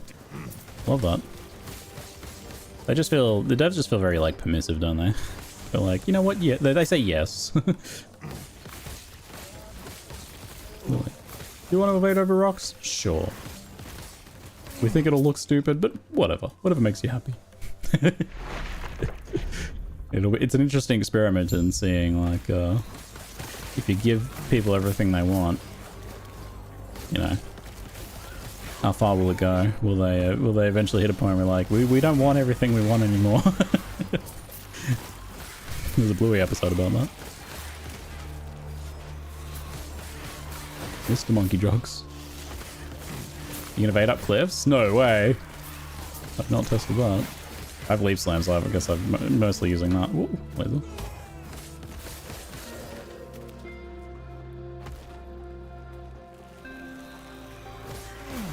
The siege spire things are pretty annoying. Glad, like, are they just gone? I feel like there's some things that do something like that, but it's kind of brief. That's how we got legendary power, and it's great, so I ain't hiding stuff far. Yeah. Temporal Sanctum Key. Whoop. Amount of times I've teared up at the end of a Bluey episode as well. It's good. It's a good show. It's a good show. Absolute banger. they do a thing on ABC iView where we watch it, where they do like seasonal episodes. So the Easter episode was back on now and available again, which I actually hadn't seen it. I watched it today. It was so good. So good. I watched it with Tony twice. He's like, again, at the end of it. I'm like, you know what? Yes, let's go again. That was awesome. Get prepared for an egg hunt. Woo-woo. Spies now only attack you from closer, but have a guard now. Oh yeah, that's right. I had noticed the guard, so they don't spam you from across the map when you're trying to do inventory management. Amazing. It's a big improvement, isn't it?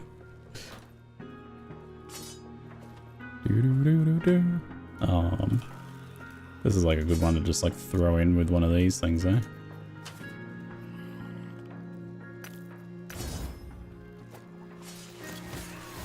.97 stability. Well, definitely rolled a bit higher, but yeah, that's probably just random. Seems.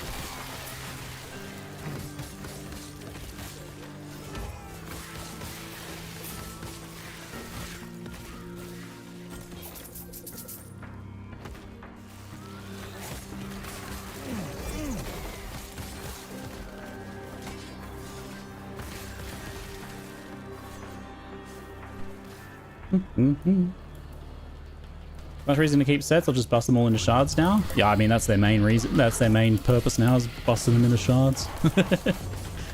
Either you get your shards that you want, or you you know, do some set crafting, which is a good reason. Like I just didn't pick them up most of the time, but now I'm collecting any sets that I like. I mean, you could just kind of collect all of them for shards, but I'm collecting any that are like remotely useful potentially, that I may want to craft with at some point, perhaps. Let's re-roll this thing. Companion revive. Go again. Minion leech, minion health regen. Man, I just can't catch a break. I just can't catch a break. 4 Weaver's Touch, it might roll something else, but... this thing is pretty close. There's Exalted Helmets, this one. That almost gets us to the boss anyway. Do I want to chuck another thing on there? Oh, I do. I want to do Nemesis Tower. Do I have one?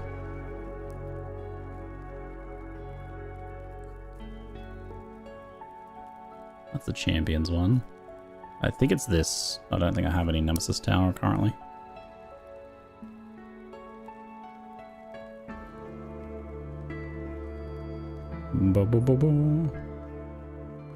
Pretty sure I don't have any. What's Soulfire Bastion one? Could do a Soulfire Bastion one. That's kind of fast and fun. I probably want to go find like an Arbus anyway, don't I? Shall I do another Soulfire Bastion one? Oh, wait.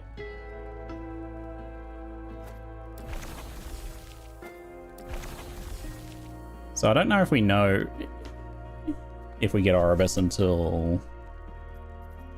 Oh, I'm kind of like curving back on myself a bit, aren't I? I have plenty of these. Just Soulfire Bastion our way outwards. We do not know the second baby yet. It's too early.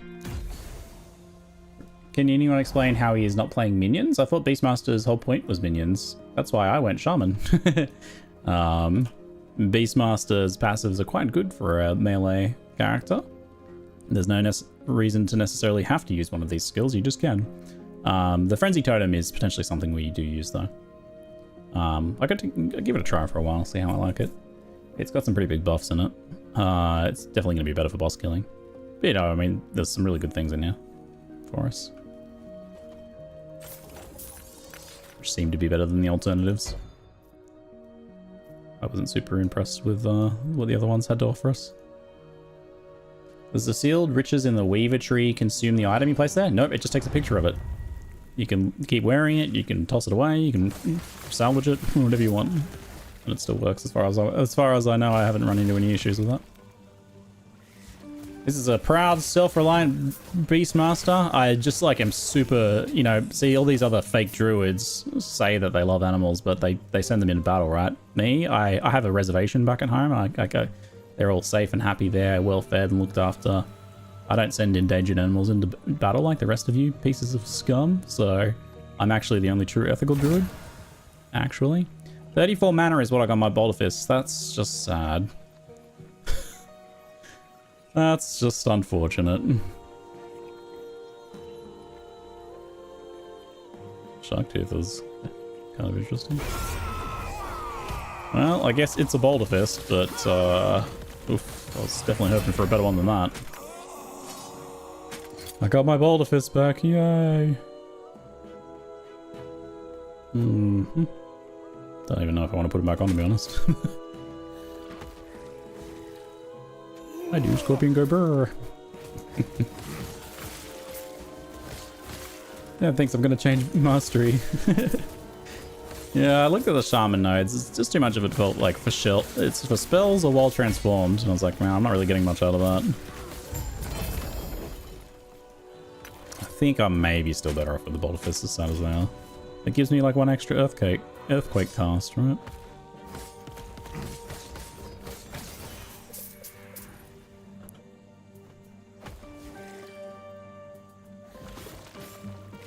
Oh, hi there. My idol groweth. Sounds like a euphemism.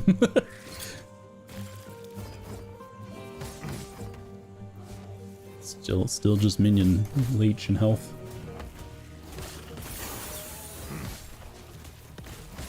Beast is what he calls his star.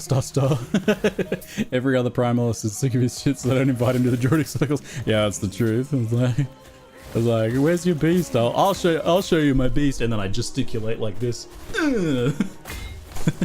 I'll give you a beast. I'm the master of this beast. Yeah, so I've been banned from all druid gatherings because of that. Time to get primal, am I right, fellas? I'm really obnoxious. My idol got a new FX. The Weaver improved my adorned idol. You want to see how I adorned it?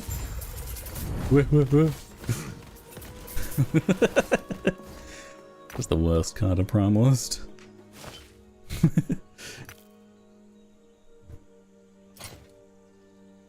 They call me Girthquake. Let me. Oh dear. The grunt when I open my portal. Why? Why am I grunting to open a portal? 20% health. Nice. That's a big helmet. Looks like it's gonna be food, not one we need to use. The base is not that good for us. What do we got here? Void Res hat. Fire Res. Summon Thorn Totems. You gotta pick those up, eh? Don't think we care about the resist ones too much. I mean, a high roll Void Res like that just means you don't have to have any other Void Resistance anywhere, huh? Which is kind of cool. Do I want to put a different map in now? This like boss fight for weapon drops, which is pretty cool, but I wonder if I want to put a different one in. What have I got that I could put in there? Heart of the Hive, Overgrown Graveyard. You know, I think the Nemesis one is what I want to put in there. I just actually need one.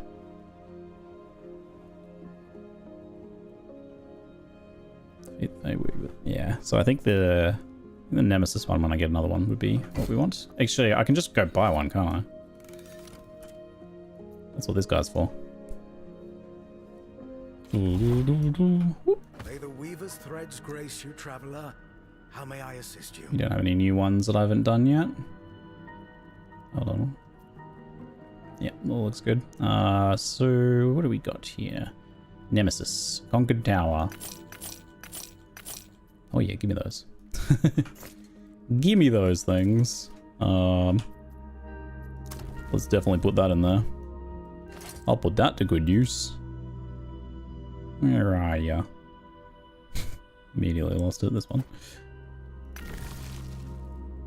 Confront multiple nemesis to scale the tower. It's good fun. Why didn't I do that one in the first place?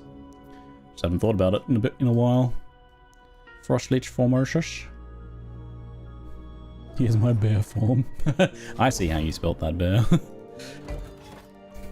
Frenzy totem. Oh dear. Super. We're going this way. What was I going to do? Something? I feel like I was about to do something, but I don't remember what. Let me preemptively grab a... I'll do it after this one. It's fine. I need to grab one of those upgrade items for after we kill the boss, because we're almost there.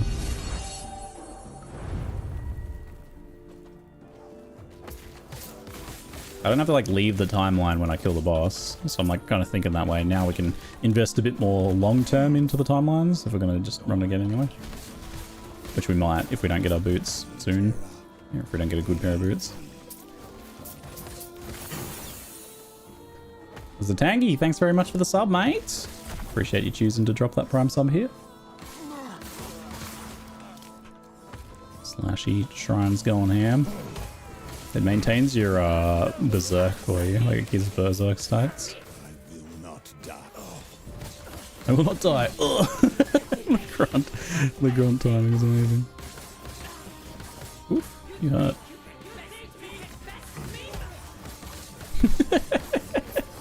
Like flop down shit, it was amazing. You guys stop throwing those axes, please. It's quite enough of that. No, we're really going hard on those things. That's a lot of those. I just pressed my Quicksilver button. I don't know why I did that. That's not. I haven't played PoE1 in a while. Just did my Quicksilver. Go, go Quicksilver. Huh?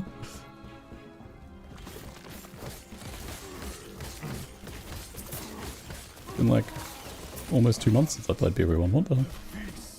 Just deeply ingrained muscle memory of a decade, right? Ooh. Ouch. Ouch. Backing off. Backing off. Wow. Wait. Stop it.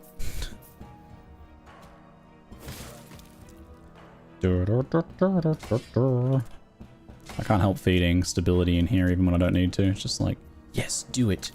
Do it. Let's see. This was missing an affix. I wonder if I'll get like a lot less for this. Nope, still 200. I think it's random.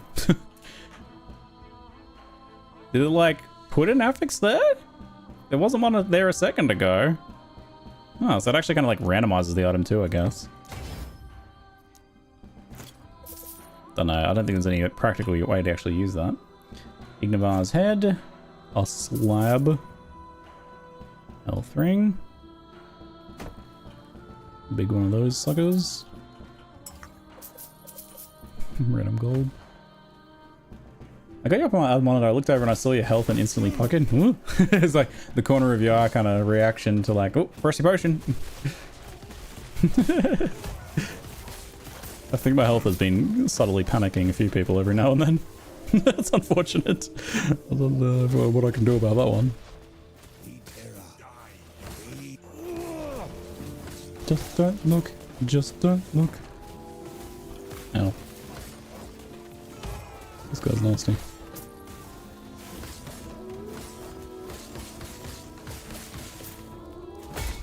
Oh, clunk.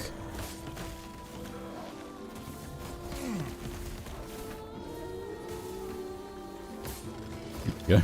Get that gulling strike there. Could you stop spinning, please? Thank you. Get back! Out of here. No, be gone.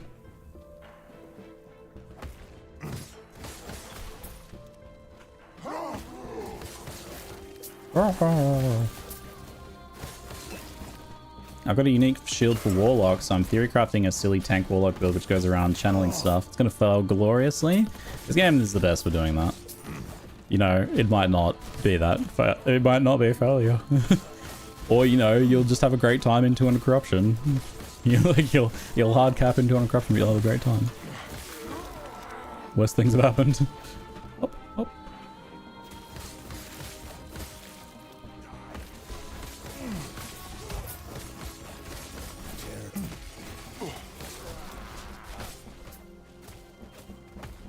Any plans to play the new Star Sector updates? I am some updates behind on Star Sector. I definitely have plans to revisit Star Sector at some point. So like maybe if there's some downtime towards the end of this like PoE/last Epoch season, but I'm not going to set a date just yet because I don't know when that'll be. But yeah, no, I'm eager. It's definitely on the, it's high on the list of non-action RPGs to play at some point. Love that game. It's had several updates. And also some interesting looking mods too. I'm overdue on checking out. I'm doing the patrolling one, but I'm like, why haven't I found them yet? It's because I'm running around like the same direction as them. I haven't caught up to them.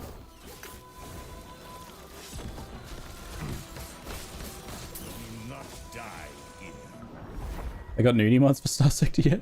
I mean, I'm pretty sure you can upload your own like profile picture for any of the pilots that you want of yourself. So, you know, go for it. 9% health, eh?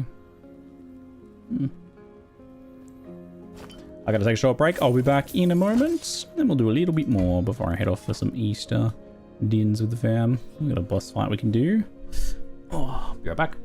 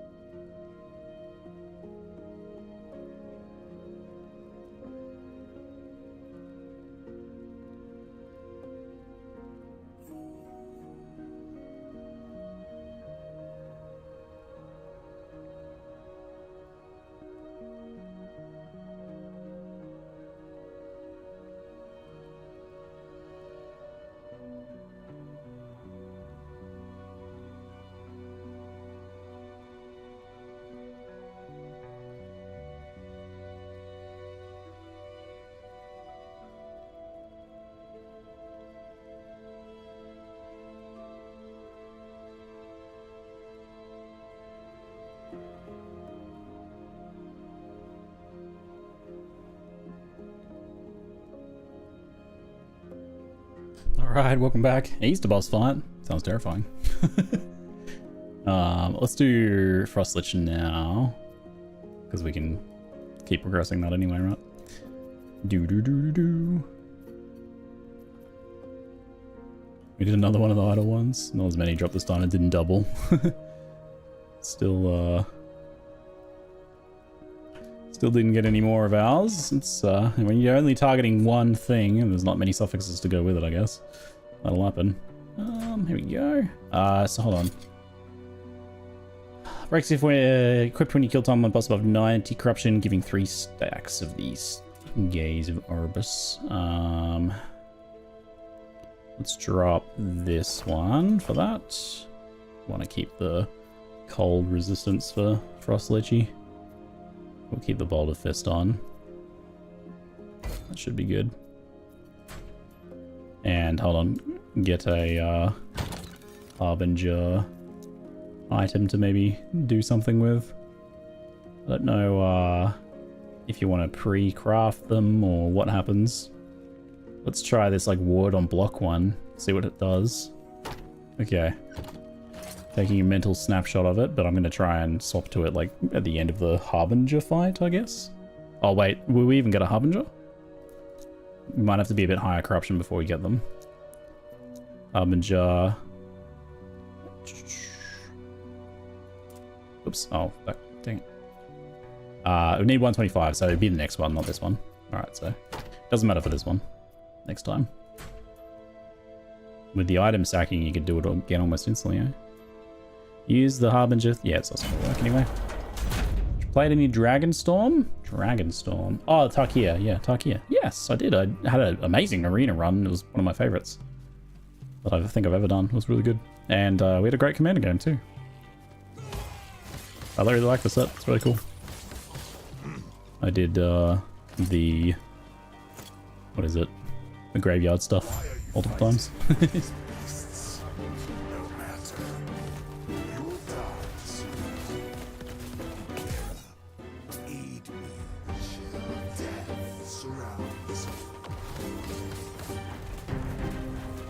Nice a little bit. There we go.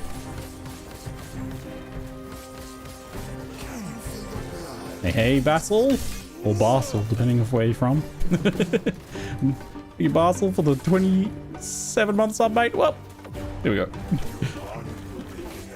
I'm doing my stream of multitasking effectively.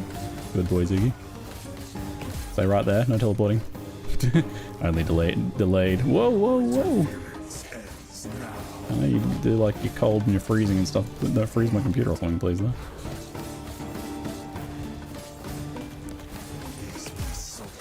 You staying right where you are? Alright, fine, don't.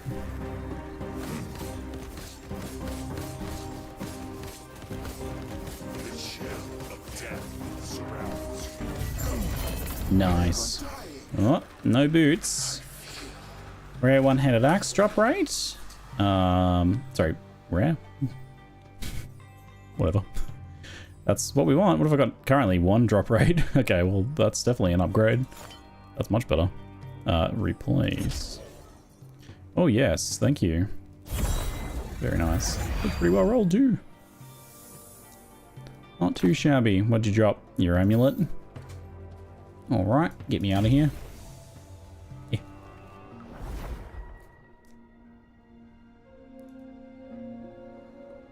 Crash? No? The crash for me. Was there a server issue, was there? I'm glad arena went well. I didn't get to watch much. The arena run was super fun. It was really good. It went really well. Not just because I was winning, but definitely also because I was winning. So we have 4 Gaze of Orbis now. But I don't actually have an Orbis, so I gotta be a little careful because that gets a fair bit harder, right? That gives a lot of and up to 4 stacks can be consumed. That's how much we do it anyway. Okay, but we got these Nemesis ones, which I didn't unfortunately get good Boulder Fists back, didn't I? I have 2 Runes of Ascendance. Do I have any gloves that aren't my good ones? Wait. Oh, this is the champion one. Did I just spam a bunch of the champion ones? I might have put the wrong one in. Uh-oh. Did I read champion as Nemesis? Alright then, well, I guess we're doing this.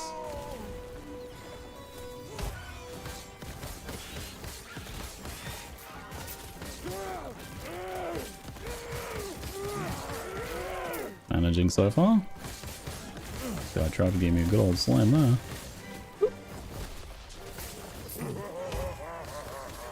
Hey, big fella.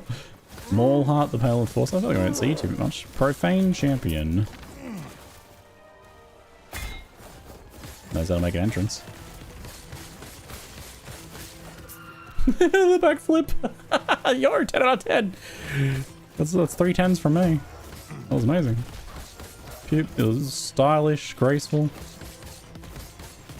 Stuck the landing.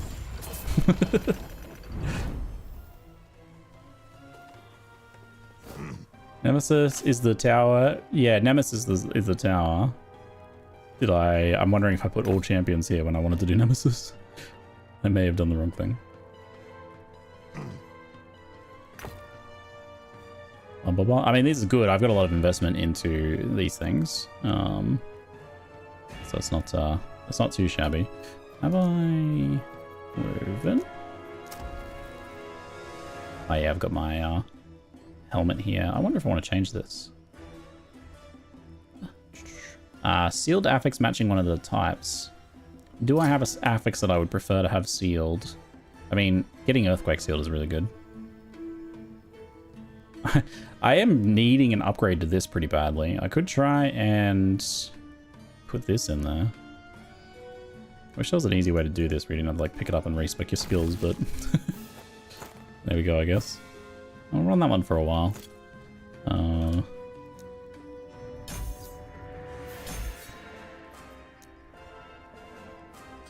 I mean, that thing's pretty fast, that fight. I did get an earthquake helmet there. That's the one we had. It is sealed earthquake. +1. It's 2 for summon bear. Turquoise ring, bladed staff, this thing. I really need to like hide a bunch of these, but still gotta figure out how to do that. That slot needs to have an exalted mod on the item, no?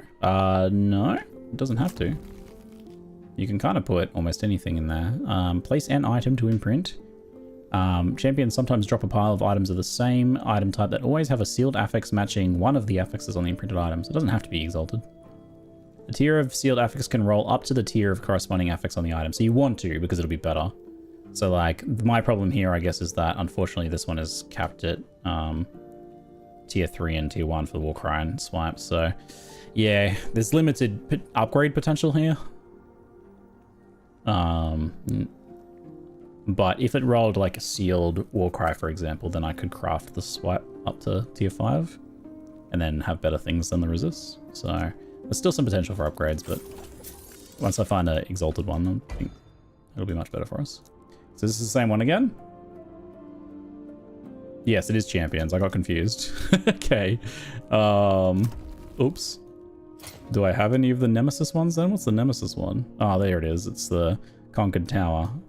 I did put Conquered Tower in here. So I did this one right. I just didn't place the right one. Alright, well, that's fine.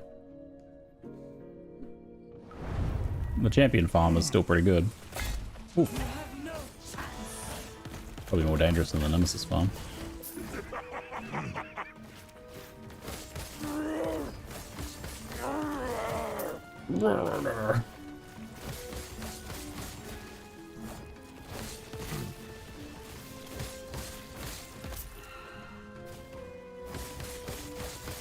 Rat.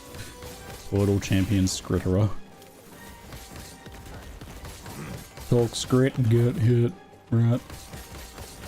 This guy's trying to flank me or something, eh?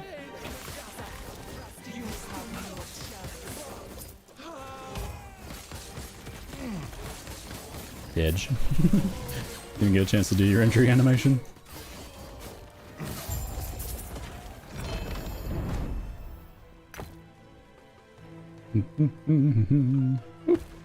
Chitin Claw, Fire 1. Crusader Gauntlets. I do want to try and do some gauntlets. Out of here. Big on.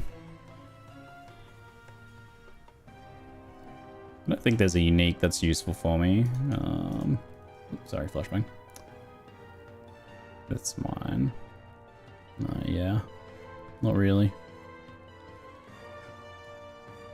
Impaler.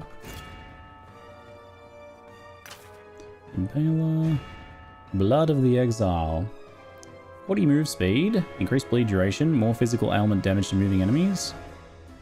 Strength dex int. Not bad boots. Certainly good if you're on a bleed build, eh? I'm confused. Wasn't there a way to seal experimental affixes? Yeah, there was a whole thing for that, wasn't there? Some, like, runes of something or other. Or maybe it's one of these. Oh, did they get rid of it? I don't see the slot for it in the menu anymore. You had to do a certain thing and then something else happened and it was removed. Might have moved to the new Woven map? Okay. I guess, like, it's kind of... it made somewhat redundant with other changes, I suppose. So maybe they did just cut it fully. It's, like, probably unnecessary. The experimental system was, like, very obtuse. So, yeah, maybe they refined that somehow. Maybe it is one of the new crafts. Grasp of the Blood Mage. 25 hit damage taken from bosses and rare enemies is dealt over 4 seconds instead. Staggered damage taken from bosses and rares, eh? Chance to bleed on spell hit. Spell damage leeches health. Spell crit chance. Mana spent reflected to you as damage. So you take some damage from your mana spend, which could be a little bit iffy. The staggered damage effects are very strong though. Haven't seen that one before. Exile Woven map lets you add an experimental mod. Didn't see it as an option to seal unless there's a different map.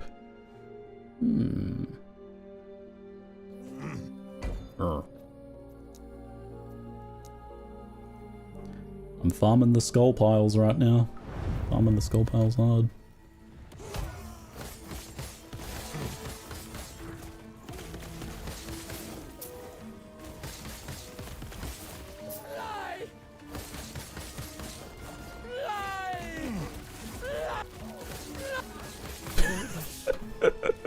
What are you trying to say, sorry? Could you finish your sentence?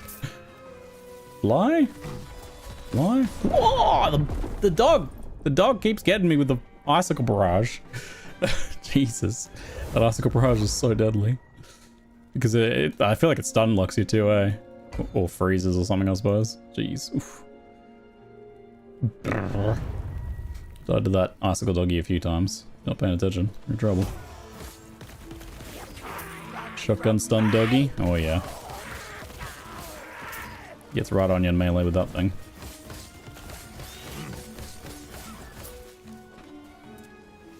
The cold res is capped. Whoa. Oof. Uh-huh.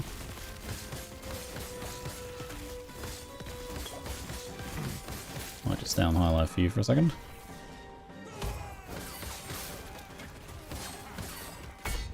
Ooh. Okay, buddy. This one means business. Seems.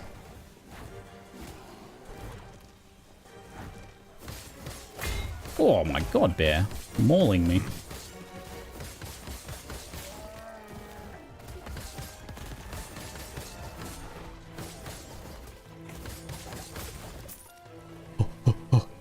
This champion's trying to hurt me this time.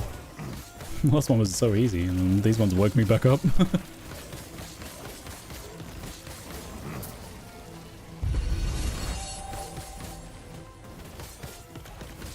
Right, so that one has a lightning barrage breath attack. The other dog looking one has the icicle one. I think the icicle one's the one that got me though. I don't know if that lightning one's also very dangerous. Melee damage, charge of void cleave. Who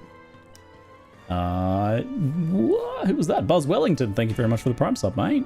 Thank you. +1 max companion, increased minion damage. Spicy exalt. +1 Warcry Sealed. There we go. It's our first one. It's a leech base, which is pretty bad for us, unfortunately.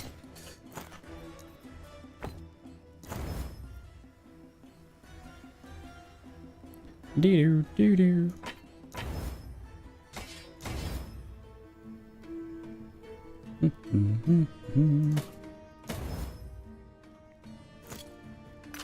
Yoink.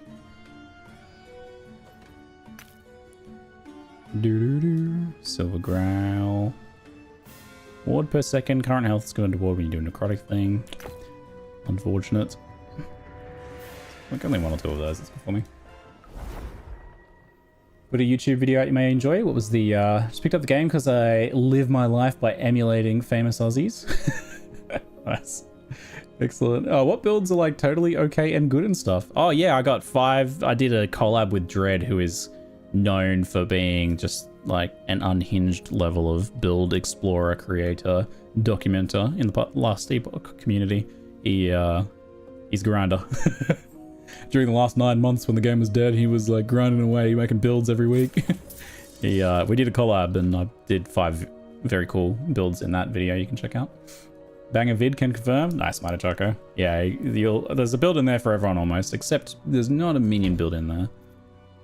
We did kind of like and ah about maybe putting one in, but we weren't super happy with the options compared to the other ones we did.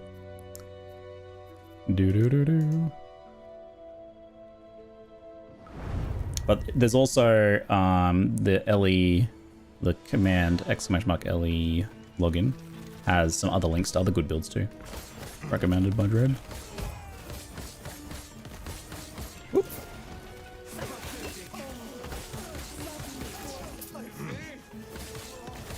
I don't really use the Leap Slam much in boss fights, so it could be good to, for this sort of content to actually be Spectre the Frenzy instead. I'm not getting the buffs from the Leap Slam because I'm just not really using it.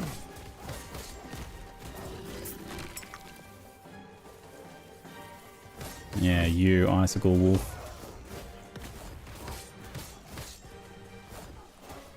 There's not really like a wind up for it, so you kind of just gotta... Okay, does it... No, the frost... That other frost cone, it just does randomly too. It's not that.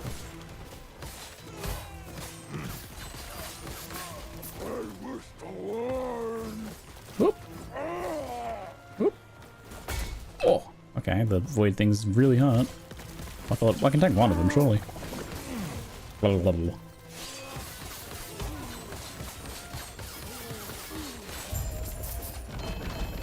Blah, blah, blah.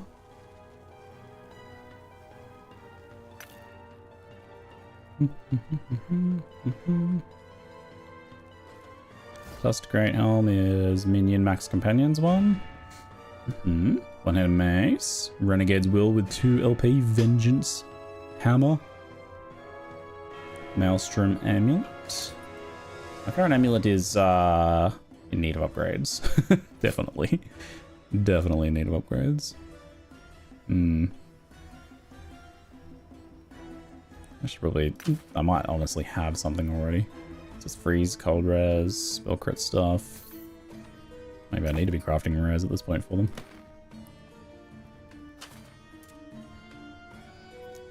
I have another rune of Rescendance.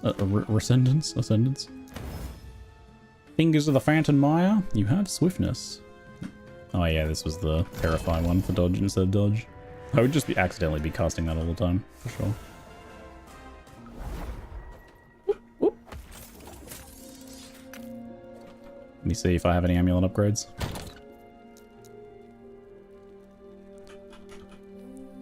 Amu, spell crit, poison damage, damage over time. There's a ward threshold one here. It's probably worth a look. Throwing damage, lightning, ward gained on kill, possibly worth a look. The base is kind of bad. Health.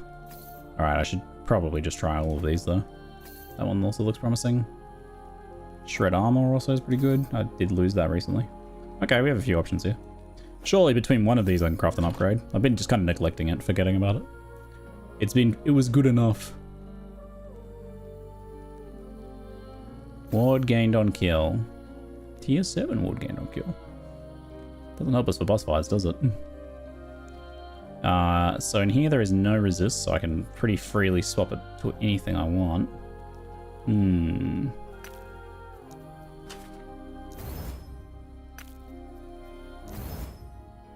Night on hit, you say? Chance to shred armor on hit? Okay. Health? Okay, health's good. What do we do on the prefix? Crit, potions, fizz damage, physical penetration, ward gained on potion use, increased area for skills? Does swipe have area? It does.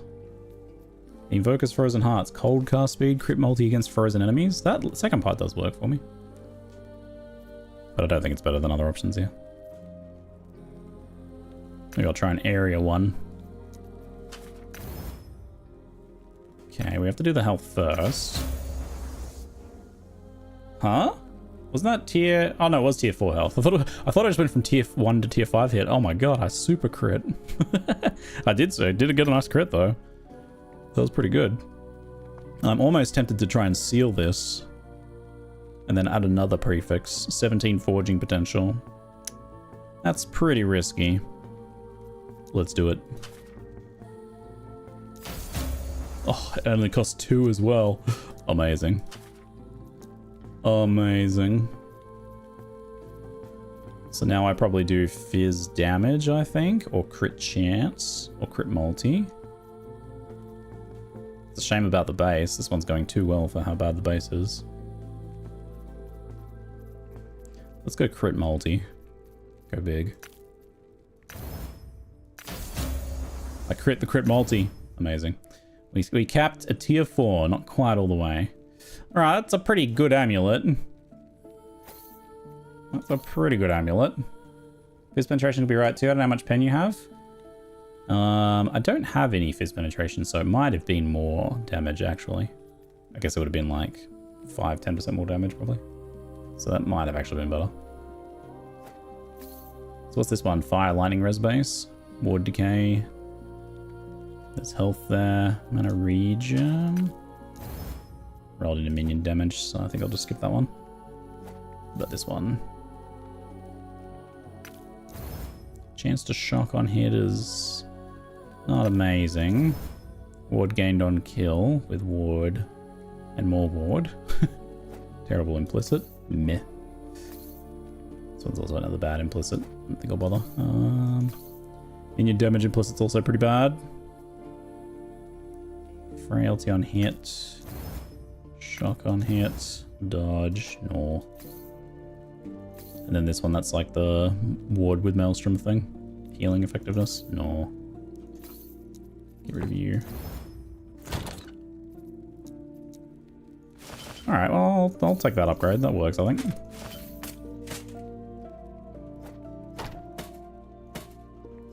This one should go in my swipe tab.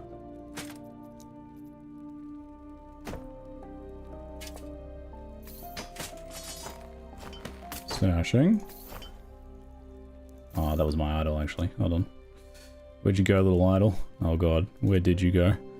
What do I need? Fire. Resist. Fire. What do you got? Fire with ward? That's pretty good. Fire with stun avoidance. I did kind of get stunned, but I also just got killed, didn't I? So it might not matter. Oh, captain's nice. Excellent. Let me grab some random crap from here for a second. Excuse my language. Looks like my Exalt tabs are getting a little full. Minion bleed, minion armor, random garbos. Because I'm gonna do this. Bam! Deleted. Wait, did I just shatter it instead? I did. I did. I quite literally deleted it. So what happens if I do it again? 171. 175. Oh, you can actually just keep using the same item. 203. It's actually going up. Huh? This is it. I might be done. Oh yeah, I'm done. Alright then.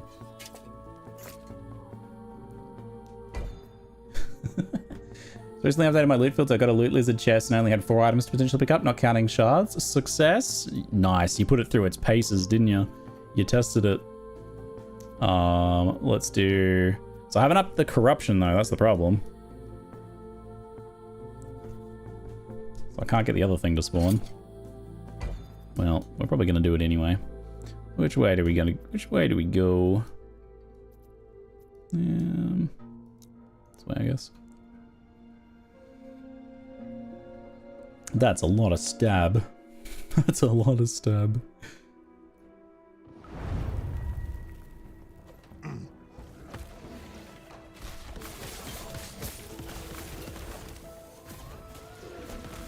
And how much rep I have for the Circle of Fortune. I'll be able to push some more idle drops and unique glove drops.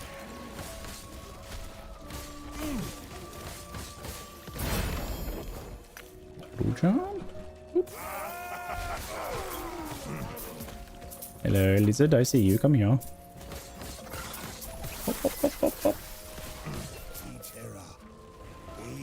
Nothing from you. Big jump. Nice. And those X arrows can go pretty hard.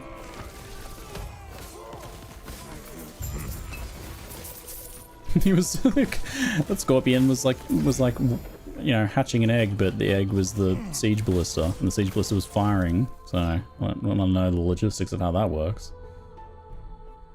So percent rogue health hat.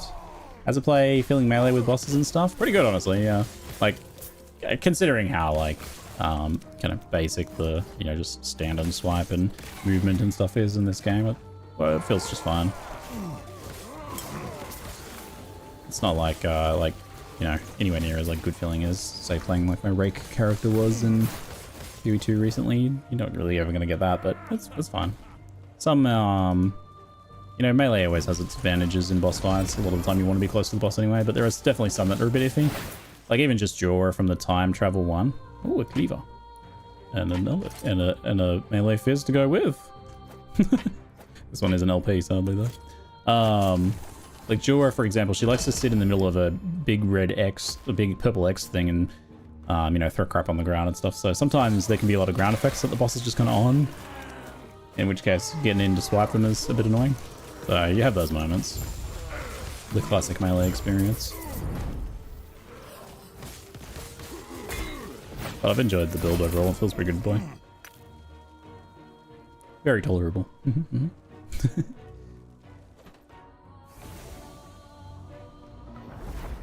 I got the Monument of Protection. Dual shield build is alive. Yo! Nice. That's a pretty cool axe shield thing. No boss there yet. Okay, we'll do the boss again now. Want to do Warpath build? Yeah, I've heard Warpath feels really good. I did some racing with Warpath, funnily enough, but I played some early game Warpath. I haven't done an endgame one before though. Why are you fighting for these beasts? No matter. You will die soon enough. Pretty chunky.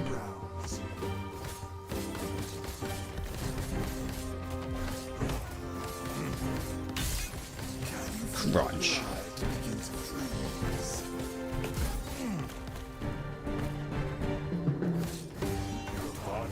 Oop, on that. Upping hurts. Nice. Clean kill.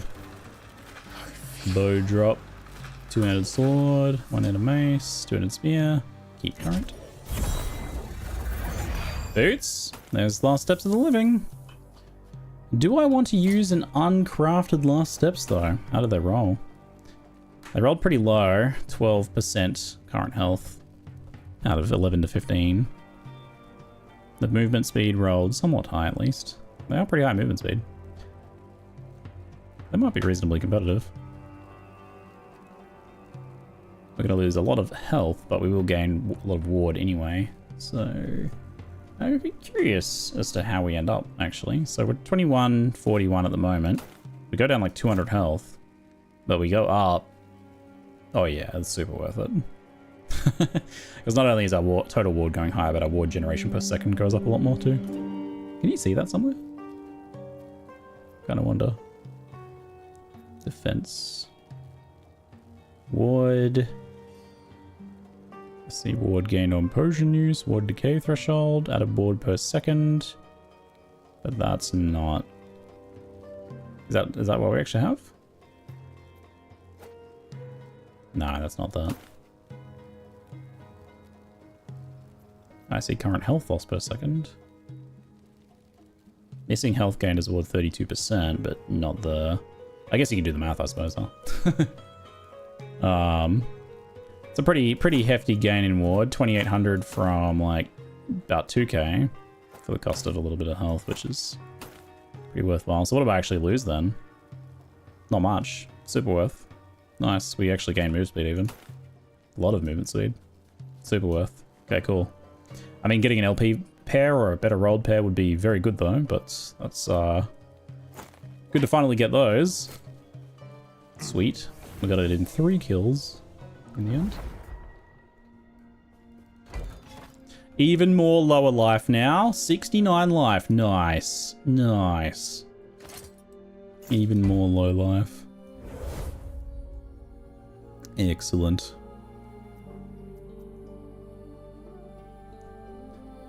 I'm 17 Spirits of Fire bosses deep. Where endurance? Uh oh.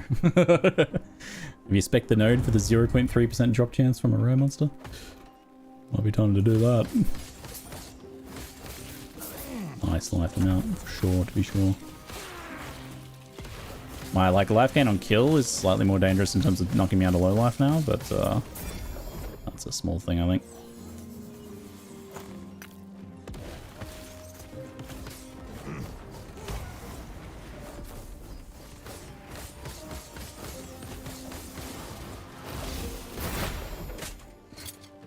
Alarm 24 move speed. Not too shabby. Hello, Nemesis. Did you have something for? I don't remember if I was cooking something or not. Minor. You wouldn't dare. You wouldn't dare. A humming bee. Humming bee is a fun one to legendary potential. But this doesn't help me directly. Get out of here.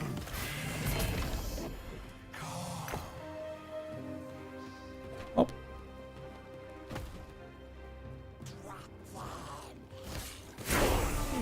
I like that we got kind of like a, you know, a moderate last steps of the living. It's like a big upgrade for us just to get it, and then to get a better version of it, we have like, you know, the next time one drops, there's a pretty high chance that it's a better version, so we're gonna upgrade again. You know, we got an upgrade progression path.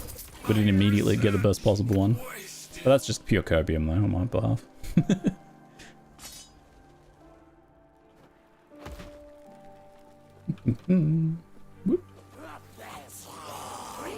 Nice jump. Find the rune prisons and slay the exiled mages. Oh yeah, we're specifically hunting them. What do we hit? Level 84? Pretty good progress today. Got into Empowered, got our boots. Got a few more passives on the passive tree. Progress those things a bit. Oh, you literally can just evade through a wall. Nice. The devs are like, sure, whatever. It looks jank, but, you know, have fun. Do the thing you want to do. I won't go back. If that's what you want. Bonk. I did nothing wrong. Ward on potion, ward decay thresholds. Nah. Get an exalted version, maybe. Like Communion of the Erased is doing its kind of thing anyway. It's going pretty well.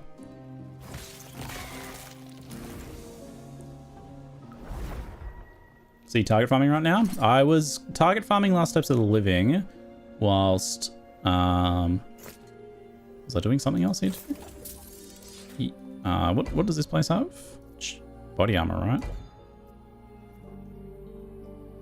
So kind of a few things at once, but mostly the last steps of the living. So I could go on to the other ones now, but I've got these like 5 gaze of Oribus stacks here. So ideally I want to reset this timeline so that I can grow corruption much faster. It's kind of really, it'd be really silly to not finish that first. And there's a Nemesis tower here for us at least.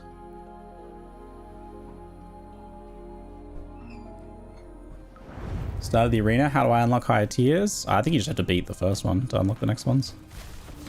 been a while since I've done arena intentionally.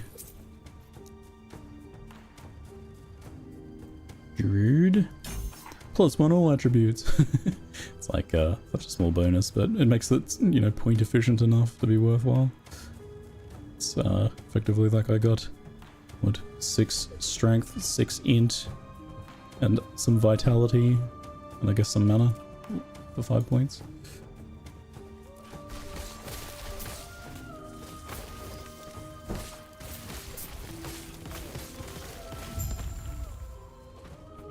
How are the minions in last EPOCH? Minion builds are pretty good.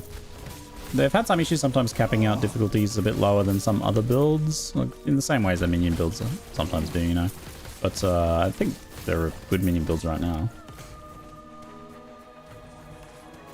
You have a bit more control over them. You can kind of order them around a bit. They've got a little bit of stuff you can do with that, but it also, I also, from when I played a long time ago, I don't know how it is. It might be better these days, but they also kind of needed you to control them a bit more. Like you would like go, attack that way, attack move, a move that way. It was kind of helpful to do that.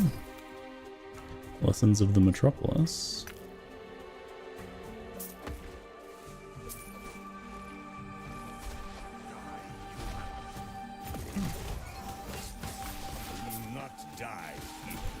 Die, human. I will not die here.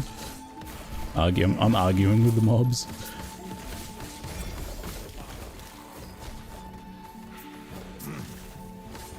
Four LP fire starter. Yo, that's a sick drop. That was my first ever 4 LP as a fire starter. Amazing leveling item, and it was damn good at endgame too. I did a one of the fire warlocks. Did a fire fisher ignite warlock. It was so cool. What's up with the Nemesis Weaver Echo? Did I hear you mention you needed something for the end of it? No, I don't need something for the end of it. But I want to put things like my cleaver solution and stuff in there, in the eggs. I don't know if I was missing something though. That has way too much words on it. That's too many words. Far too many words. There's my aura boy. But I want to do this one. These are my nemesis, my buddy. Box of Hydra, doublet. We can probably ignore this one. Alright, definitely a good chunk tankier now, which is pretty cool.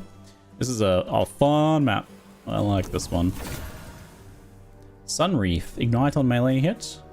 This map's probably a bit too overpowered. The Nemesis in this map is probably a bit too like overpowered for loot, really, but maybe that's just my PoE brain being like, this is not balanced, I'm having too much fun. Flame Reeve Ring, one of these Harbinger thingies. It's kind of well rolled. For a rare. It'll upgrade, potentially. That seems like a cool one, but again, not useful for me. Get out of here.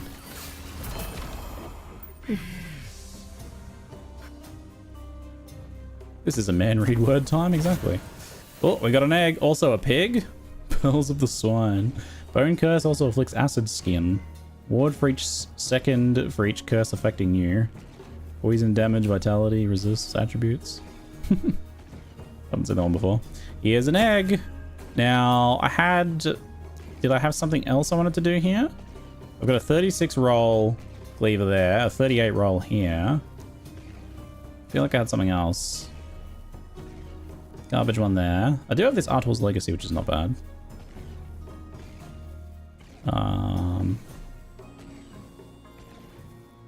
My current cleaver's got the 48 fears. It's going to be somewhat hard to beat. Could end up with a 2 LP, I suppose, couldn't we? It was the Boulder Fist that I really wanted originally, but I don't have any of those right now. Unless there's a chance. Hold on. Use this to access my stash from here, like a cheater.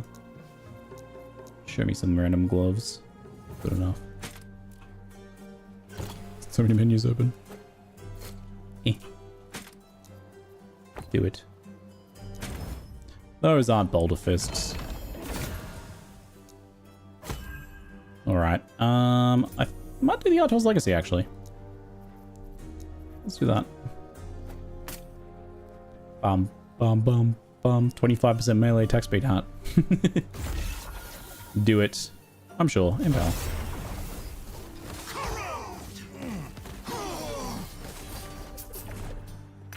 See you later. Is there a guaranteed egg? No, but you see, if you just challenge them each time, you see so many in here, you're pretty likely to get an egg each run. Poison resistance. Let's see what you get next. Don't really need that, I don't think. I mean, technically I do need poison resistance. I got 24 poison. I probably do need that.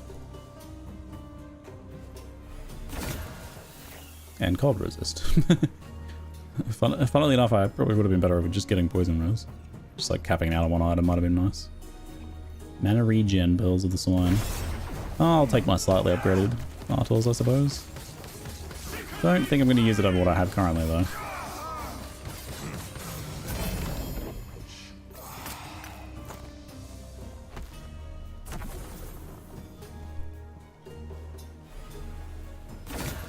Another one. Downfall of the Righteous. That is a creepy looking relic, eh? Fire damage over time leeches health. Necrotic leeches health. Which fire deals more damage equal to 66 of your increased curse damage. Looks sick.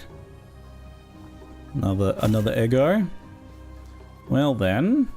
Oh, I could put my last steps of living in there. Oh my god. I gotta do that. Holy, I didn't even think about that.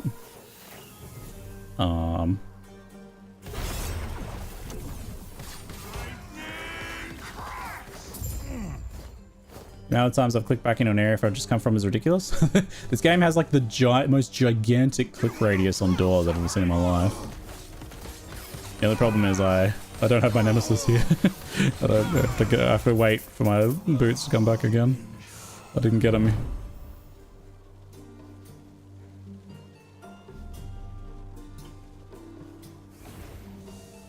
I need 2 more encounters. There's another tower. I'm good, but might be a minute before my next tower. Dang. There's not another one, is there? Nope, no other one here. I go out a little further. Having fun with this game? Sure am, mate. Sure am. See if I can, maybe I get lucky and get a nemesis spawn in here. Just real quick. Arena, first time you do it, area level 50 tier 1, there's no way to skip that. You have to complete all waves to get higher tiers. Yeah, I think you do 40 waves, kill the boss, and then that's the win to unlock the next tier. So you gotta grind that up a little bit. I'll now be farming Clotho for his needle for the next 12 days. It's pretty lit sword, good luck. It's a fun one to do. Drop a few of those Weaver runes on them and get your little unwrapping to see what stats you get.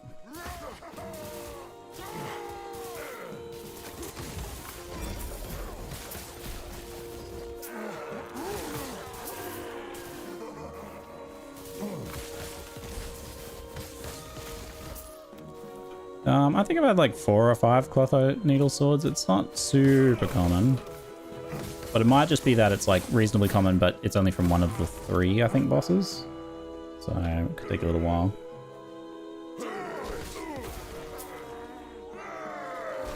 Oh,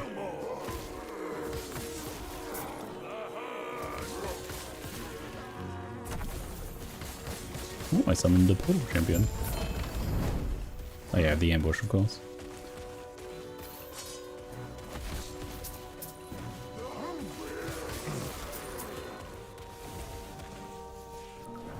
At least blasting these echoes is pretty fast now, eh?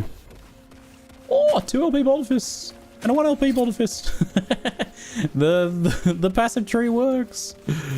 The passive tree works. How do these ones go? 69 health? Nice! Good melee stun duration. Mediocre stun chance, but the stun duration is probably more important.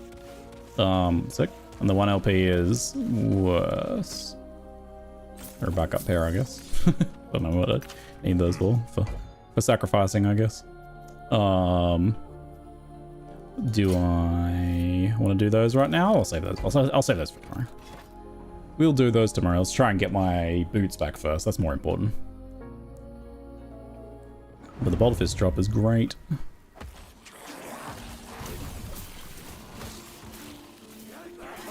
You know, playing Rune Master? Rune Master's pretty popular, so undoubtedly. Master was like often the what is it, the better sort.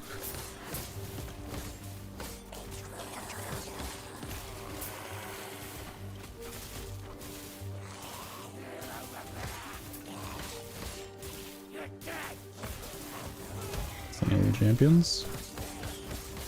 Want it. Ow. Beamed. Where's the portal charm supposed to spawn a portal for me? I put an arbor key and had to run the whole dungeon still. You probably did what I did, where you just like ran in through the door without waiting for the portal to open. It's like the portal opens like next to you or just behind you or something, but I think it's like a little slow. So I did it apparently, and chat was like, yeah, the portal opened behind you and then you ran in. Well, okay. I did the same thing. I put it in and then just went in the door like an idiot. So I don't, yeah. I guess click it and wait for a bit. Which is probably something that they need to like design it to be not that way, you know, like maybe the door is unclickable if the portal spawns, so you can, so you don't get tricked. +2 int. Okay, int's not bad.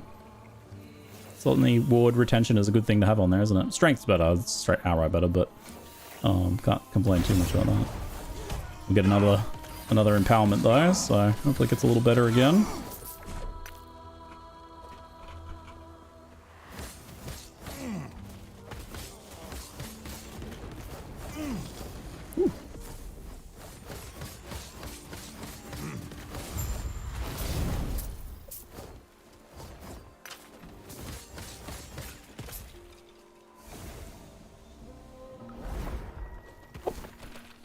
Whee.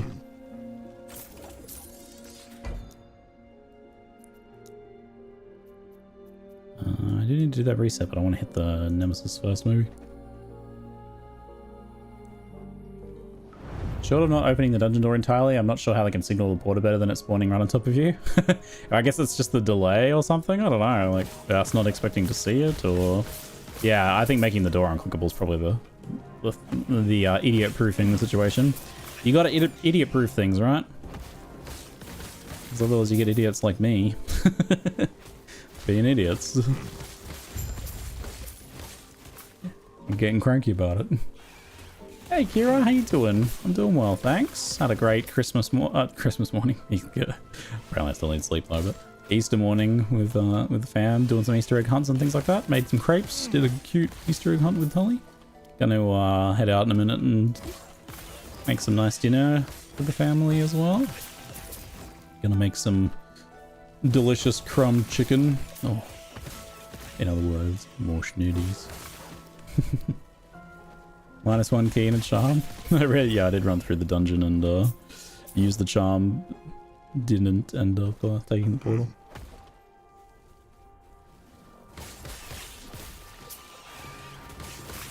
Yeah, it might be a problem more because I'm just so used to like spam clicking the door immediately. Maybe like a lot of other players wouldn't run into the same issue. Where's my Nemesis encounter?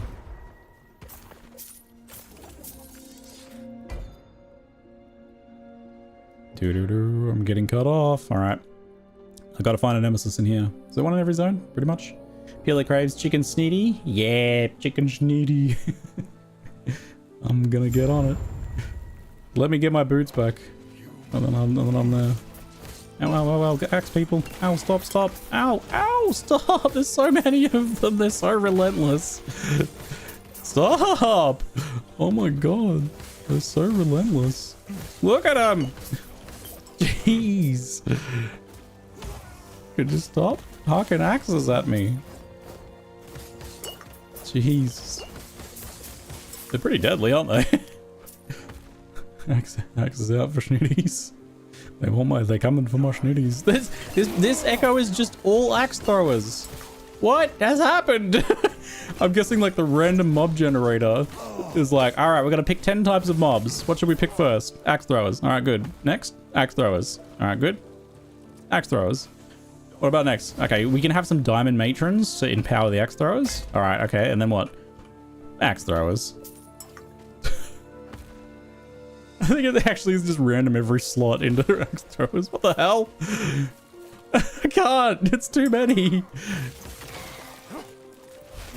Jesus, they're actually so deadly as well.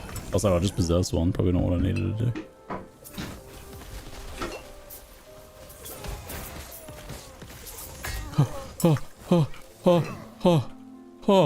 Oops, I have axe throwers. Oh god. Oh no. Hi Tali, I'll be out soon. Just getting axed in here, that's all. I don't need to kill you. Go. This is something, isn't it? There's just such a barrage of them that I can't like quite get onto them. I can't stop moving for like more than a second. Good thing they drop 1 billion potions apparently. Oh, ow, ow, ow, ow, ow. Ow, ow, ow. This map is unhinged. Gotta make some non-axe space. I need a no-axe zone. No axes, please. No axes. Just a little bit of space without some axes for a second. Get in and use my stun. Oh. It's insufficient. Oh. Oh, I've never seen that, like, that level of same monster going on. Wild. Here's my boss. Okay. Get this guy and I can get out of here. No, no, no, no, no, no, no, no, no, no dying, no dying. Potion. Oh, well, that health went back down pretty quick. Did you summon more axe throwers just now?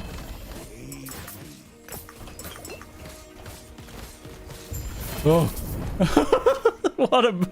What a map, hey? What an echo. I was going to try and explore and find my boots, but that's the night we're going to end on. We'll have to get my boots tomorrow. I'll have to come back for them. Jeez. Also, I'm not going to explore that map for my boots. That thing's wild. Oh, yep. I'll have to come back for those. Alrighty, folks. Thanks very much for checking out for some little, slightly shorter Easter Day stream. It was very fun. We got into empowered echoes. Map modifiers are working. We got some nice boots. We lost some nice boots. I got axed. It was a good time. Good times we had. About to go get 1 billion corruption from here. Jump from 100 to 160 something. Nice. It's pretty good. 2 of those and we'll be over 200 and we can do some fancy maps as well. But that's all tomorrow. Until then though, I'm Eggday. And thanks for watching. Bye bye. See ya. Telly posted some mail under my door. Aw, that's so nice. Time to go make some yummy crunchy chickens. I want every echo to be that ward heal on block. Yeah, ward on block would be pretty nuts there. True.